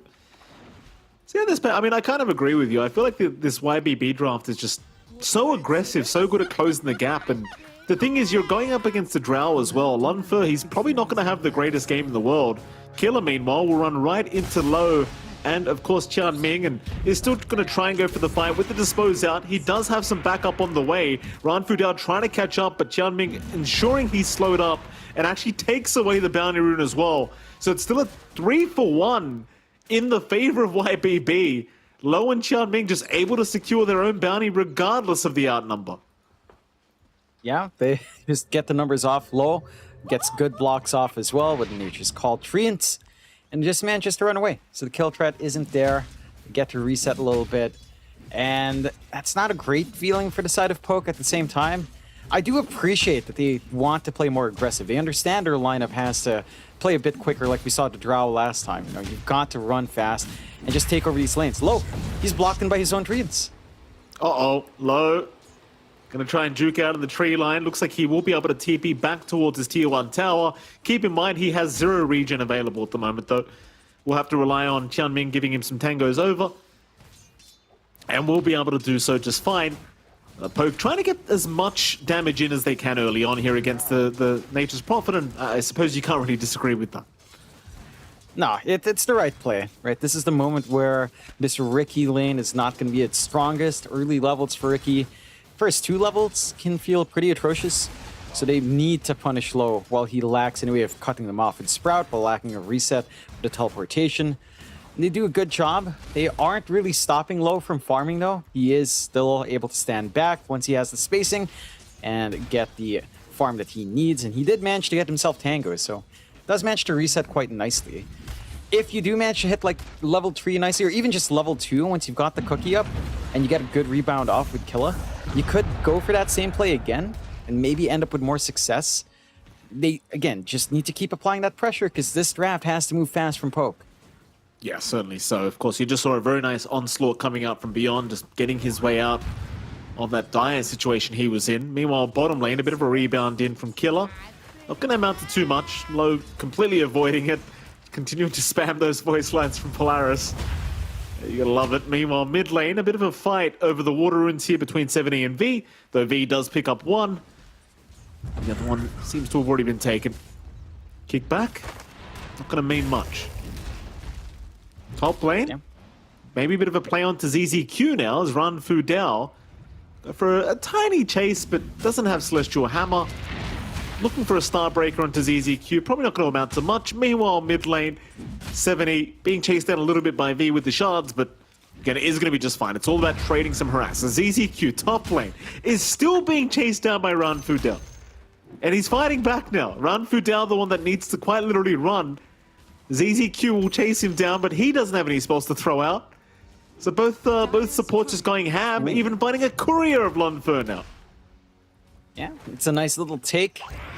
He could have probably gone for the kill with Leech Seed, but they're going for Lunfer instead. Well, why the hell not? It's a much bigger target. Lunfer is going to get taken down very easily by Beyond. Ran Fu Dao, I mean, it's kind of one of those things about the Pos 5 Dawnbreaker. If you don't dominate the lane, it doesn't really do much. And that's what it feels like is going to happen this game. Because Ran Fu Dao, I mean, he's out of mana. He's up against a Treant Protector and a Primal Beast. I just don't understand what kind of impact a Pos 5 Dawn can have here. Yeah, it's not going to do as much. And Ranfu's still running around as well. Going in for the 4-minute water rune, looks like just setting up and scouting out if there are any stacks. That's just going to give more room for ZZQ and for Beyond to maybe get on top of Lanfur if he's not careful. And the Drow is so susceptible in this lane as well. Radiant's courier has been Nice little courier snipe at least from our Dawn. And Ranfu Bye, down, just Lanfur. quick deny off, but Lanfur's gonna drop. So he denies himself by the tier 2 tower. Problem is, his Drow gets taken out, and ZZQ's now tipping Lanfur. I mean, they saw him. That's the thing. Like, ZZQ saw him dip into the triangle, and he walked back and knew that the Dawn wasn't walking back with him, so they could just jump the Drow and take her out. She doesn't have TP back as well. She's walking back with a smoke. Both of them are walking back with smokes. Ranfu just makes his way elsewhere. Every lane feeling so good for YBB at the moment. You are getting more CS on V, but overall, if V can't do anything with that slight advantage he has, and if he doesn't get any connections when he gets his 6, then it really won't matter with how well the other side lanes are going for YBB. Like, this start on Beyond's going to set up well. You're going to have a pretty good timing into your Maelstrom here for low. And the push can start kicking in.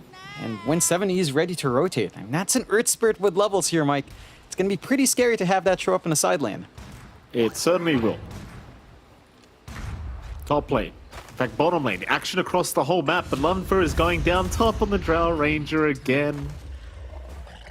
Oh, you know, you pick Drow and you see Primal Beasting of the side, you know you're in for a bad time. You're in for such a bad time. And this lane has gone as bad as you could have possibly thought. 0-3-0 is Lanfur. This Primal is finding everything he wants, and I can't say the same for the bottom lane. Like, Killer's going to try and go onto low, but I don't think they have damage.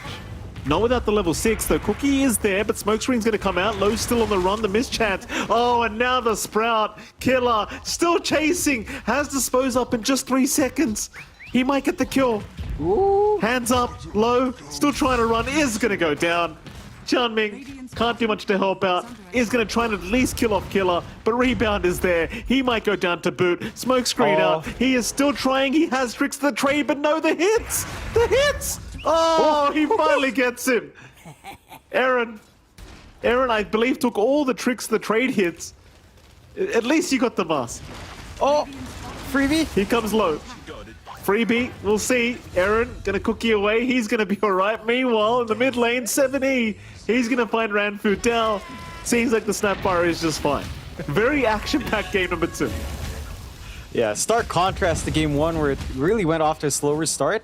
This time, YBB has the draft that wants to play pretty damn quick, and Poke also wants to play quick, but they're just not able to respond properly.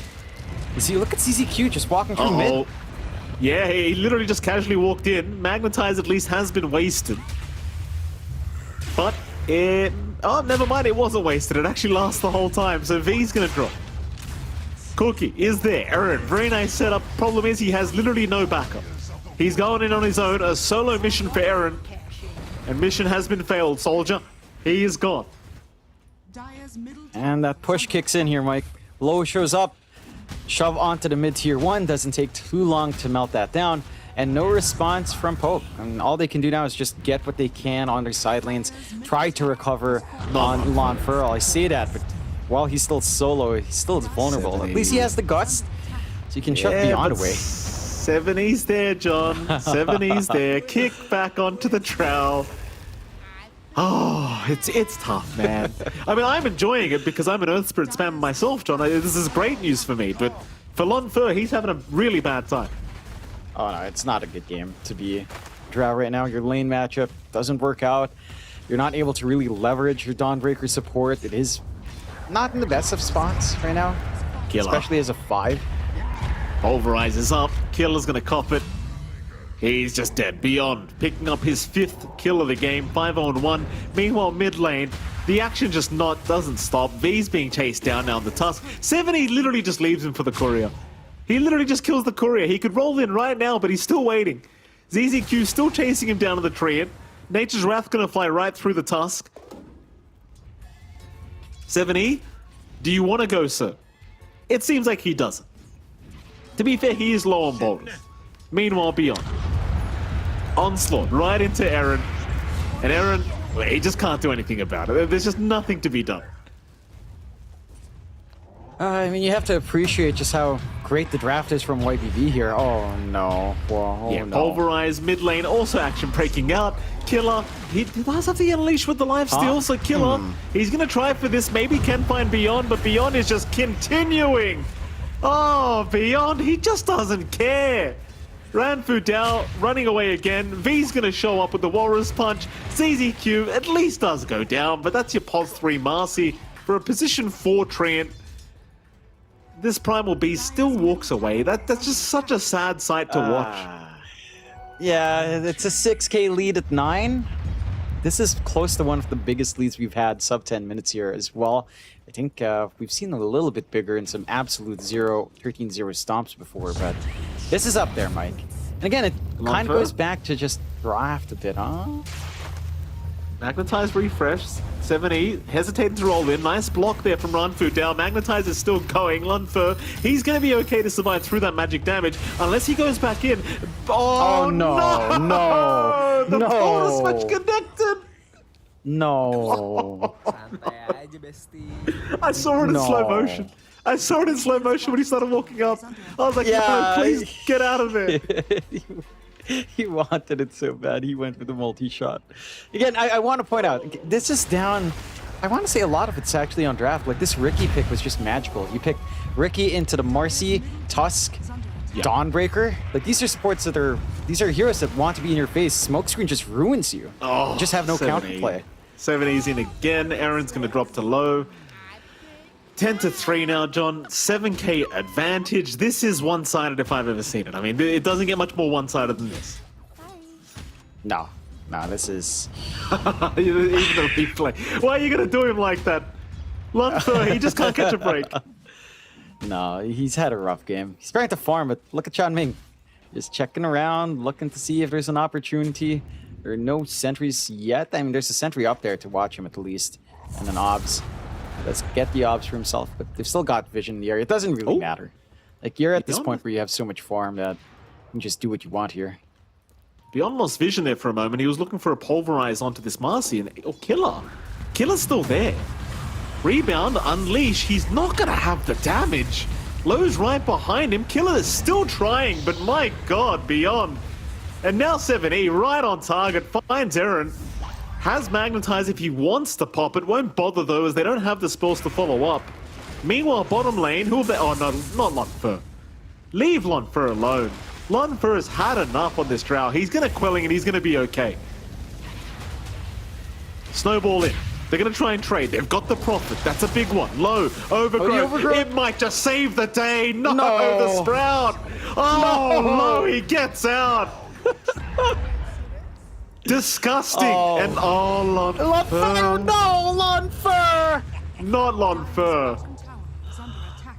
Lunfer Salazut! Why? You tell me, Oh, John. this is You painful. analyze these plays. I don't know what to say anymore. This drow, I just feel so bad. I'm trying to think of a recovery plan. Recovery plan. But Stall financial for, advisor John X File.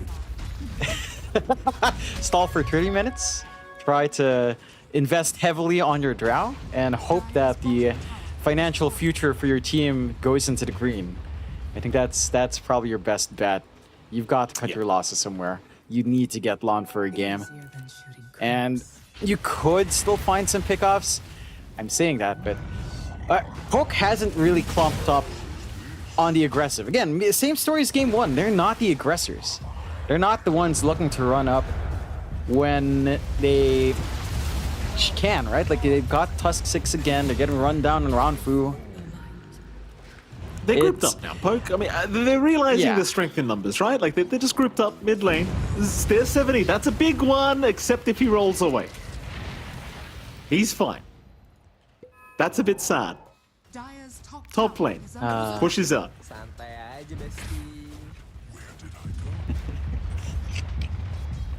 Oh, these voice lines. They're gonna get a freebie on the tier 2 if no one from Poke comes in. Kill is showing up at least. They could try. They're clumped up as a team, but it's very defensive clumping up. They're still not confident enough to jump in first, and I get why you're 10k behind at 13. But you've got to play like you've got some power. You know, you need to force some opportunities out when none is showing. Maybe go for a Hail Mary smoke or something. We'll see. I mean, they're grouped up top lane. They could try to defend. It's still looking pretty rough for them, but maybe they could find the opening.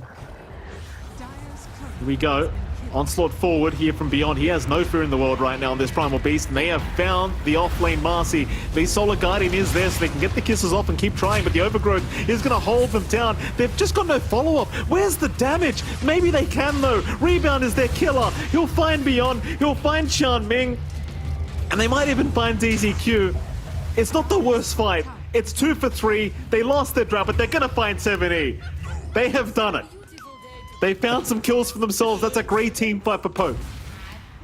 They get a bit overconfident in YBB, diving way deep into that tier 2. Not respecting that. You know, when Poke connects as a team, they can play. Like, they have the Solar Guardian, they can sustain through some of that burst.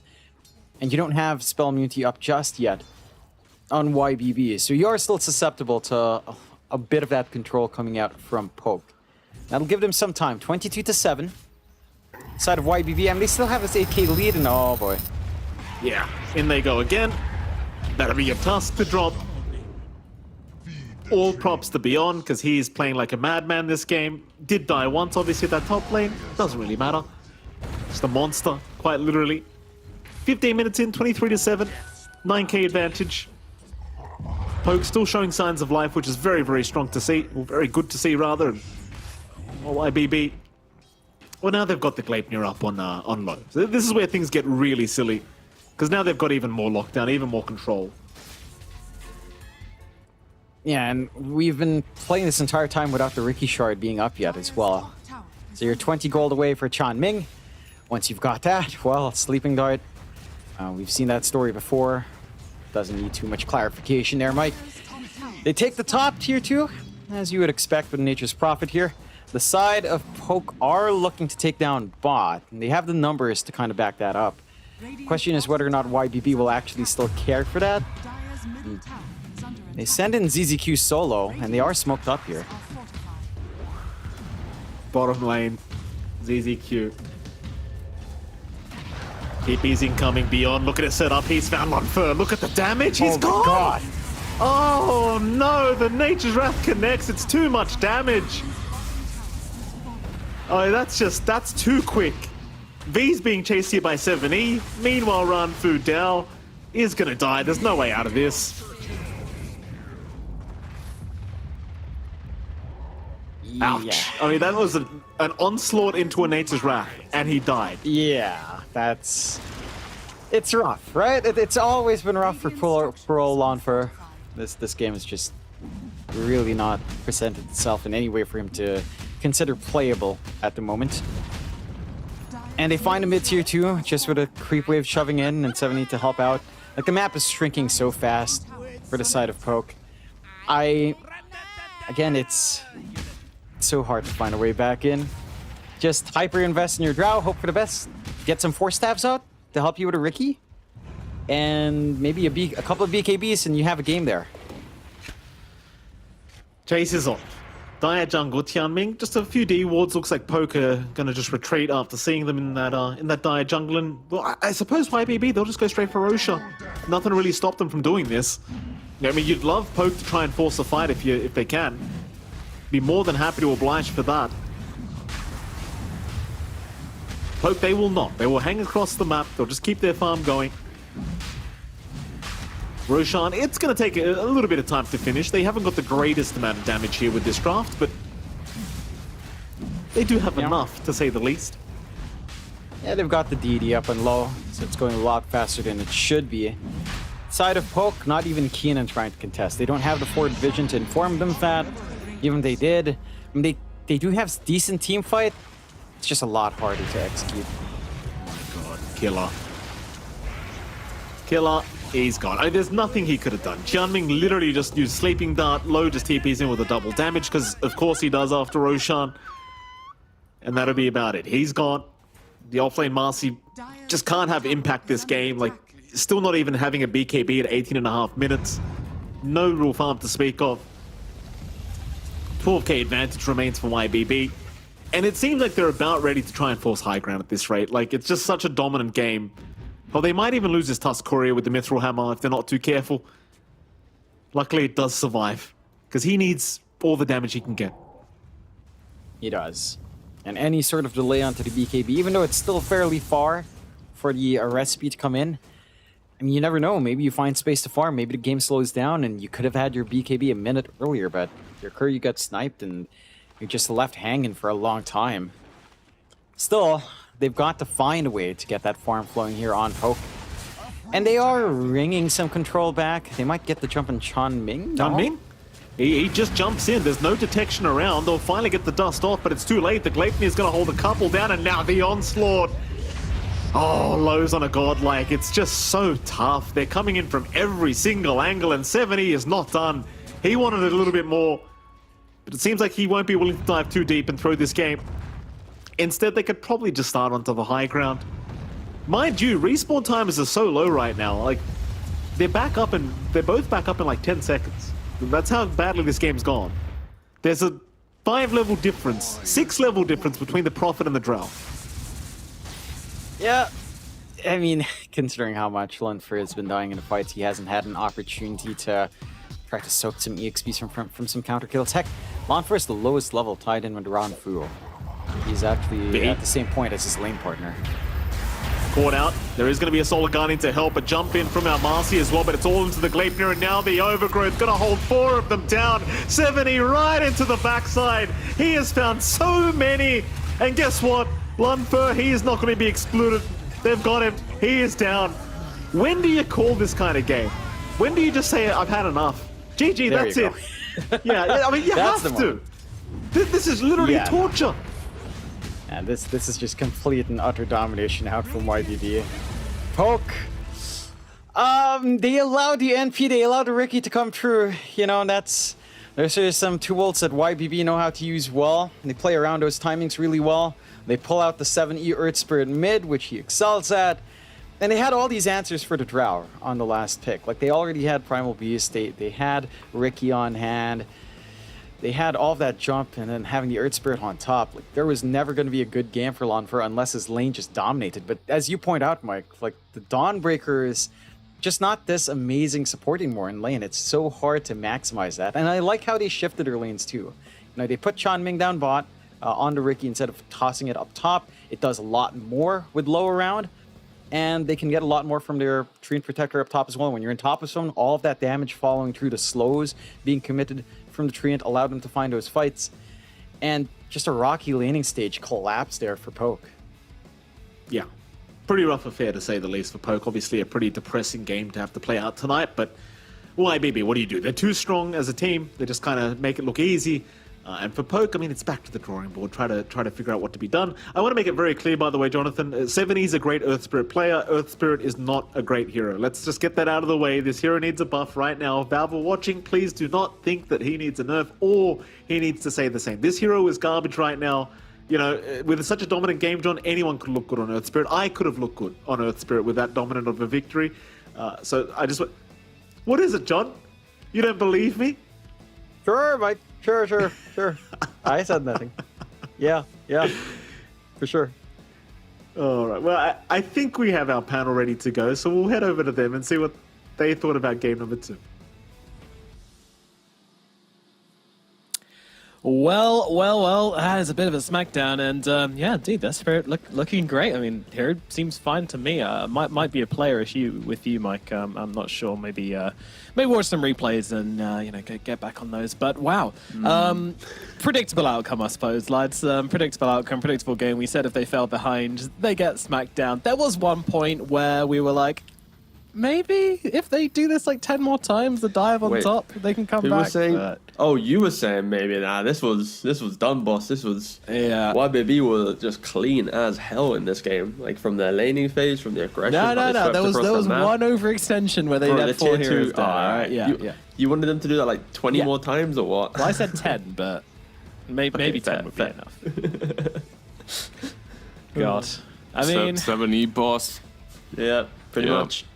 The top tier 2 when he's chasing the Drow and they bring like 4 heroes, he still kills 2. Like, yeah. ridiculous. Yeah, and like not even just how good it was against the Drow, but also like it started to realize that it's actually really bad for the Snapfire and for the Dawnbreaker to play into this like insane amount of catch because they can't use their spells. You can't sit there and channel an ultimate on Dawnbreaker with like 3 backline catch heroes. You can't sit there and channel an ultimate on the Snapfire either. So it really didn't work out too well for them, unfortunately. You know, as you say, maybe if the lanes had gone great and Lonfer had a free game, then things would have been fine. But unfortunately, he was 1-11 by the end of the game. Not really a great KD, but again, they had just had so much catch, they put so much pressure onto this Drow that he just didn't get a chance to play the game. Yeah, like the opposite of what Lou had, 11-1. Oh yeah, Yeah, cute. it's hard for him. There's just too many heroes that get on top, like 70, just hunting him down, killing him, running him down to the tier 2. Like maybe they needed to understand, okay, we can't fight them immediately. Let's try to dodge all of these fights, not give them these small little increments, because that's what happened, right? Like you're feeding, but you're feeding constantly.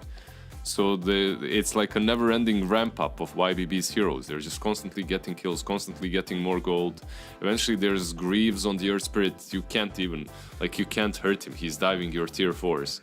I don't know, like this hero a year ago was experimented with on the mid lane with the double bracer build into like a Veil, and then he just goes in, dishes out like a bazillion amount of damage, 15 to 20 minute mark. But yeah, teams have given up on him because usually if the rotations do not connect, he doesn't farm. And that's what's up, right? Like in this game, every rotation connected. Hero falls off heavily if these connections like fail. And perhaps that's why we don't see as much Earth Spirit mid lane. Yeah, but he will be our MVP for this game as well. 70 on the Earth Spirit will be the MVP. Kind of chosen by you, Liz. You alluding to the fact, weren't you? And I don't think anybody would No, you disagree chose with it. that Don't one. give me this. Like I get the next one. You chose it. Yeah. Fine, all right. You all right. chose There we it. go. In the Are you third leaving? game of this best of 3, Oh. Next time, Unlucky, maybe. Lizzie. Unlucky. Next time.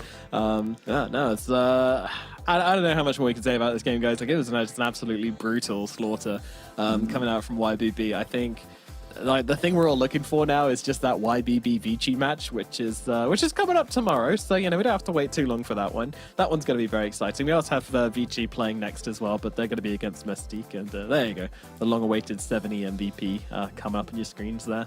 But I don't know. T, you've kind of been hanging around a little bit. Who do you think is going to win in Vici YBB? I mean, I feel like YBB, even though they're giving us some insane games, I think there is a bit of volatility in their playstyle, always being the aggressors. And I think Vici Gaming has shown us different levels of how they play the game, like a depth to their playbook. So I kind of am leaning Vici Gaming because often the aggressor doesn't just win a whole best of 3. So I think it might be like a 3-game series, 2-1 to Vici Gaming. But yeah, that's kind of my vibe for the series at least. Now, Lizard, tell him why he's wrong. You're Lizard. just so wrong, Tiga. Okay. Oh, yep, go on. Keep going. You're wrong because your face. I don't know why. Like hell? he's not wrong. Nomad, like Vici versus outta here. YBB. It's gonna be a fun one. Like if you compare the power levels versus the same team, that's outsiders. YBB definitely did user disconnected. Tiga, you still there? You are. Yeah, I'm still here. Don't worry. We're good. Yeah, so Vici Gaming versus Outsiders and YBB versus Outsiders wasn't the same. Like YBB handled them with ease, meanwhile Vici Gaming struggled. So it's a property of transition or whatever the hell. Can't remember maths. I see. Like we'll see. Transitional We'll see. property. It will be interesting. It will be an interesting matchup. Like obviously the matchup for that number 1 slot on the leaderboards. Yeah, they're going to have to battle to the death for it. Very exciting stuff. But of course, Vici have to get past the first hurdle, which is Mystique, which might not be much of a hurdle as a curb. But they got to beat them anyway. Mystique have shown a little bit of magic here and there, but for the most part, a very kind of beatable team for Vici Gaming. So kind of expecting the same thing again for the next series. And for the next series, we'll be getting rid of both of you, which is going to be sad as well. We're getting Fluke and Kezu in here, so big sad as we get rid of T Governor, Lizard, and John. But you know, silver linings. We do get rid of Mike as well, so that's finally. pretty good. Oh my god, that guy just keeps talking about Earth Spirit, thinking it's just, you know, super bad hero, and it agitates me. It does. It does rile up. I will say, I'm also happy that we also put our uniforms on today, guys, wearing the grey.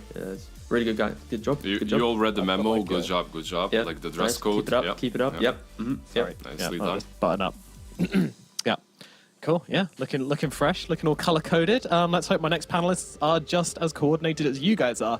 As we throw it over to a break, guys. It's going to be about 25-30 minutes until our next series. So sit tight and we'll see. Wait a minute. No, it's going to be an hour and a half before our next series. Okay. Well. Really sit tight, I guess. See you in a while for the next series. That is Vichy versus Mystique coming up after this rather long break. We'll see you later.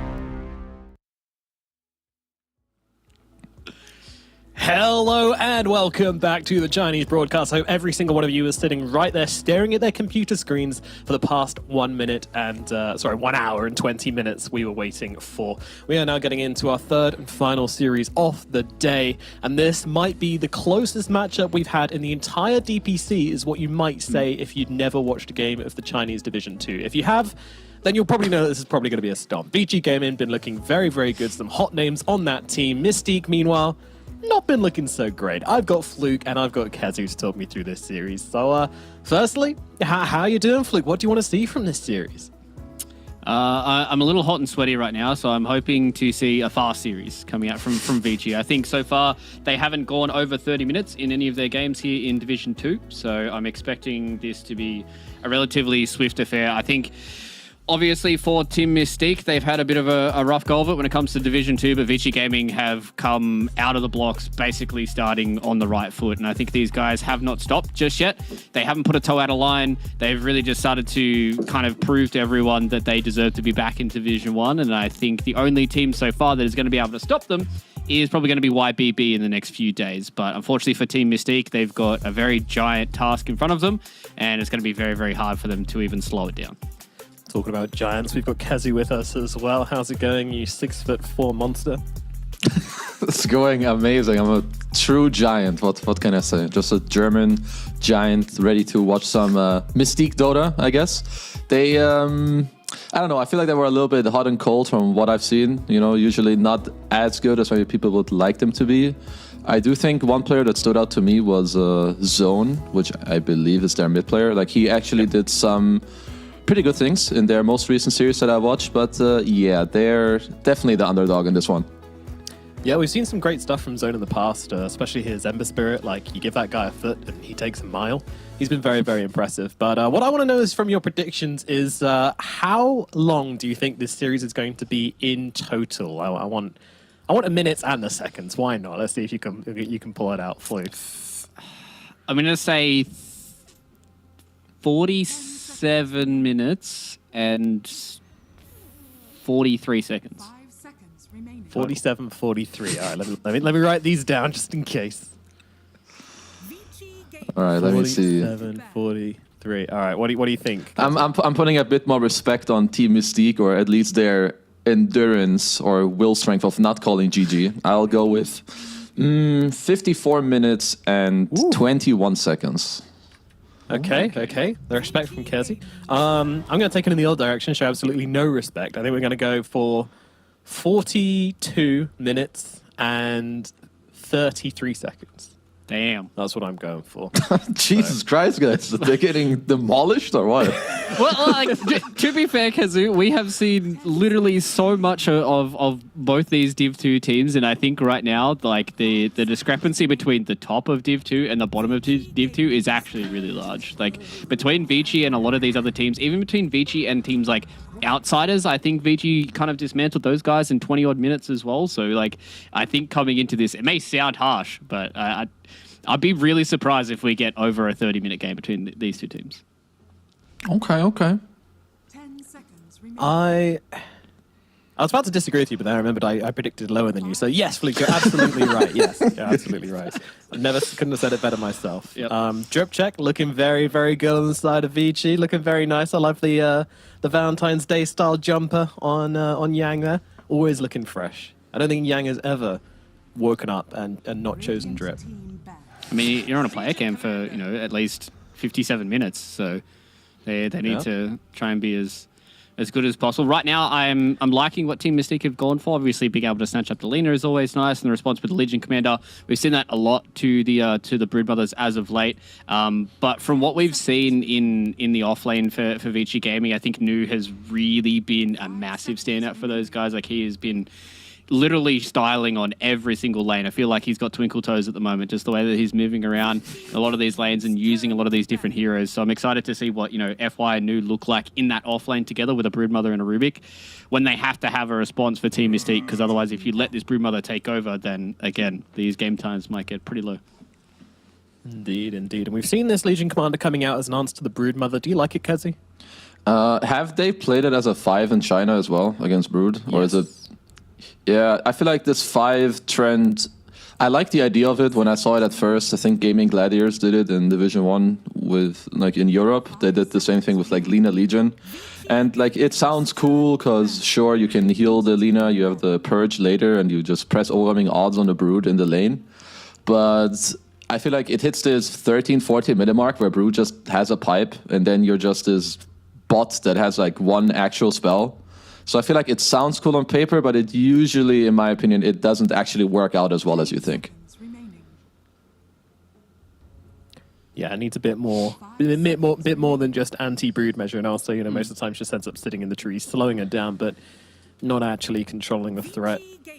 I think that's why, like, we've seen a little bit more of the Dawnbreaker as a 5 in response to the Brood, right? I personally feel like kind of, you know, what Kazi was saying, right? Like, the Brood gets to a point where she doesn't care about the overwhelming odds, whereas I think if you have a Dawnbreaker, you can have a good lane against the Brood and you can still able to clear out the Spiderlings, but you're actually able to utilize your ultimate and the rest of your spells in the mid-game to not kind of just run around and just be, okay, I'm just going to press the attack this guy, and then that's it, you know?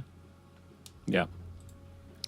And this will be the third time they've played the Legion Commander on Team Mystique as well. They played against Team Cloud and against Poke previously. Okay. Yeah, I would also agree that Dawnbreaker is probably somewhat underrated right now against Brood in general. Like, whether you have it as a carry or an offlane or a 5, like, either way the hero just plays well into the hero. You can counterplay and gank it early if you're an offlaner. You can always, like, lane into the hero early because you're just a strong laner. When she gets spiders, you kind of demolish them at all times too. So yeah, I would say Dawn overall is a hero that should maybe creep up more. I'm a bit surprised that Vici did ban out 3 carry matchups. I guess last time Mystique played the Lina mid. I just don't think that's a very good lane for the hero right now. It's just a way better carry, but I guess they're just covering themselves because they're like, yeah, we're just gonna take out carries because they should be putting it mid. Does that also lead you to kind of consider this Legion Commander being an offlaner? Because I'm not quite sure how I feel about her currently in the meta. I'm not quite sure if you have any differing ideas about Legion Commander's kind of general strength right now. Is she able to be flexed kind of like as an offlaner and still be strong? I mean, I guess there's just a problem with the hero. It's a very volatile hero. It's like insanely hit or miss. It's fairly one-dimensional. So I feel like they must have an idea already where they're just like, okay, eventually in the game, you're going to slow down the Brood and you're going to purge me on Lina and your job's done. Perhaps if the matchup turns out to be good, then they can throw it offlane. But that's more on Vici Gaming. Like, if they mispick and they allow a Legion to have a good lane, then they can do it. Otherwise, I guess it might just be a 5. I'm not sure. Yeah, we'll see what Vici end up letting through. But it is interesting that, you know, they have beaten the Lina before Vici. They actually beat Outsiders of the Lina, who are one of the matchups which was the most challenging for them. In that game, they had SF, Ember, Sansa, Death Prophet, and Tusk. So they've already got the Tusk. Any chance of an Ember coming out here? Wait, is Death Prophet not banned? She is not. Wow, that's not been pretty crazy. touched. Also, the Batrider hasn't been touched either. I guess going into Legion Commander, you don't want to do that. I definitely feel like they could pick up whatever they wanted here for Setsu. I think Setsu's really shown that, you know, Death Prophet mid has been a relatively good hero for him as of late. They can play really, really fast. They've got the Broodmother as well that can kind of just run in towards the backline and just force this Lina to kind of play in a different spot, get her to reposition and have her to kind of play around this idea that the Broodmother's always kind of poking you from the side. So if they want to pick up something like an Ember right now, I feel like it would be half decent into a lot of these heroes as well. You shouldn't really get caught out by a lot of these initiations if you're fast enough on the fingers. Yeah, I think that's what I want to see. I'd like to see an Ember. Any suggestions from you, Kazu? No, I would kind of be fine with an Ember. I feel like there's a lot of chill heroes, like in terms of, I think you don't care as much. It looks like perhaps because they banned out some carries, they're just like, all right, bros, what do you want? There was like, 4 or 5 carries already banned out. He's like, all right, free game on Morph. You guys build me pipes. We have some snowballs safe. And yeah, I think for now they need to... I mean, actually, they don't even need to ban that many offlaners. There's just some team fight. He's going to build a shard eventually on Morph. And I think it's a pretty damn good Morph game. Nice. I think because I also see like the Legion and the Mars as well, right? Like, as you already said, like, you don't have to ban out any more offlaners if you're kind of happy with how the Morphling's going right now. I think Team Mystique kind of need to a little bit more of, I guess, what do they really need right now? I would like to see them get like an aura kind of builder for them. They've got a blink initiator in the Mars to be able to catch out a few of these heroes. He can kind of sit in the brood lane as well to deal with her spiderlings later on. Yeah, I can kind of get behind that. And I think they've got a good draft so far, Mystique. I really don't dislike what they've done so far. They've got damage, they've got control, they've got team fight, they've got some decent answers, I would say. Just, yeah, kind of need that morph answer from your final pick, which is tricky, as Kazu said. They need, they're gonna need to get more damage. Like, sure, you have this Mars snap, which, you know, it's not bad. Every time they have their spells ready, it's like, I know, some 1k to slightly above 1k, like, damage threshold, and then the Lina's Maelstrom. But when you play into these aura builders, especially Brood, who's gonna have a pipe mech or pipe greaves pretty early on, it really counterplays like this team fight coming out, especially when you also have Lina, who, let's say she's going to be a carry. She's going to build Maelstrom, so most of her early mid-game damage is also very magical based. So you can very quickly run out of steam, especially when you pair it up with a Morphling who's shifting, a random snowball save, some more Fate Bolts and lifts. So for Mystique, I think you need to make sure that during this 15 to 20 minute mark, that you help your Mars and Snap, that they don't run out of steam. Otherwise, I think Vici is just gonna be. They're just gonna laugh at you when you throw your spells. Ooh. All right. That's different. New hero, Pog, I guess. Puggies. I have not seen Bristle in a long time, so. I mean, into Brood, he probably feels pretty good. Like, you don't really have to care about anything that she's going to do, considering she's just going to be an aura builder. Into the Morphling as well, you can spam him with Quills. I mean, he can turn into the Bristleback as well, so that's going to be a little bit annoying for you, but... So are they Bristle Legioning against the Broodmother lane? My god, that's a brick wall. Yeah, this is just a farm lane. Honestly, they're going to watch the Bristle just smack creeps. You ever try to go on him, he just gets purged and nothing happens. What a fucking boring lane. Yeah, that's really got to like. And the thing is as well is like it's they're literally just going to wait until the Bristle has like his 1 to 2 item timings and Alina can come in as well. Does this forces him to be a carry, right? And you have Lina in the mid lane. Yeah, pretty much. Okay, look at OD. I thought they were going to pick Hoodwink and then just put the Tusk mid, but they're going to go OD in the middle lane for Vici Gaming. Very, very interesting. So we've seen this from Vici before in their first game against Outsiders, and it did not work. Fluke, were you feeling better about it this time? I'm just trying to get a gauge on this Bristleback here, right? Like, he can do a lot. Like, the Ags timing is going to be really nice for him. He needs a BKB this game, so he doesn't kind of just get kited around. I think they're going to have, as Kazu said, probably the most boring lane in existence with him up against a Broodmother, but I don't think I can go away from Vici Gaming. They've looked so good, and unfortunately for Team Mystique, they haven't hit the mark just yet, so I'm still going to go with Vici. Of course. Kazu, what needs to go right for Mystique for them to win this game? I think their early tempo is just very important. I'm not the biggest fan of OD, but I do think this is one of the better times to pick it. You have a save against the Mars combo, you're good against Bristleback. So far, Mystique, they need this Bristle to do well, which he should. Same with the Lina, and then kind of truck down the map a little bit, because come 25, 30 minute mark, which I think we might be getting to, by the way, Vici are going to steamroll their asses at that point. Okay, all right. Well, we'll see if that does happen, as Kazu predicts. Let's move on. Segues are hard. Here's Ares and Danog. Thank you very much, Nomad. Yes, I agree. Segues are always a difficult thing, but at least for us, we've got Danog and myself to kind of help us out here. We'll see what we have in store. Danog gets for Mystique. They've gone kind of the 5 red orange strategy. Maybe it gives them a plus 10% in damage boost. Pretty needed against Vici Gaming, who's going to be a formidable opponent here in this game 1. I know you're a little bit colorblind, so I won't hold you to it, but do you think the kind of color strategy is enough to help Mystique? I mean, style points have to be worth something, right? It's not just, some little metaphorical thing coming through. I don't hate the draft overall. And like Kezu was saying, you are going to be able to hold off the Broodmother at least a little bit. I mean, you and I were casting a few series in Southeast Asia the other day, and it was... Running!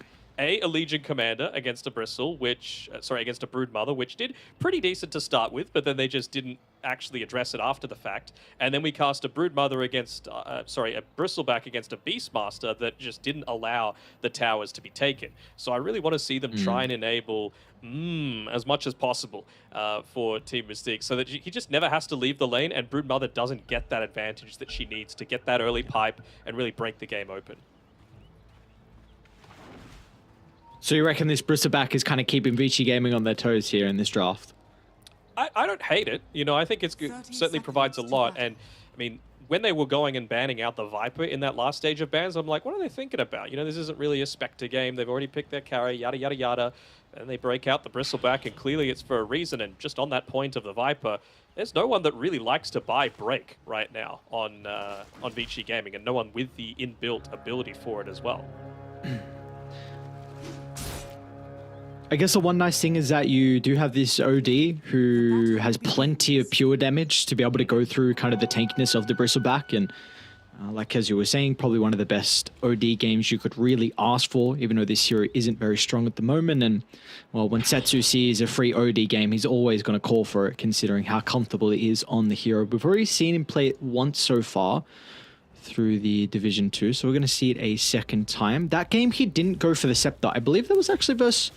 He was, it was against Outsiders. It's the one game that they lost. And he was probably the only shining light that Vici Gaming had in that one, right? Like, he was just trying to 1v5, essentially, because they were just way behind on the back of the draft. I actually wonder if it is a free OD game as well, because I remember back at, I want to say, like, TI 6 maybe, they had Arteezy on a panel when it was an OD picked up in the mid lane, and he called Arteezy on a panel? Yeah, I know. Very interesting. It was either Arteezy or Samel, one of the two.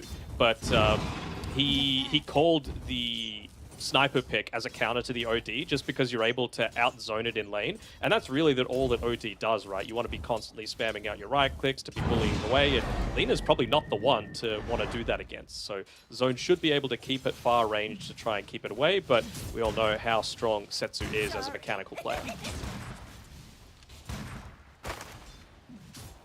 Yeah, without a doubt. We've been very impressed with Setsu's performance. I mean, everyone on Vici Gaming has really looked A tier, but a big reason why they're still yet to be defeated. So I'm kind of keeping tabs on, kind of, because we were saying this bottom lane is going to be a little bit boring, but I'm very intrigued to see as the game goes on, how Ray is going to be able to address the Broodmother. This is kind of the one nice thing that Team Mystique do have in their lineup, is that you got a lot of heroes with wave clear potential. The downside of playing this Bristle into the lane, of course, is that you will naturally just shove it in a little bit, right? So Broodmother's going to be able to safely farm underneath the tower. Legion Commander really doesn't do that much as a position 5 in this lane, as well, FY getting a little bit cheeky, trying to toss him underneath the tower. Will that be the extra damage that they need to be able to get this kill? Wow. Yes, it will. Oh, FY. Hezu in shambles right now. Boring lane, and it gets first blood. Oh wow, it is that top lane DQQ. They want to actually turn it back around. Spear's going to be able to set up for the cookie, but meanwhile, Erica's getting a crap load of damage onto the Snapfire. So even though they were able to kind of turn some spells back on a Yang, they weren't able to address the Morphling's right click, so Erica also will find an early kill. They will indeed, and well, can't be given FY over that early farm, right? You know that he's going to make absolute abuse out of it. He gets the first blood over onto the Bristleback, and more importantly, it just frees up that Broodmother to have a much better lane. He's actually going into, is that a full Orb of Corrosion or just an Orb of Venom that he's going to have? He's just got him sitting in the stash right now, maybe just waiting for his Wraith Band to come out. Okay, so just wanting a little bit more of that armor. It's understandable against the Bristleback. You see a lot of these high armor heroes as the counter, at least for the lane, for the Bristle, to make his life a little bit more challenging as they go for even more kill attempts here, but he's not underneath the tower. And he's not, but New does have plenty of one charges to continue playing aggressively, but he's going to start to back off once the quills will stack up. I think this is another thing we need to kind of keep tabs on, is how Mystique look to try and enable the Bristleback in regards to the jungle, and you've already seen that Vici have kind of, you know, at least had that in their mind, considering how they're able to address this. Is already a ward placed over towards the triangle, so they're looking to try and keep tabs of that. Is Bristle in trouble? Press the attack on their level 1. Gonna be a little bit of bonus health given back over to Bristle. Gonna try and charge down to FY. New's gonna be kind of cautious. 6 stacks of quills, making a 7th now. New. One more right click. Unfortunately, Ray's not gonna have enough mana here for the odd, so New will be able to step out to the left side. Bristle won't close. Yeah, Oh, they nicely got. done. Oh, Yeah, nicely. I saw that. I saw him just constantly running. I saw the 2 mangoes on the Bristle. I'm like, oh, will they do it? Will they have the comms? And, well, that's the sort of play that you need to be making. We've seen time and time again you be able to almost carry the game solo from the off lane. So to be able to get an early kill and response is going to be really nice for their morale. Okay. Very nice. Speaking about the mid lane prior as well, does still look like Setsu's bodying this matchup in regards to the denies. 19 and 13 compared to the 20 and 3, so there is a level advantage at the moment. Lena's about to hit 5, but you see this is kind of still the big power of the OD, and it looks like Zone's even going to try and glyph up the wave just to stop Setsu from getting a range creep for free. Mana is reduced by 712 at the moment on this Lina just because of how much Setsu is spamming out that Astral. He's even got the infused raindrops because he knows he just wants to get up into that Lina's face as much as possible, and he's doing a great job with it. Yeah, that is, and we're going to see the first rotation out of FI as well. Looks to drop an Observer Ward down in the mid lane. Radiant, they've already got their ward as well, so they will be aware of FY here. Unfortunately, that sentry is just out of range as well of the Radiant Observer that is about to expire. Ridiculously close. The Observer placed down by Yang as well has scouted out a single stack inside of the Radiant Ancients area, so DQQ looking like he feels confident enough to leave the Mars alone in this lane for now. Lane's in a pretty good spot that NJ is not going to be dying. But yeah, they see instantly pinging it out here as soon as DQQ goes to build up some additional stacks for his Bristle. Give it a haste sprint top. Nice for Zone to be able to pick up. We've got a little bit of a wild goose chase going on here between Ray and FY. Yeah, I think FI was trying to steal the bounty there with the telekinesis, and did he get anything? Yeah, he got it in the end. So Ray wanted to try and chase him down, maybe get a little bit of revenge in the right click spot. Also, we haven't got our predictions yet for the overall series time. What do you reckon? The lowest, I wrote it down as well. The lowest was 42.5 minutes. The longest was nearly 54.5. What do you reckon? I had 46 or 47 pre-start of the show. Yeah. Who's he gonna run into? Just DQQ. What do you got down? I'm gonna give you 46.5 minutes. Does that sound fair? Sure. Let's say 47.50. Okay. All right. We'll see. You know, we'll see how the game's going to shape up. At least in regards to the laning phase, Team Mystique off to a pretty good start.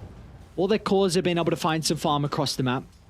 Just waiting for those level 6s to come out, which is really the important thing. NJ closing in on his own arena capability. Meanwhile, bottom though, Bristles, a little bit of trouble at the moment. Insatiable Hunger, level 2, so the bonus damage there from New. Bringing Bristle down incredibly low. Ray's going to try and step in and offer the help, and well, he'll actually even bring FY down, so... Ray getting another kill down bottom here on the Legion, and it looks like the Bristles had enough of this lane. Oh, he just needs to get out, right? He didn't have any resources left. At least he's been able to pick up that Ring of Health, and, well, he's going to take some Ancient stacks, it seems. The Observer Ward inside of that area has worn out. Yang, he's on the hunt to try and find him out, but well, they will be able to get that D Ward off, though. DQQ, just seeing if they could get an additional one, and well, Zone, I think, even built up another stack for him, so... Everyone is looking to assist here, realizing how important it is just to be able to stick him in that bottom lane, especially now that Broodmother's hit his level 6. Ray really wants that level 5 before he starts to spam out that overwhelming odds. Should get it with the range creep there.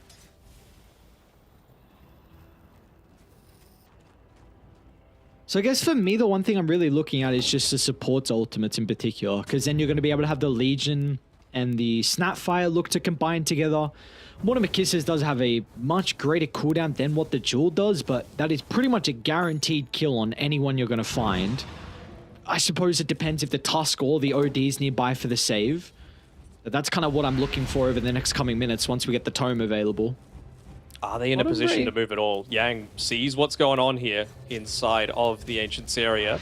He's going to back off in time, but I think Zone sees him, so he's going to skedaddle away as DQQ looking to try and get a little bit of a D-ward off going on here, and looks like he'll be able to accomplish it. So, Yang been pesky, though. Yeah, mate. We've cast too much together, you know? The minds are starting to meld a little bit. Ugh. What was Fluke calling us? He said, was he calling us the Ogre Magi, aren't Ogres? we? Yeah. The Ogre Magi, yeah, alright. I'm he's still not even quite got sure the if that's a Ogre good thing hanging or on not. his microphone today. Oh, alright. I might add, they look pretty cool. I might have to cop some. Maybe just stick a photo of our faces up there. Yeah, that'll be good enough. I'll take that. It'll represent the ogre. Someone to do it. Yeah, in our own unique way, it'll represent the twin-headed beast. He's very interesting. All right, well, there we go. 10 minutes, 2,000 net worth lead here with the boys on VG Gaming. We will have those first tomes being acquired. Snap's going to pick up his. There's Ray, of course, being able to find all that solo experience down bottom, so he's going to get pretty close to his level 6 as well. As does look like Vici are trying to invade into Mystique's jungle, though. It'll be a little bit too late to contest the hard stack, but I remember they have a lineup to also take away the Ancients as well, so they're probably going to have to try and time it when Mystique are taking it. That Sentry Ward place bound by DQQ is going to make sure that he doesn't die to this invis rotation coming through from Setsu. Setsu's still been able to pick up the Hand of Midas, though, so of course it synergizes so well with the OD. You really do end up scaling quite a bit off of the levels, and I mean, attack speed is at an absolute premium for the OD once the teamfights start to break out. So makes a lot of sense, but with a lot of that farm that he was able to pick up in the jungle, has been able to come back down to this bottom lane. He's got but I 4 don't know if points that's in a the Quill lane. Spray. He won't be able to lay here for much longer, though, with Yang showing up. Tag team heavily enabling News damage.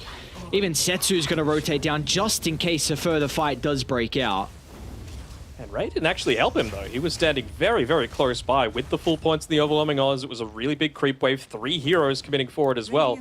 And, yeah, just leaving his Bristle back on his own. I really think they might have been able to defend this tower if they just committed the LC as well there. Maybe just wanting to wait for a full amount of health and mana to come back. I mean, he pops the overwhelming odds there. Where's Bristle going to TP to? He's coming straight back. Okay. See what happens. Can you?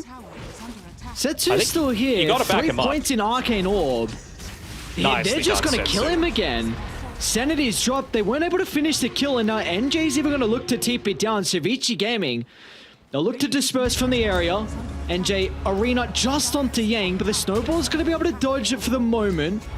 Setsu doesn't have enough mana here for the Astral, so they'll be able to turn to find the Jewel. There's the mana required, though. So protected for the moment. Ray's not going to be able to find the damage, but the Mortimer Kiss is still getting a lot of damage as well. The cleanup's there, but further to the southern side, New.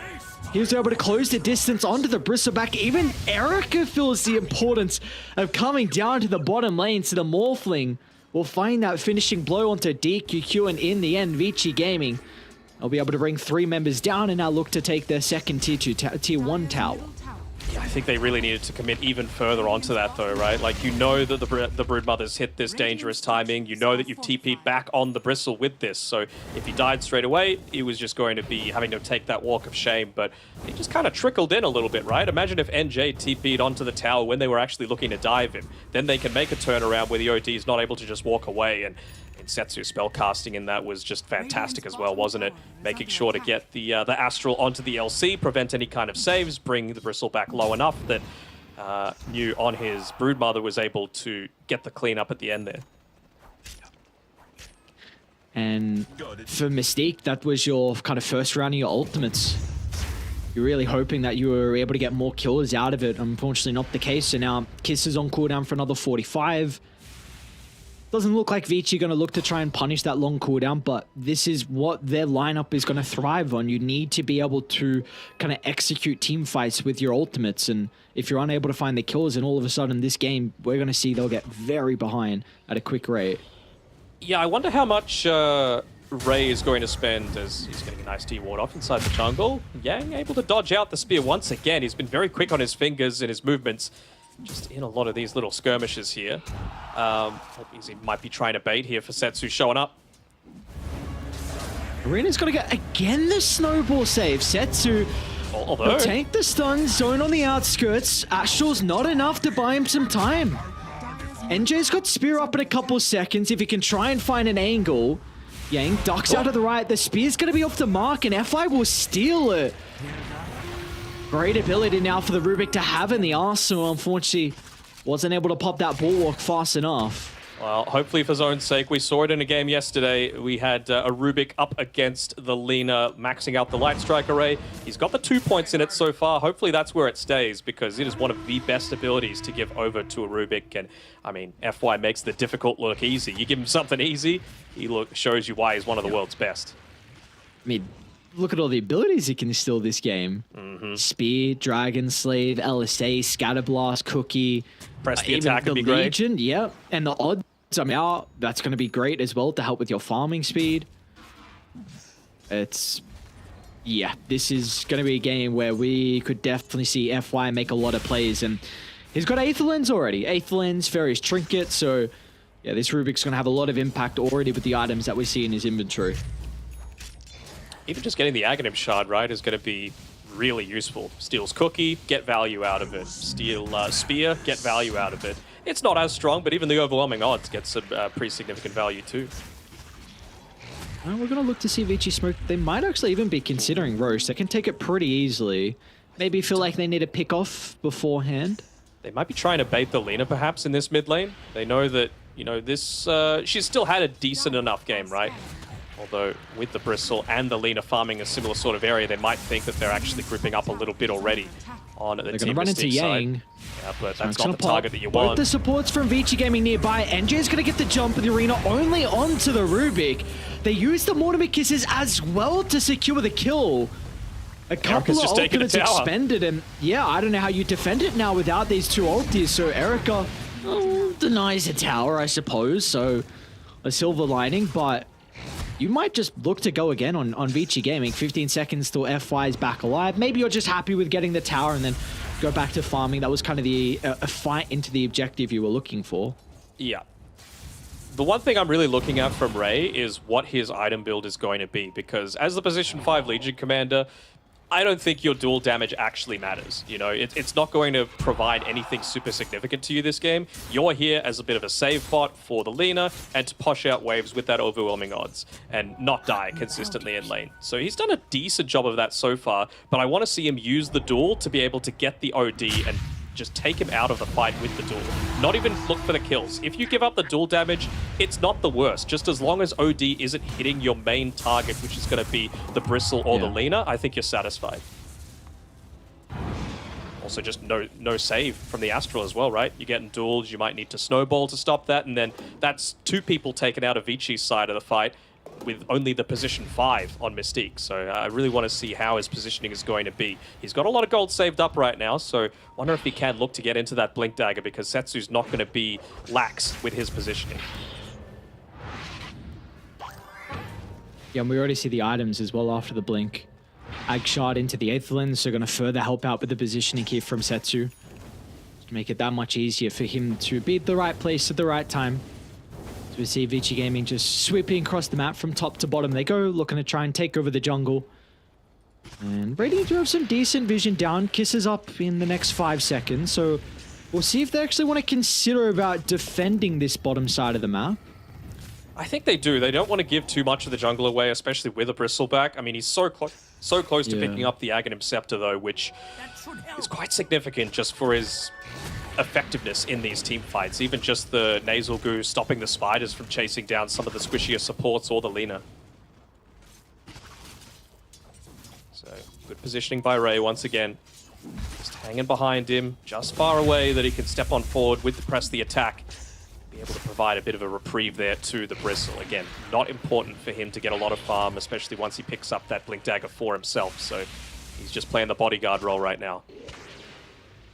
And as long as you're not losing towers to the Broodmother, I think you're generally okay with this. Yes, you've still got morphling problems, but you've got a Lina to be able to fall back onto. We are going to see Zone and NJ in combination. We'll run it to Yang. Great spear back into Zone's damage, so they're able to secure the kill into the tusk. But like you were saying before, so Morphling, Eric is getting a crap load of farm across the map. 2-0-1, top of the net worth. Dragonlance Manta already completed, so he is just loving all the space that the Morphling's getting right now.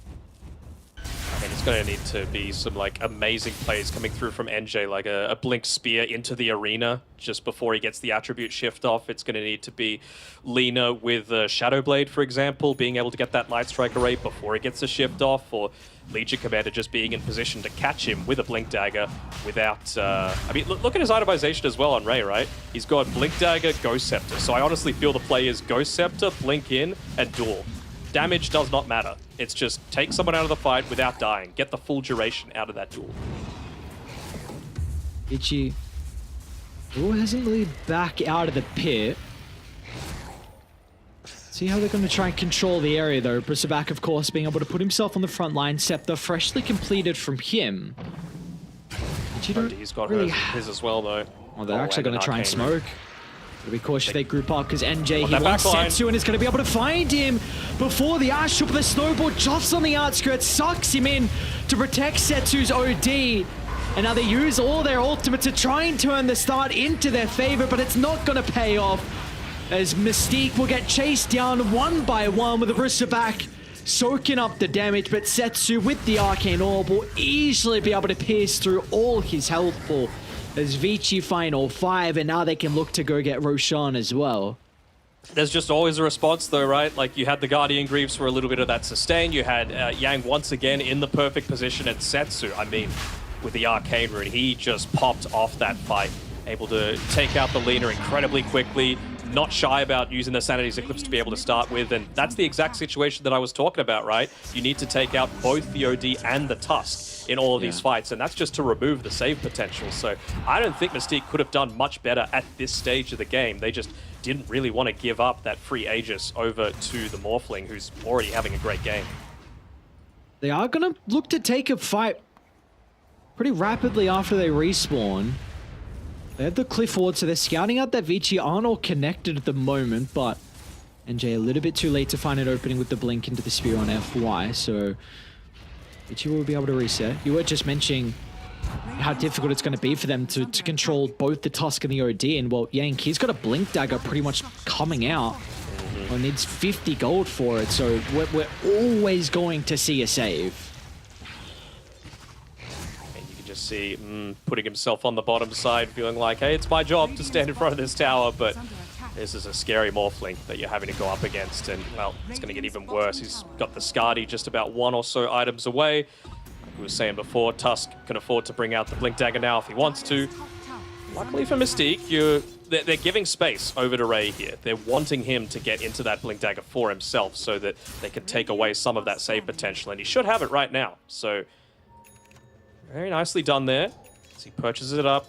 Wants to stay off the map, though. They need this to be a surprise factor.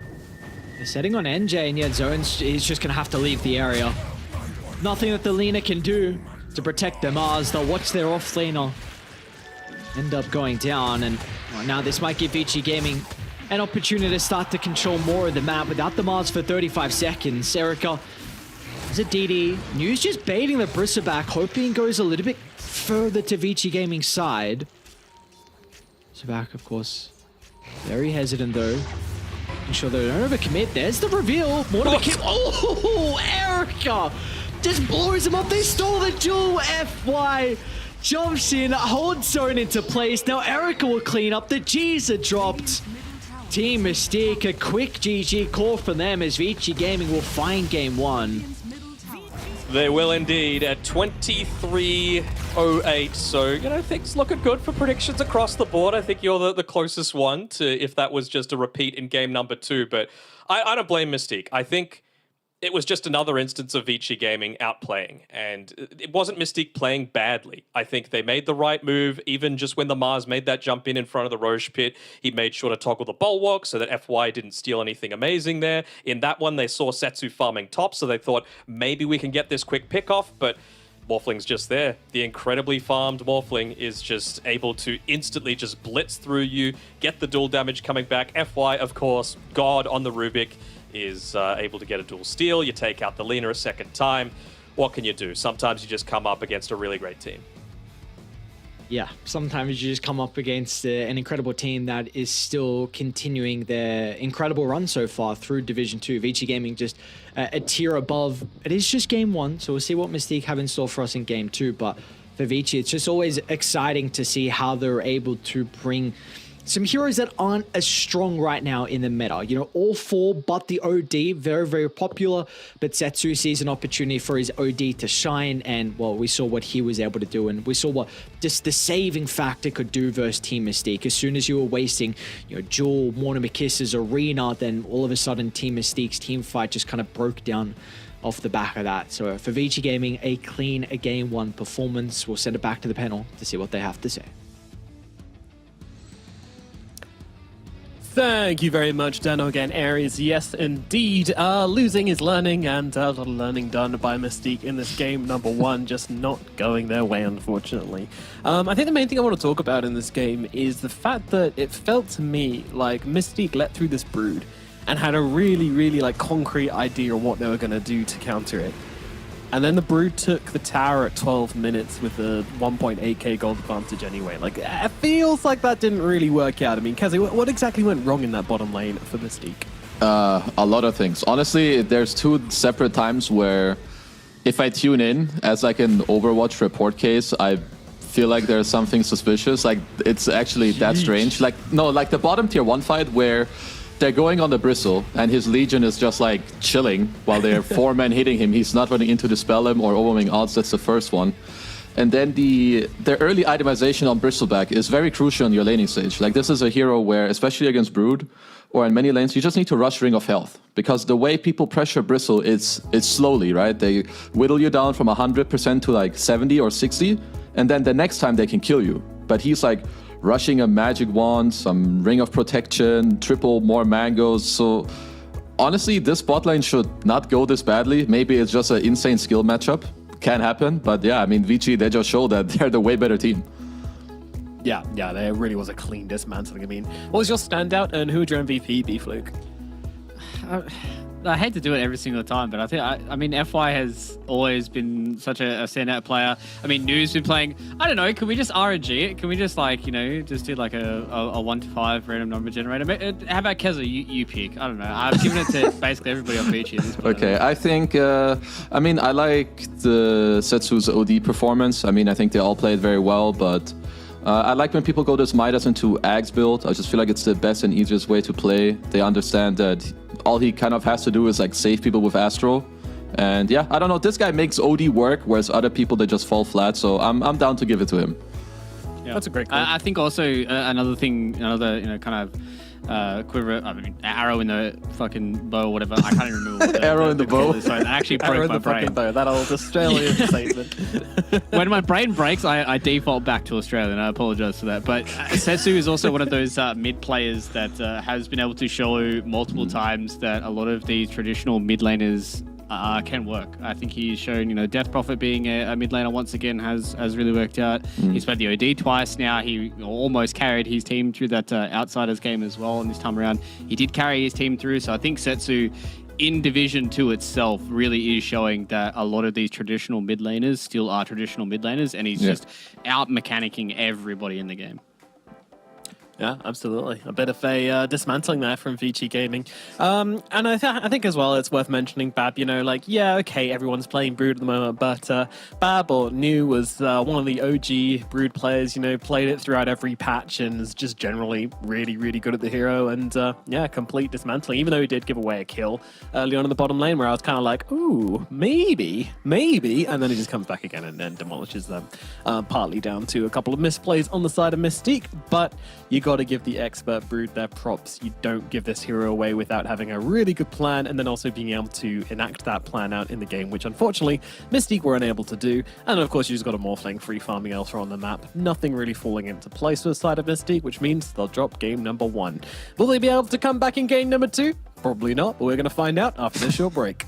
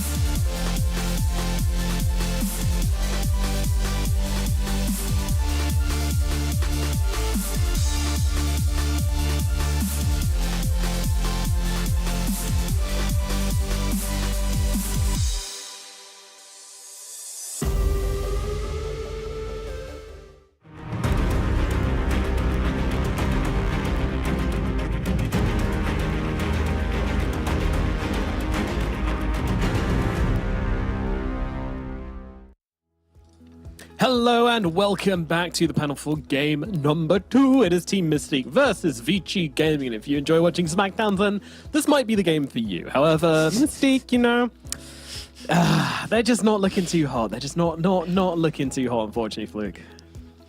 Yeah, I don't know. It's always rough when you go into series like this where you're such like a far out underdog that like a lot of people, even when you get out drafted or you know the enemy team has a bad draft, bad heroes, whatever, it really still feels like you're behind the 8 ball. So I feel bad for Team Mystique. I just hope that you know in this game number 2 that they can at least force Vici to pull out the trump card of seeing what they look like past 30 minutes. I mean, I guess.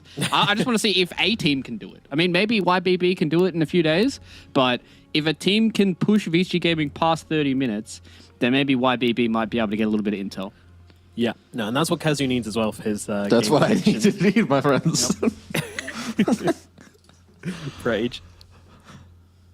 It's interesting because this is kind of following the same pattern as the previous series of YBB, where YBB let Lina through the draft, beat the Lina, and then the Lina gets banned out by the other team in game number 2, meaning that they get one of their key heroes let through, which YBB was obviously the Nature's Prophet. It's their favorite hero in the patch. And they just then were able to get the easy win in game number 2. They've had an easier win in game number 2 versus Poke Gaming. So we'll see if Vici are able to follow the same sort of pattern here.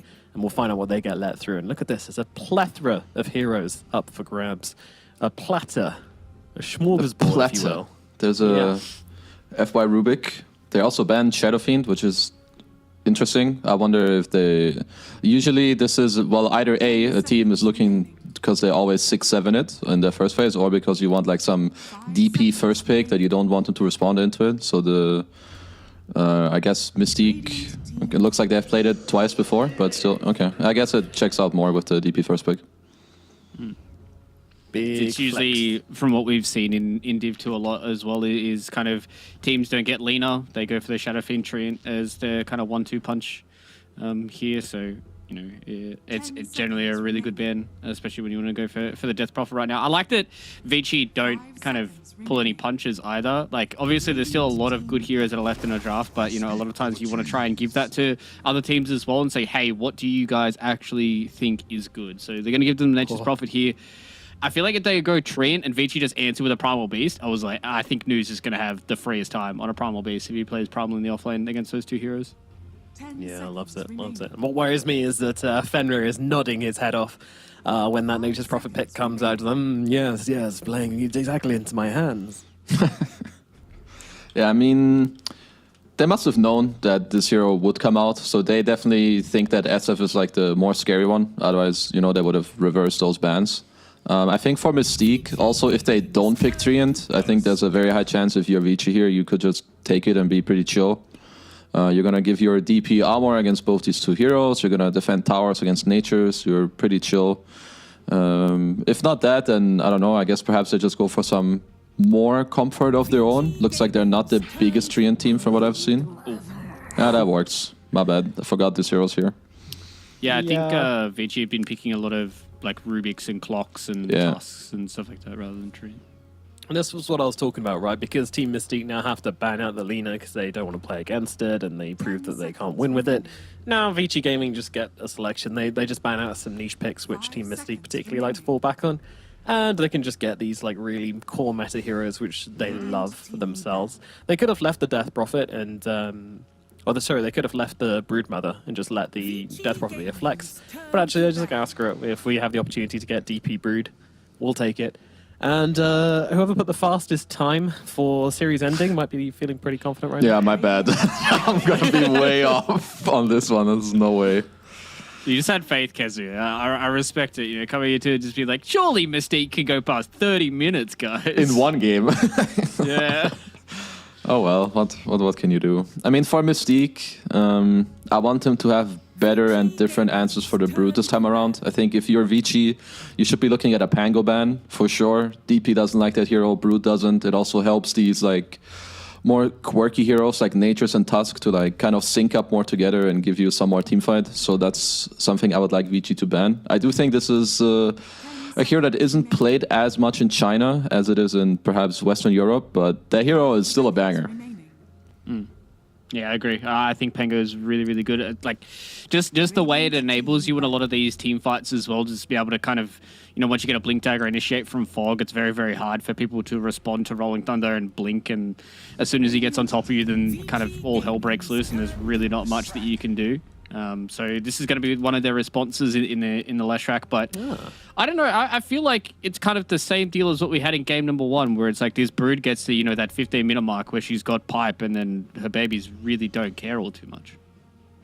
Yeah, I'm not the biggest fan of this Lesh pick. I don't really understand the purpose of taking a core out of face here. Sure, perhaps you want to flex the natures more, but when I see Brood offlane, I already don't want to play Nature's Prophet carry. This guy's gonna kick me out ASAP. I already want to play offlane. Like, I would want to put the Nature's Prophet offlane, most likely with the Tusk, ban for it so that it's fine there, pick a support out of face, and then get my core counter picks, but they've got a different idea. We'll have to see if it works, whereas Vici, they're going to take a Phoenix. I like this a lot. You're already going to have the damage mitigation from the Brood auras. Now you pop up a Sunray on top with the Brood and DP running in.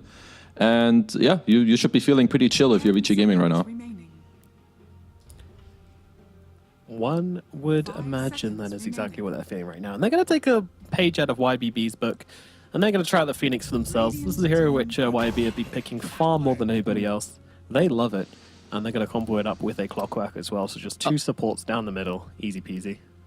Yeah, I was going to say they kind of wanted a melee 5 to be able to come in and just kind of initiate for them. Clockwork's really great, gives you the vision for the Nature's Prophet over the Sprout, be able to find a lot of these heroes in the backline as well, and it's very, very hard for Tusk to deal with Battery Assault as well. So I think this is a really, really good draft coming in from Vici. They've got a hero that can protect the egg as well. You can kind of just walk the DP in. The Broodmother can be setting up there as you're trying to press in towards these towers. The Phoenix can pop an egg, and then on the backlines the clock can come in as well, or even vice versa. You hookshot in and then you egg in the backlines.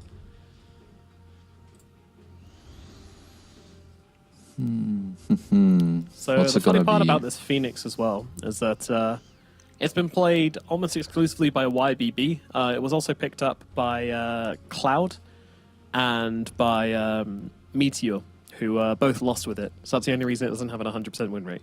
Every other time it was YBB. Vici and Mystique actually played it once as well and did get a win with it. But yeah, 7 games of YBB. It's a lot. Yeah, I mean, this hero is good. I just feel like Chinese region with Phoenix is something else. So I always do like when they pick it. I feel like they really understand how to make it work on like different levels, because the hero is not just about the egg. The hero is not just about like defending the safe lane tower. If you can really understand how to play around Sunray and utilize that with people that go in, I think it really gives like another level of like oomph to the hero, which makes it look very strong. And I think for Vici, as long as they can take a last pick that can most likely lane with this clock. Usually the way you want to make this work is like you pick a self-sustaining hero that can be left alone later, which some melee heroes can fill this role. Otherwise, you're usually going to look at some of these range type heroes just to like enable the clock and help him get through the lane. I'm just trying to think, is Sniper a good pick here for Vici to kind of have that range call with the Clockwork? You don't really have to worry about all too many of these. I guess the Tusk is a little annoying for you to deal with. Yeah, I was thinking of the Sniper a little bit. Maybe the one thing that deters it is perhaps you feel a bit scared of some Nature's Prophet diving you if it is carry or them having some counter pick. But I kind of like the Sven. I think another hero that having like a secondary hero that goes in for you is pretty chill. You have pretty nice hero matchups. You have like some overwhelming damage into Lesh, which is definitely something he hates. Like now you have very mixed damage of physical and magical with lots of high burst, more armor. Yeah, I kind of dig this pick. Yeah, and it's very difficult for Lesh to build armor early as well. You don't really build a Witchblade on that hero. The soonest you get is usually like Shivas or something, and now they go for Timbersaw on Team Mystique. So a strong answer of their own, but is it a strong pick? I think he's got good lanes, right? Like into, or now he's going into a Phoenix, so that makes it a little bit more annoying. He's generally good into a lot of the other cores. I think the only issue that he really has is he doesn't like going in towards the Phoenix, and they've only really got one hero that's going to kill the egg for them. They've got Ray as well as that can go and kill the eggs in these team fights, but your Nature's definitely doesn't want to be spending time right-clicking the egg, so Feels like it's really going to be all on Ray. I like it. It's not a free Timber game by any means, and I think they needed something that is a little gotcha to at least try and get their lanes to go pretty well. But I think Vici covered it with the Phoenix going 5. Yep. I respect the try. I respect the try from Team Mystique. I don't think this is a bad draft from them. I don't think it's enough, but I think it's a good attempt. What do you think, Kersey? It's not a bad Timber pick, but I feel like this is the problem where their Tricore is pretty bad, in my opinion. Their Tricore doesn't match up very well against Vici. Eventually, the way this game is going to go, I think nearly no matter how well Mystique play, Vici is going to hit this timing at like 20, 25 minutes where DP is too tanky, then you have a Sven, a Brood, Phoenix, Sunray. They're all going to run at you, and you can't stand your ground, which means your lineup is broken apart and you're going to lose. Well, we'll see what happens in game number 2. It's time to throw it over to our casters for this matchup. It is indeed Danog and Aries taking it away. Thank you very much, Nomad. And, well, the issue with that one is that it needs to get to the 20 or 25-minute mark, as we've seen that Vici Gaming are able to just bulldoze over the majority of teams. My thought about this draft by Mystique Aries is that maybe they just said, you know what, we don't really care what they pick. We're going to try and take out some of the super busted heroes, but we're just going to pick what works for us. You know, we've got this Nature's Prophet, we've got the Leshrac, we've got the Timbersaw. We want to just try running at them over and over. If it works, great. We're going to actually get to that mid game. If it doesn't, no harm lost. It's Vici. We'll GG out like we did in game number 1 in the 20, 23 minutes. What do you reckon? Yeah, I can appreciate them trying something different here. It's just a question of... It also looks like you've got some comfort with NJ, seeing that he is a level 26 Timbersaw, but... What about the bronze on everyone else, though? The bronze. Yeah, well, that's where I appreciate the attempt at trying some things, right? So... in the end, we'll see how it's able to work out. I'm also concerned on just the BKBs that are able to protect Vici against pretty much all of Mystique's damage until Furin's able to kind of get involved. Even then, like a lot of his damage now is kind of mixed with the Maelstrom into Gleipnir with the Wrath of Nature. So it's... yeah, we'll see. It's going to be pretty tricky. I guess the one thing is that I don't think they're going to be able to shove out the Timber in this lane. It's going to be a double strength, so Phoenix Sven into the Timber and the Tuss. So that should kind of enable Tuss to make a little bit more rotations across the map to maybe help out mid and help out bottom. The battle begins. So it doesn't look like there's any big contests going on right now. I think what Team Mystique need to do, they need to put all of their eggs into their off lane. I think Timbersaw needs to be set up to have the best possible game imaginable, because when you think about it, they don't exactly have the heroes to be able to deal with this Timbersaw unless it's like that super burst damage at the start, right? Like Sven is going to need maybe a Silver Edge, maybe a Blink Dagger, maybe that BKB to be able to take him out. Or just find him when he doesn't have reactive armor stacks. All the other damage is kind of slow coming through. And like you've been mentioning, they're up against this dual strength hero lane. So Timber should be in place to have a pretty nice time getting that early farm so that he's not very easily burstable. But has to prevent deaths like this in the early game. He's already starting to get focused down by Vici. Yeah, I think we've already Yang has an urn queued up, so we're going to see that built into a vessel. And I do think Sven's probably one of the better physical damage dealing cores against someone like the Timber, just because you have your deal 1,000 damage a hit before the armor stacks up. Yes, exactly right. That's the thing. And I think TA is very similar as well. So even though you're a crap load of physical damage that Timber likes playing into, it's kind of not fun when they do so much damage in a short span of time. So we'll see how NJ is able to get out of the lane. Of course, going for the Whirling Death early on, helping with his kind of harassment and securing the last hits, but we'll take a look at how this bottom lane's able to shape up as well. New back onto the Broodmother. I mean, Kezu was saying that this is not too fun for the Nature's Prophet to play in because they're going to be able to kind of shove him out into the jungle early on. Do we feel like this is something that Ray can maybe have something else to say about it to offset this matchup? Not really, to be honest. I mean, you're just going to get shoved out once he's level 6 on the Broodmother, but the thing that I just want to harp on it again, I feel like they just need to be making plays towards the top side as soon as possible. Like, what is going to be that 6-minute timing even? Do they get lucky with a haste rune on the top side, for example, that allows Zone to move to the top side, get the Nature's Prophet to TP into the lane, kill the Sven, take the tower, and open up the map for him to farm so that you're not having to go back to this deadly Broodmother lane? So we'll see if they do start to make rotations towards the power runes at around that 6-minute mark, because it's going to be so vital for them just to enable this Nature's Prophet to have any kind of game. I think one really cool thing as well is the fact that Vici Gaming in their draft revealed early on that this DP was going to go mid. I know it was the Brood at the 8th, and of course they're very comfortable with New playing the Brood Mother, but I think this just shows that they really believe in this Death Prophet. I know it's a strong hero at the moment, but a lot of its power comes through from its flex and hiding the role that it's going to be in towards the draft, but they truly believe that this is a incredibly bossed hero, and well, we know Setsu can play it at such a high level as well. We do. I have to put it to you, though, outside of the Lina, can you think of any of those huge counters to it? I can't really. You know, it's going to have a good time in most of these lanes, especially solo.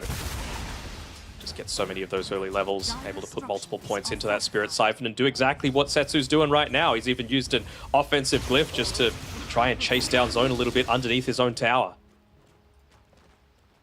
Yeah, he's always crafty with his offensive glyphs in the lane, making it very difficult for the opposition to continue to stand his ground. I mean, we'll see Zone's going to be really cautious now up against the level 4 of Setsu, so there's always that potential to be able to secure the kill. Setsu doesn't have boots just yet. He's got it queued up, but Zone has his own boots queued as well, so kind of on the same page that he's going to need some extra movement speed to get away from the Spirit Siphon. Liking the itemization this game as well from Mystique. NJ's already gotten into that ring of health for himself. That was one of the gripes that Kezu had about the previous game. Yes, it was on the safe laner instead, but you just consider the damage output that they've got coming through. Phoenix, he's going to be tossing those fire spirits at you every, 40 or so seconds. So in between, you're going to get a lot of regen coming through. I think he's going to be in some trouble here. FY actually drags him into the cog, so Ray's going to be able to cookie him out, and FY won't be able to continue to chase with the battery soul.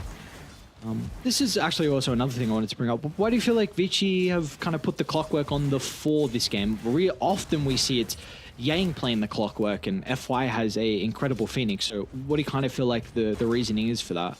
I think they just needed someone to keep the Nature's Prophet away from the Broodmother to be able to begin with. And again, you're into the treants, right? Battery Assault now does that double damage, so you're able to actually clear those out and prevent a lot of this threat from coming through. I mean, we saw that they were really nearly able to set up a kill as well onto the NP, if not for the Snapfire being there. Even just the lane on top side, right? Do you really want to run a Clockwork and a Sven into a Timbersaw? Probably not. I kind of also bottom lane, Bray. Top as well. Should end up being our first blood. You're gonna make sure he doesn't get denied to the neutrals, and top lane NJ looks like he's gonna be okay as well. So he'll be able to back on off. Wonder when we're gonna see DQQ start to kind of leave this lane. You've got the Timbersaw about to hit level 5, and with that 3rd point in reactive armor, should be able to have a much easier time. It is a bit different than what it used to be with the reactive armor, so we'll see if it's actually enough, because I haven't actually watched a lot of Timber since this change, but usually this kill onto Setsu, that'd be pretty huge. He's not quite yet level 6, and you've got 3 heroes from Mystique mid. Here we go. Nice start.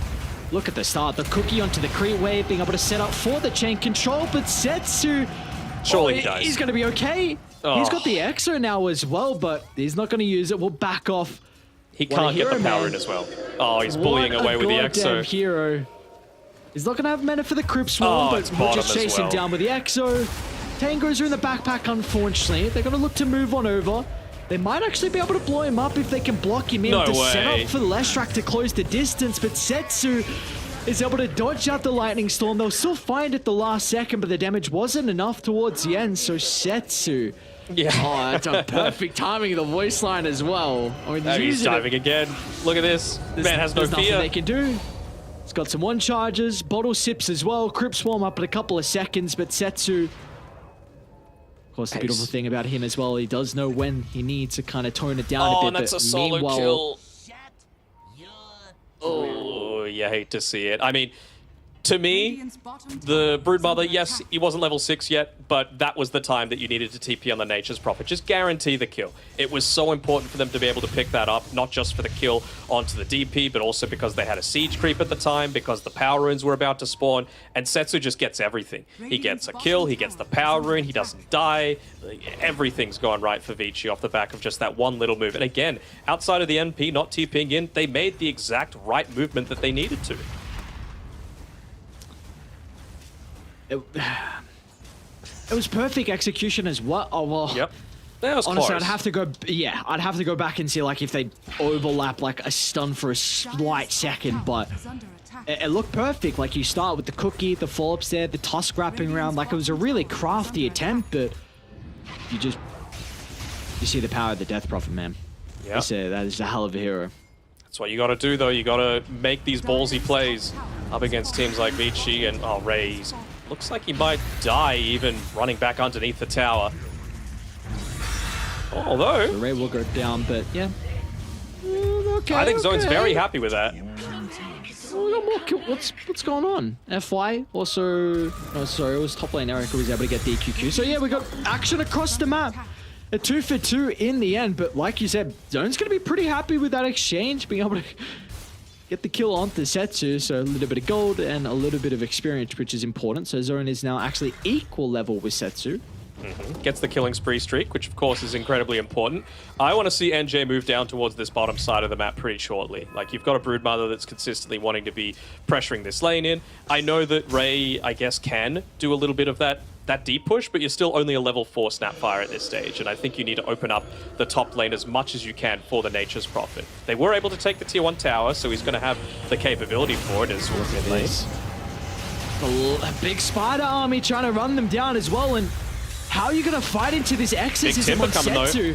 NJ is going to make the attempt. A lot of damage out of the Whirling Death will kill off FY.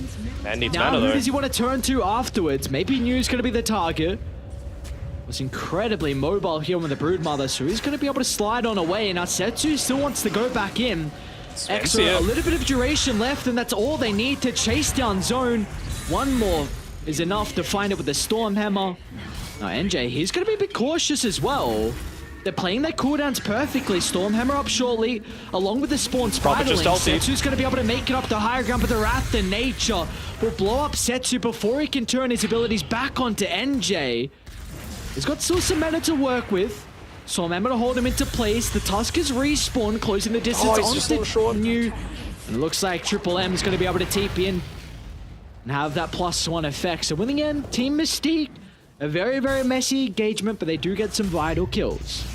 They do indeed. I was worried again that they wouldn't be able to pick up those key kills onto the high priority targets with Nature's Prophet not TPing. Eventually he does, just to be able to go back and farm, but Wrath of Nature at least able to pick up the cleanup there onto the DP, and they're going to be rewarded with a regen rune on the top side of the river as well. So yeah, Zone's been able to pick up a decent amount of farm for himself. Yeah, along with all the other cores on Team Mystique as well. This is Midas now completed on the Nature's Prophet. NJ is this Hood? Yep, Hood completed as well for the Timbersaw.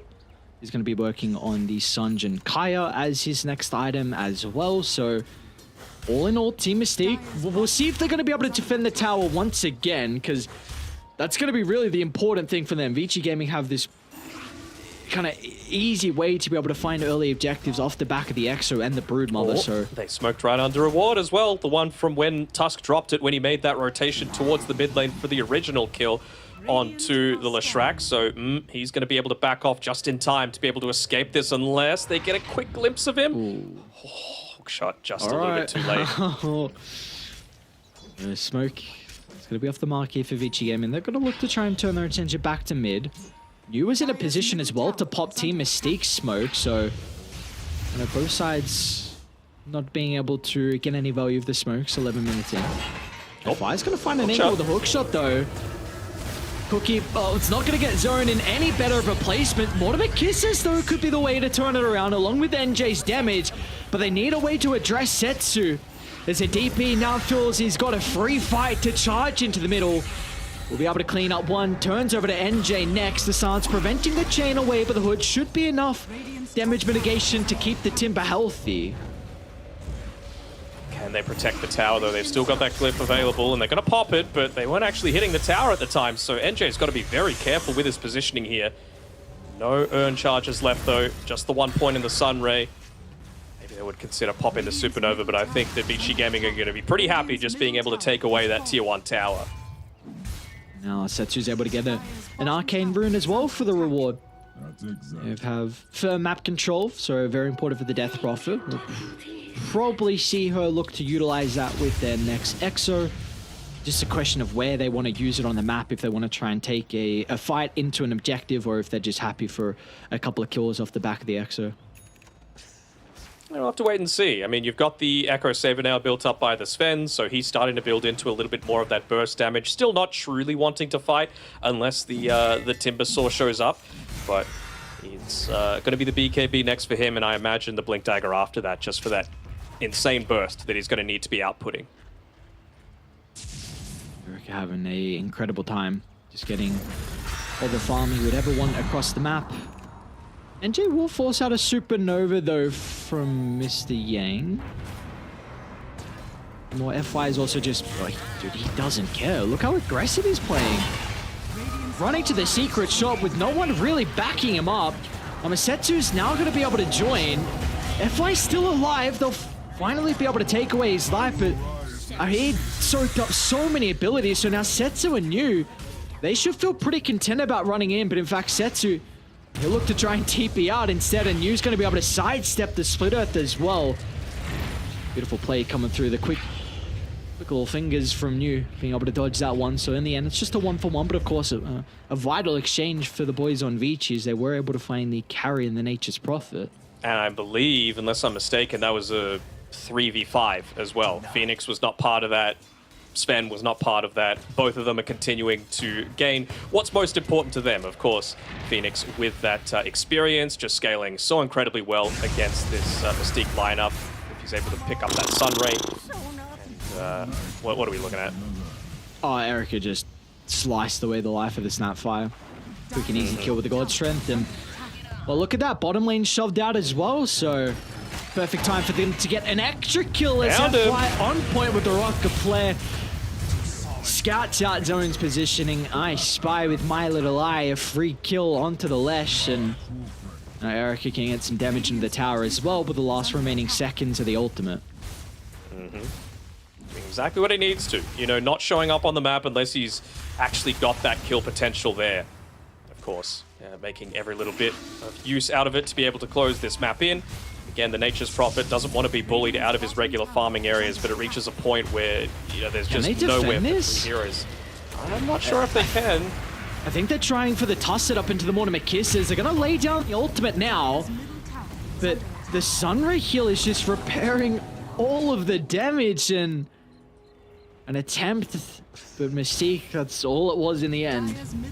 I mean, they do protect the tower, but it's a question of for how long, right? Like, Yang's back down here, 10 seconds away from the Sunray once again. He's got the Supernova available.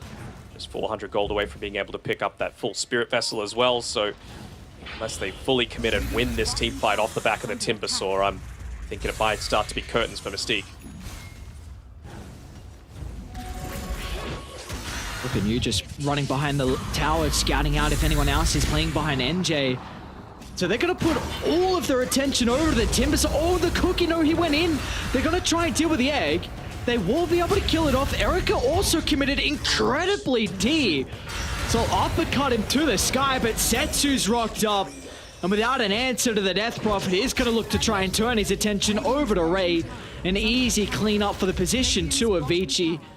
And they'll look to get the tower afterwards as well in the end. So unfortunately for Mystique, those casualties, well, it won't be enough to keep the objective alive. It's a little bit too much, isn't it? Even when you do almost everything right, your Nature's Prophet just gets run down by Setsu. I mean, he is once again doing everything perfectly. Just creating a ton of space around the map, taking towers, isolating heroes in the middle of these team fights. This is a new man. You know, we haven't seen this level of gameplay from him for what seems like 4 years.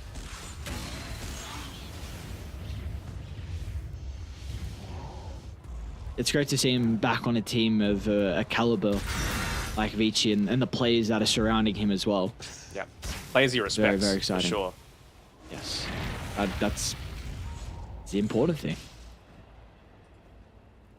Going into a Witchblade from himself as well. So just more stuff to be able to kite around in these team fights, a little bit more sustained. Not that there's too heavy of a physical damage output coming through from Mystique. But Zone's nearly got nipped with Bloodstone though. Okay. So, you know, little silver linings coming through. There Kyron's are, on shortly for unfortunately NJ. Him and the Timber, I suppose that there's about to be a Spirit Vessel. And you've got Yang is probably going to put in Sunray before a talent. So yeah, you've got Sunray maxed out now for 6.25% of your max health. So you're going to have really big issues. Like Yang has to die first. Yep. If Yang does not die first, I don't see these team fights going well at all. And they see nothing right now on the map as well. They've got a little bit of vision of the top power rune on Mystique, but outside of that, it's basically let's use Timbersaw for this. And they actually find him though. Okay. Oh, They got to look for that's more. the one. The Nature's Prophet going to consider about TPing in. It's available, but I think you have to. He's got the Sprout available. Even if it's just a very brief glimpse of Erica before he uses the Quelling Blade to cut himself out. Maybe you catch out the Sven there. They didn't have Exorcism to be able to make the turnaround. They will now, though, in a couple of seconds. Dire's middle tower. Alright, F5. Gonna find an angle in with a hook shot. Predictions, Poor F5, Ray. though. Nothing he's going to be able to do. A free kill here for Vici Gaming. They're going to try and sweep through the jungle and maybe see if there's any vision they can look to take away as well. I believe they did scout out NJ with that Tinker Ward down bottom, but no way for them to be able to prevent the Timber from being able to chain away. So, yep, they've got firm control of this bottom jungle now. They might look to try and connect to mid. Kasetsu, well, he's got a DD and the Exo ready to go. So this tower's going to be under some threat. You got God Strength, you got the BKB as well finished up for Erica, so he is a lot less scared of this Timbersaw right now. And Timber actually has to be the one that's wary. You let the Sven get too much more farm though, and he's going to be into that Blink Dagger, but he's just going to go going in. Again, you need to address Yang. I mean, that has to be priority number one, and Setsu putting his body on the front line means that Yang will get a full duration out of the Sunray, so DQQ is going to go down. They'll turn with the Mortimer Kisses, but the BKB protecting Erica, so they can look to step away. Vici, well, they're more than content with what's just occurred. They're going to look to try and regen up and maybe go once again. Yeah, it really feels like that those kisses needed to come about 5 seconds earlier, or just not at all, right? Because now you know that you're not going up against a God Strength, you know you're not going up against an Exorcism, but do you have as much damage output as you would want? Probably not. I mean, Zone's going to put himself out there, realizing that he's got the Bloodstone available, and hopefully for his sake he'll have some support sitting behind him, but it's actually NJ that's the main target here for FY. Overlap some of their control at the moment. Vessel's in onto him though. Will buy him some time. Zone's going to look to try and charge in the middle as well, with the Supernova laid down. NJ's in some trouble. They'll get the kill into the Timber, and they're already looking for more as well. As Zone, what can you do on the last track? The freshly completed Bloodstone, but it's hitting no one with the spells. The life still won't be enough.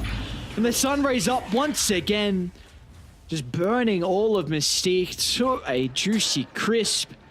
Vici Gaming, they got some lanes to address. It looks like they're going to back up Setsu and Erica to address the top side, but again, these team fights not looking easy at all for Mystique to be able to take control of.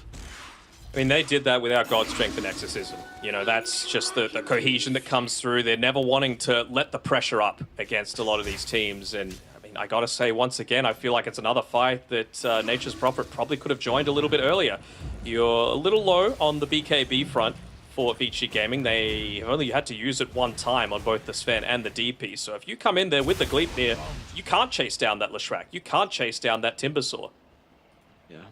We just saw how they played that last fight pretty much perfectly. Hold that Clockwork. Might be able to find an angle for the hook shot. These dodges from He knew what was going on, Prophet. though, on NP.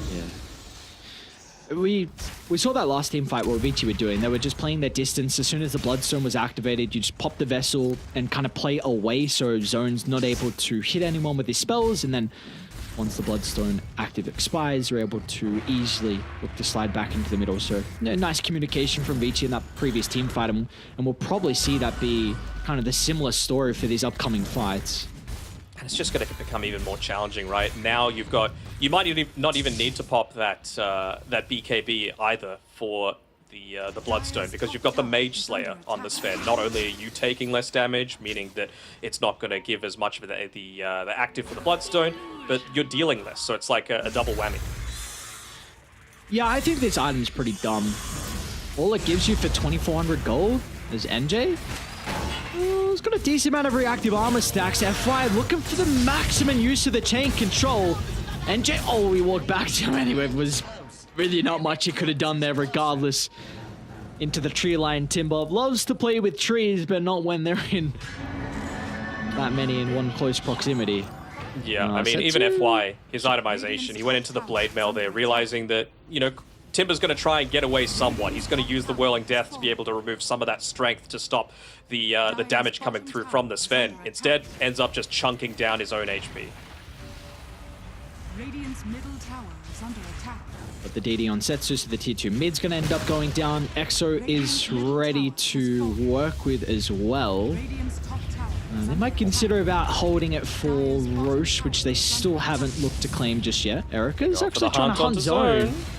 Well, he's going to see the Diabolic Edict pop in the tree line to know exactly where he is, but also FY, of course, being that vision to be able to assist with Erica. Meanwhile, back inside the mid lane, Setsu, with two other members of Vici Gaming, are able to take the team fight with a numbers disadvantage, so an easy kill onto DQQ did come at a cost at the Exorcism, so a bit of a cooldown, but they'll still be able to get some objectives off the back of it, so not the worst ultimate usage. Radiant's top tower. Getting use out of the Midas, he's building up into that BKB from himself, getting incredibly close.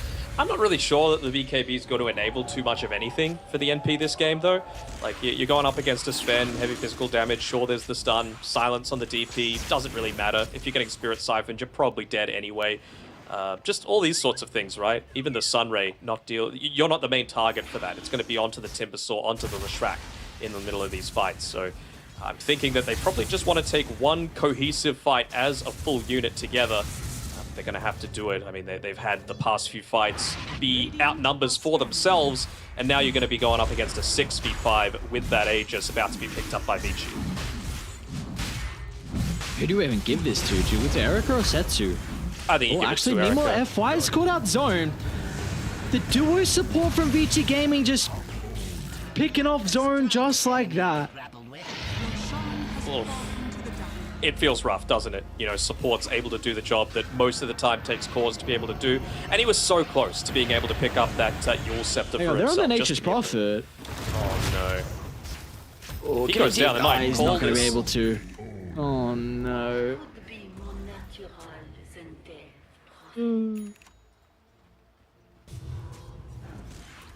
Setsu's on another, man.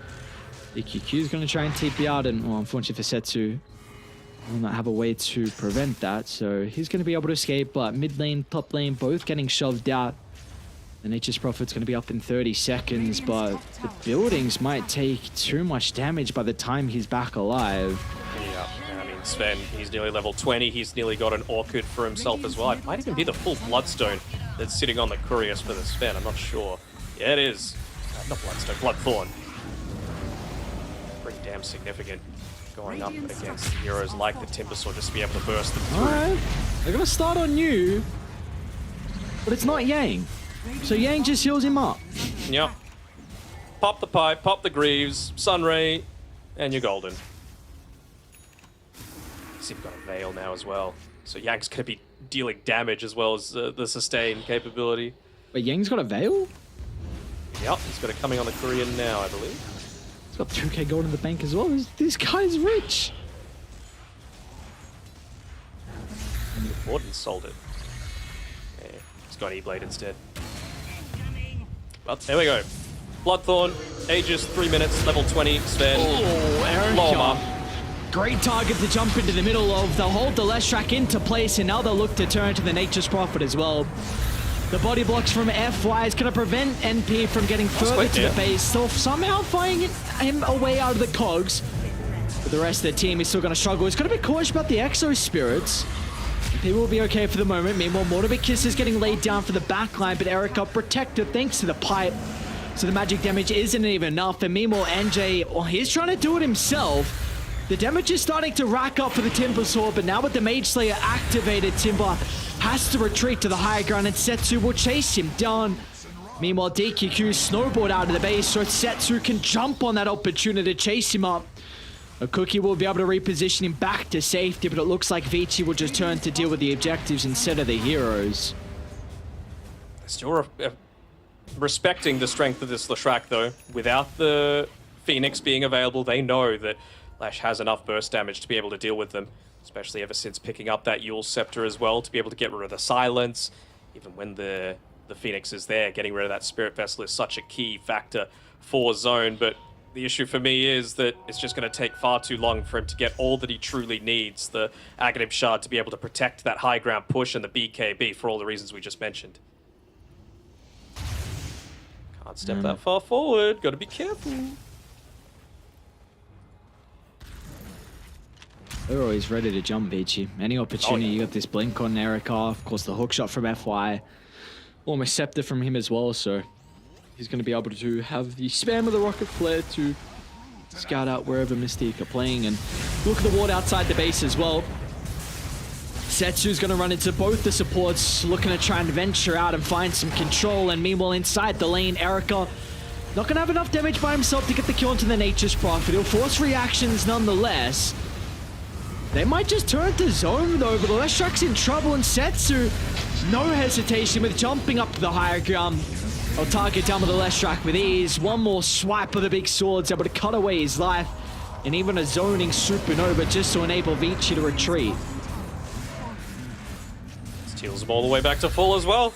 Erica, he's already got some lifesteal coming through from that Mask of Madness, but yeah, the Spirit Vessel on top of that. He's nearly got a Shivas as well, so all of this regen that's coming through, Yang's been itemizing perfectly. His positioning outside of maybe one fight has been pretty much perfect. He's level 15 as well, not even opting for the plus 500 health, just trusting that he's going to put himself in the right spot, and realizing that the damage output, especially against this Timber, is going to be more of a factor for his team's success.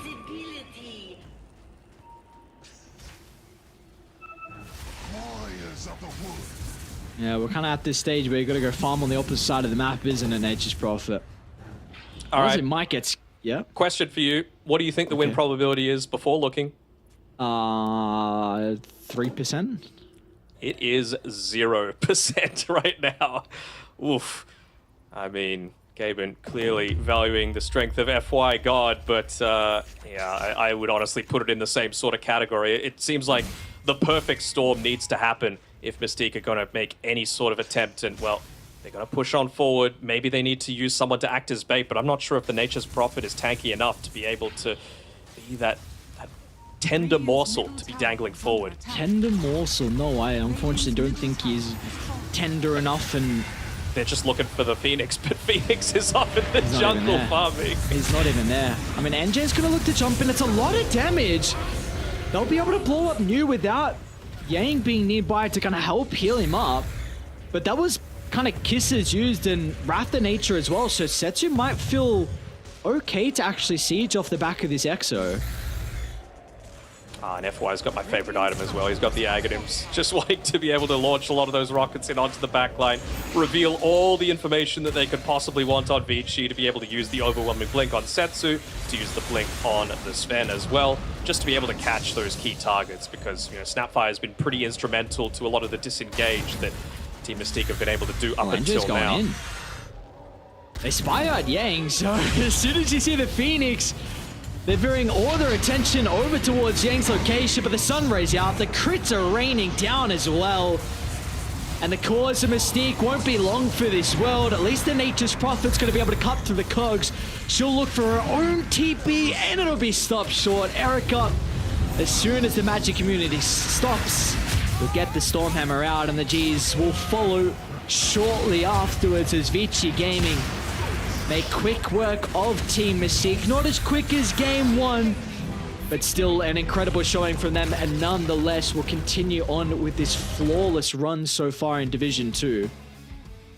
Looking pretty solid, isn't it? And the one, obviously they're in pretty good moods on Vici, but the one that's going to have the happiest mood of all is Kezu, because he made the prediction. He knew that Mystique would be able to draw this one out over 30 minutes, and it was actually only 12 seconds off with his total series time prediction today. So just showing why the man, he's a giant, he's a 6'4" behemoth, but he's got the brains to be able to match it up as well. I mean, what a great performance coming through from Vici. Any words to wrap it up there, Aries?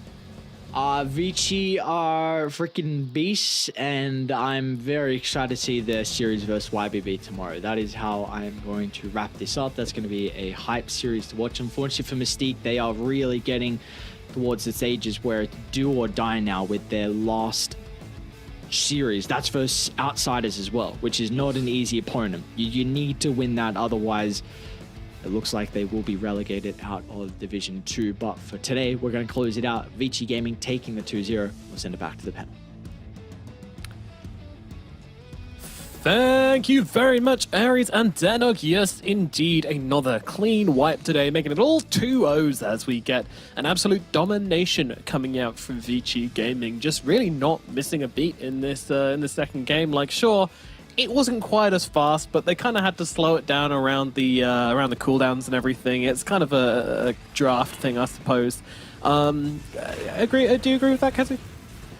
I would say so. I mean, perhaps I could have played slightly cleaner, but I think Vici, I don't know, they look pretty good. I must say, maybe I'm speaking too soon because I'm maybe stealing the MVP vote, but Setsu is... This guy is a monster. The way he played DP, like even if you just look at... If you pay really close attention to like how people click and their small movements, like around his mid-fight where he's on like 10 HP and then diving, like using his 5% HP pool because he knows he can be aggressive with it, that is some good shit. I love seeing that. Yeah, I remember the Setsu back in the C-Deck days, you know, just kind of putting that team on his shoulders and running with it. He has always been an absolute beast on this DP hero, and even now where... You know, it's a pretty strong pick at the moment, so it's no surprise to see him absolutely tearing it up on that hero. Always a terrifying player to play. There's just so many specialities which you just have to look out for. Fluke, what about you? Do you agree with the MVP to Setsu? Anyone else you want to give credit to? Yeah, I think Kezu's hit the nail on the head. I think the way that Setsu played this game is, again, kind of like a masterclass to a lot of those other mid players out there. It's kind of crazy that we're talking about Setsu, you know, giving like a real masterclass on the mid lane when he's playing in Division 2. I think that's kind of...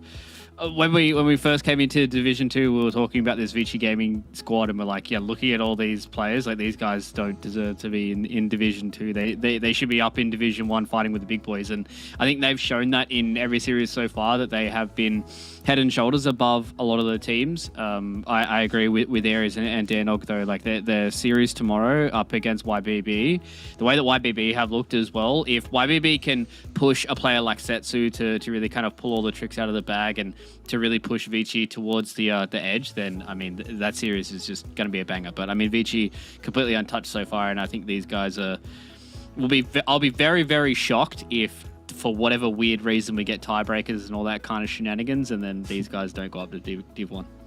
Yeah, it's looking kind of impossible right now. In fact, I think after these results, it is impossible. They needed LBZS. I think they needed both these teams. Oh no, they can still lose another game. They can go 5-2. So yeah, either Vici or YBB need to lose against Meteor, or YBB need to lose against LBZS. So, and that's the only way. So Vici can only be forced into tiebreakers if they lose to YBB and then Meteor, which seems pretty unlikely at this point. And LBZS would also need to beat YBB for that to happen as well. So. Yeah, that seems unlikely. They're pretty much securing their spot, but again, the win versus YBB would really kind of make it concrete, so I'm sure they'll be aiming for that. And the Pride as well. They want to take down YBB, who have been on an unbeaten streak so far. They want to draw blood. Can they do it? Well, what do you think, Kazu? Can Vici take down YBB? They can, but actually, YBB to me have looked slightly better. Maybe Vici have like bigger names, but the way that YBB play in terms of they play very clean and they play very fast, and I feel like they always make their own drafts work and look so good. I feel like it doesn't matter who the hell they play against because they're just going to play their style. And if it works, they crush you in 20 minutes. Yeah. Just looking at average game time here. And I imagine YBB's is much quicker. So I'm just scrolling. Fluke, cover for me whilst I look up these stats. Talk to me through the leaderboard. Yeah. Well, I'm going to have to agree with Kezu, right? I think YBB just looking slightly clearer in the fact that both these teams are 5-0, and in one of the final days of Div 2, we get to see these two juggernauts go head-to-head. I remember at the start of Div 2 when we looked at that series, Vici for YBB, I was like, yeah, that's going to be a really good shout. I expected Outsiders to maybe push a little bit more onto YBB. They did push Vici Gaming to a full 3 series. That's why they're currently sitting in 3rd, but the way that it's looking right now, Div 2 in China has almost locked itself up with a few of these matches going wayward. Cloud taking down LBZS, I think, was pretty big for them. They can definitely take Meteor tomorrow as well. So going into that, maybe Cloud might be able to force some tiebreakers with the way that LBZS have been looking right now. Well, interestingly, they do actually have a shorter match duration on Vici overall, even though they've actually lost a game. And they've had that series versus Outsiders, which felt very long, but turns out that they have been a little bit quicker. So, I would agree that it's felt faster from YBB. I assume that's down to games like this, where they're just kind of holding the lead for a bit longer and not forcing things as quickly. So it kind of feels like the game's over before it actually is, because this was definitely a game like that where they were just kind of forced by their abilities to kind of hold off on pushing the high ground too early.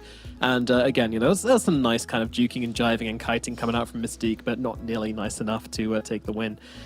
And yeah, very exciting matches tomorrow. Of course, Meteor versus Cloud going to be critical in deciding those bottom 2 positions. Mystique versus Outsiders as well. Kind of Mystique's last chance to take fate into their own hands and dig themselves out of the hole they're in. And then, of course, we have the headline match of Vici versus YBB, which will be tomorrow I believe that's at 12 o'clock CEST. So join us for that last match, or of course you can join us from the very start if you want to, and join us for the full journey tomorrow, starting at the usual time. But from us today, we're all done. I guess we should congratulate Kezu again on getting the predictions right. Well done. We'll have a quick winners thanks. interview. I'm a genius, Kezu. guys. I'm a How do you genius, I feel? know.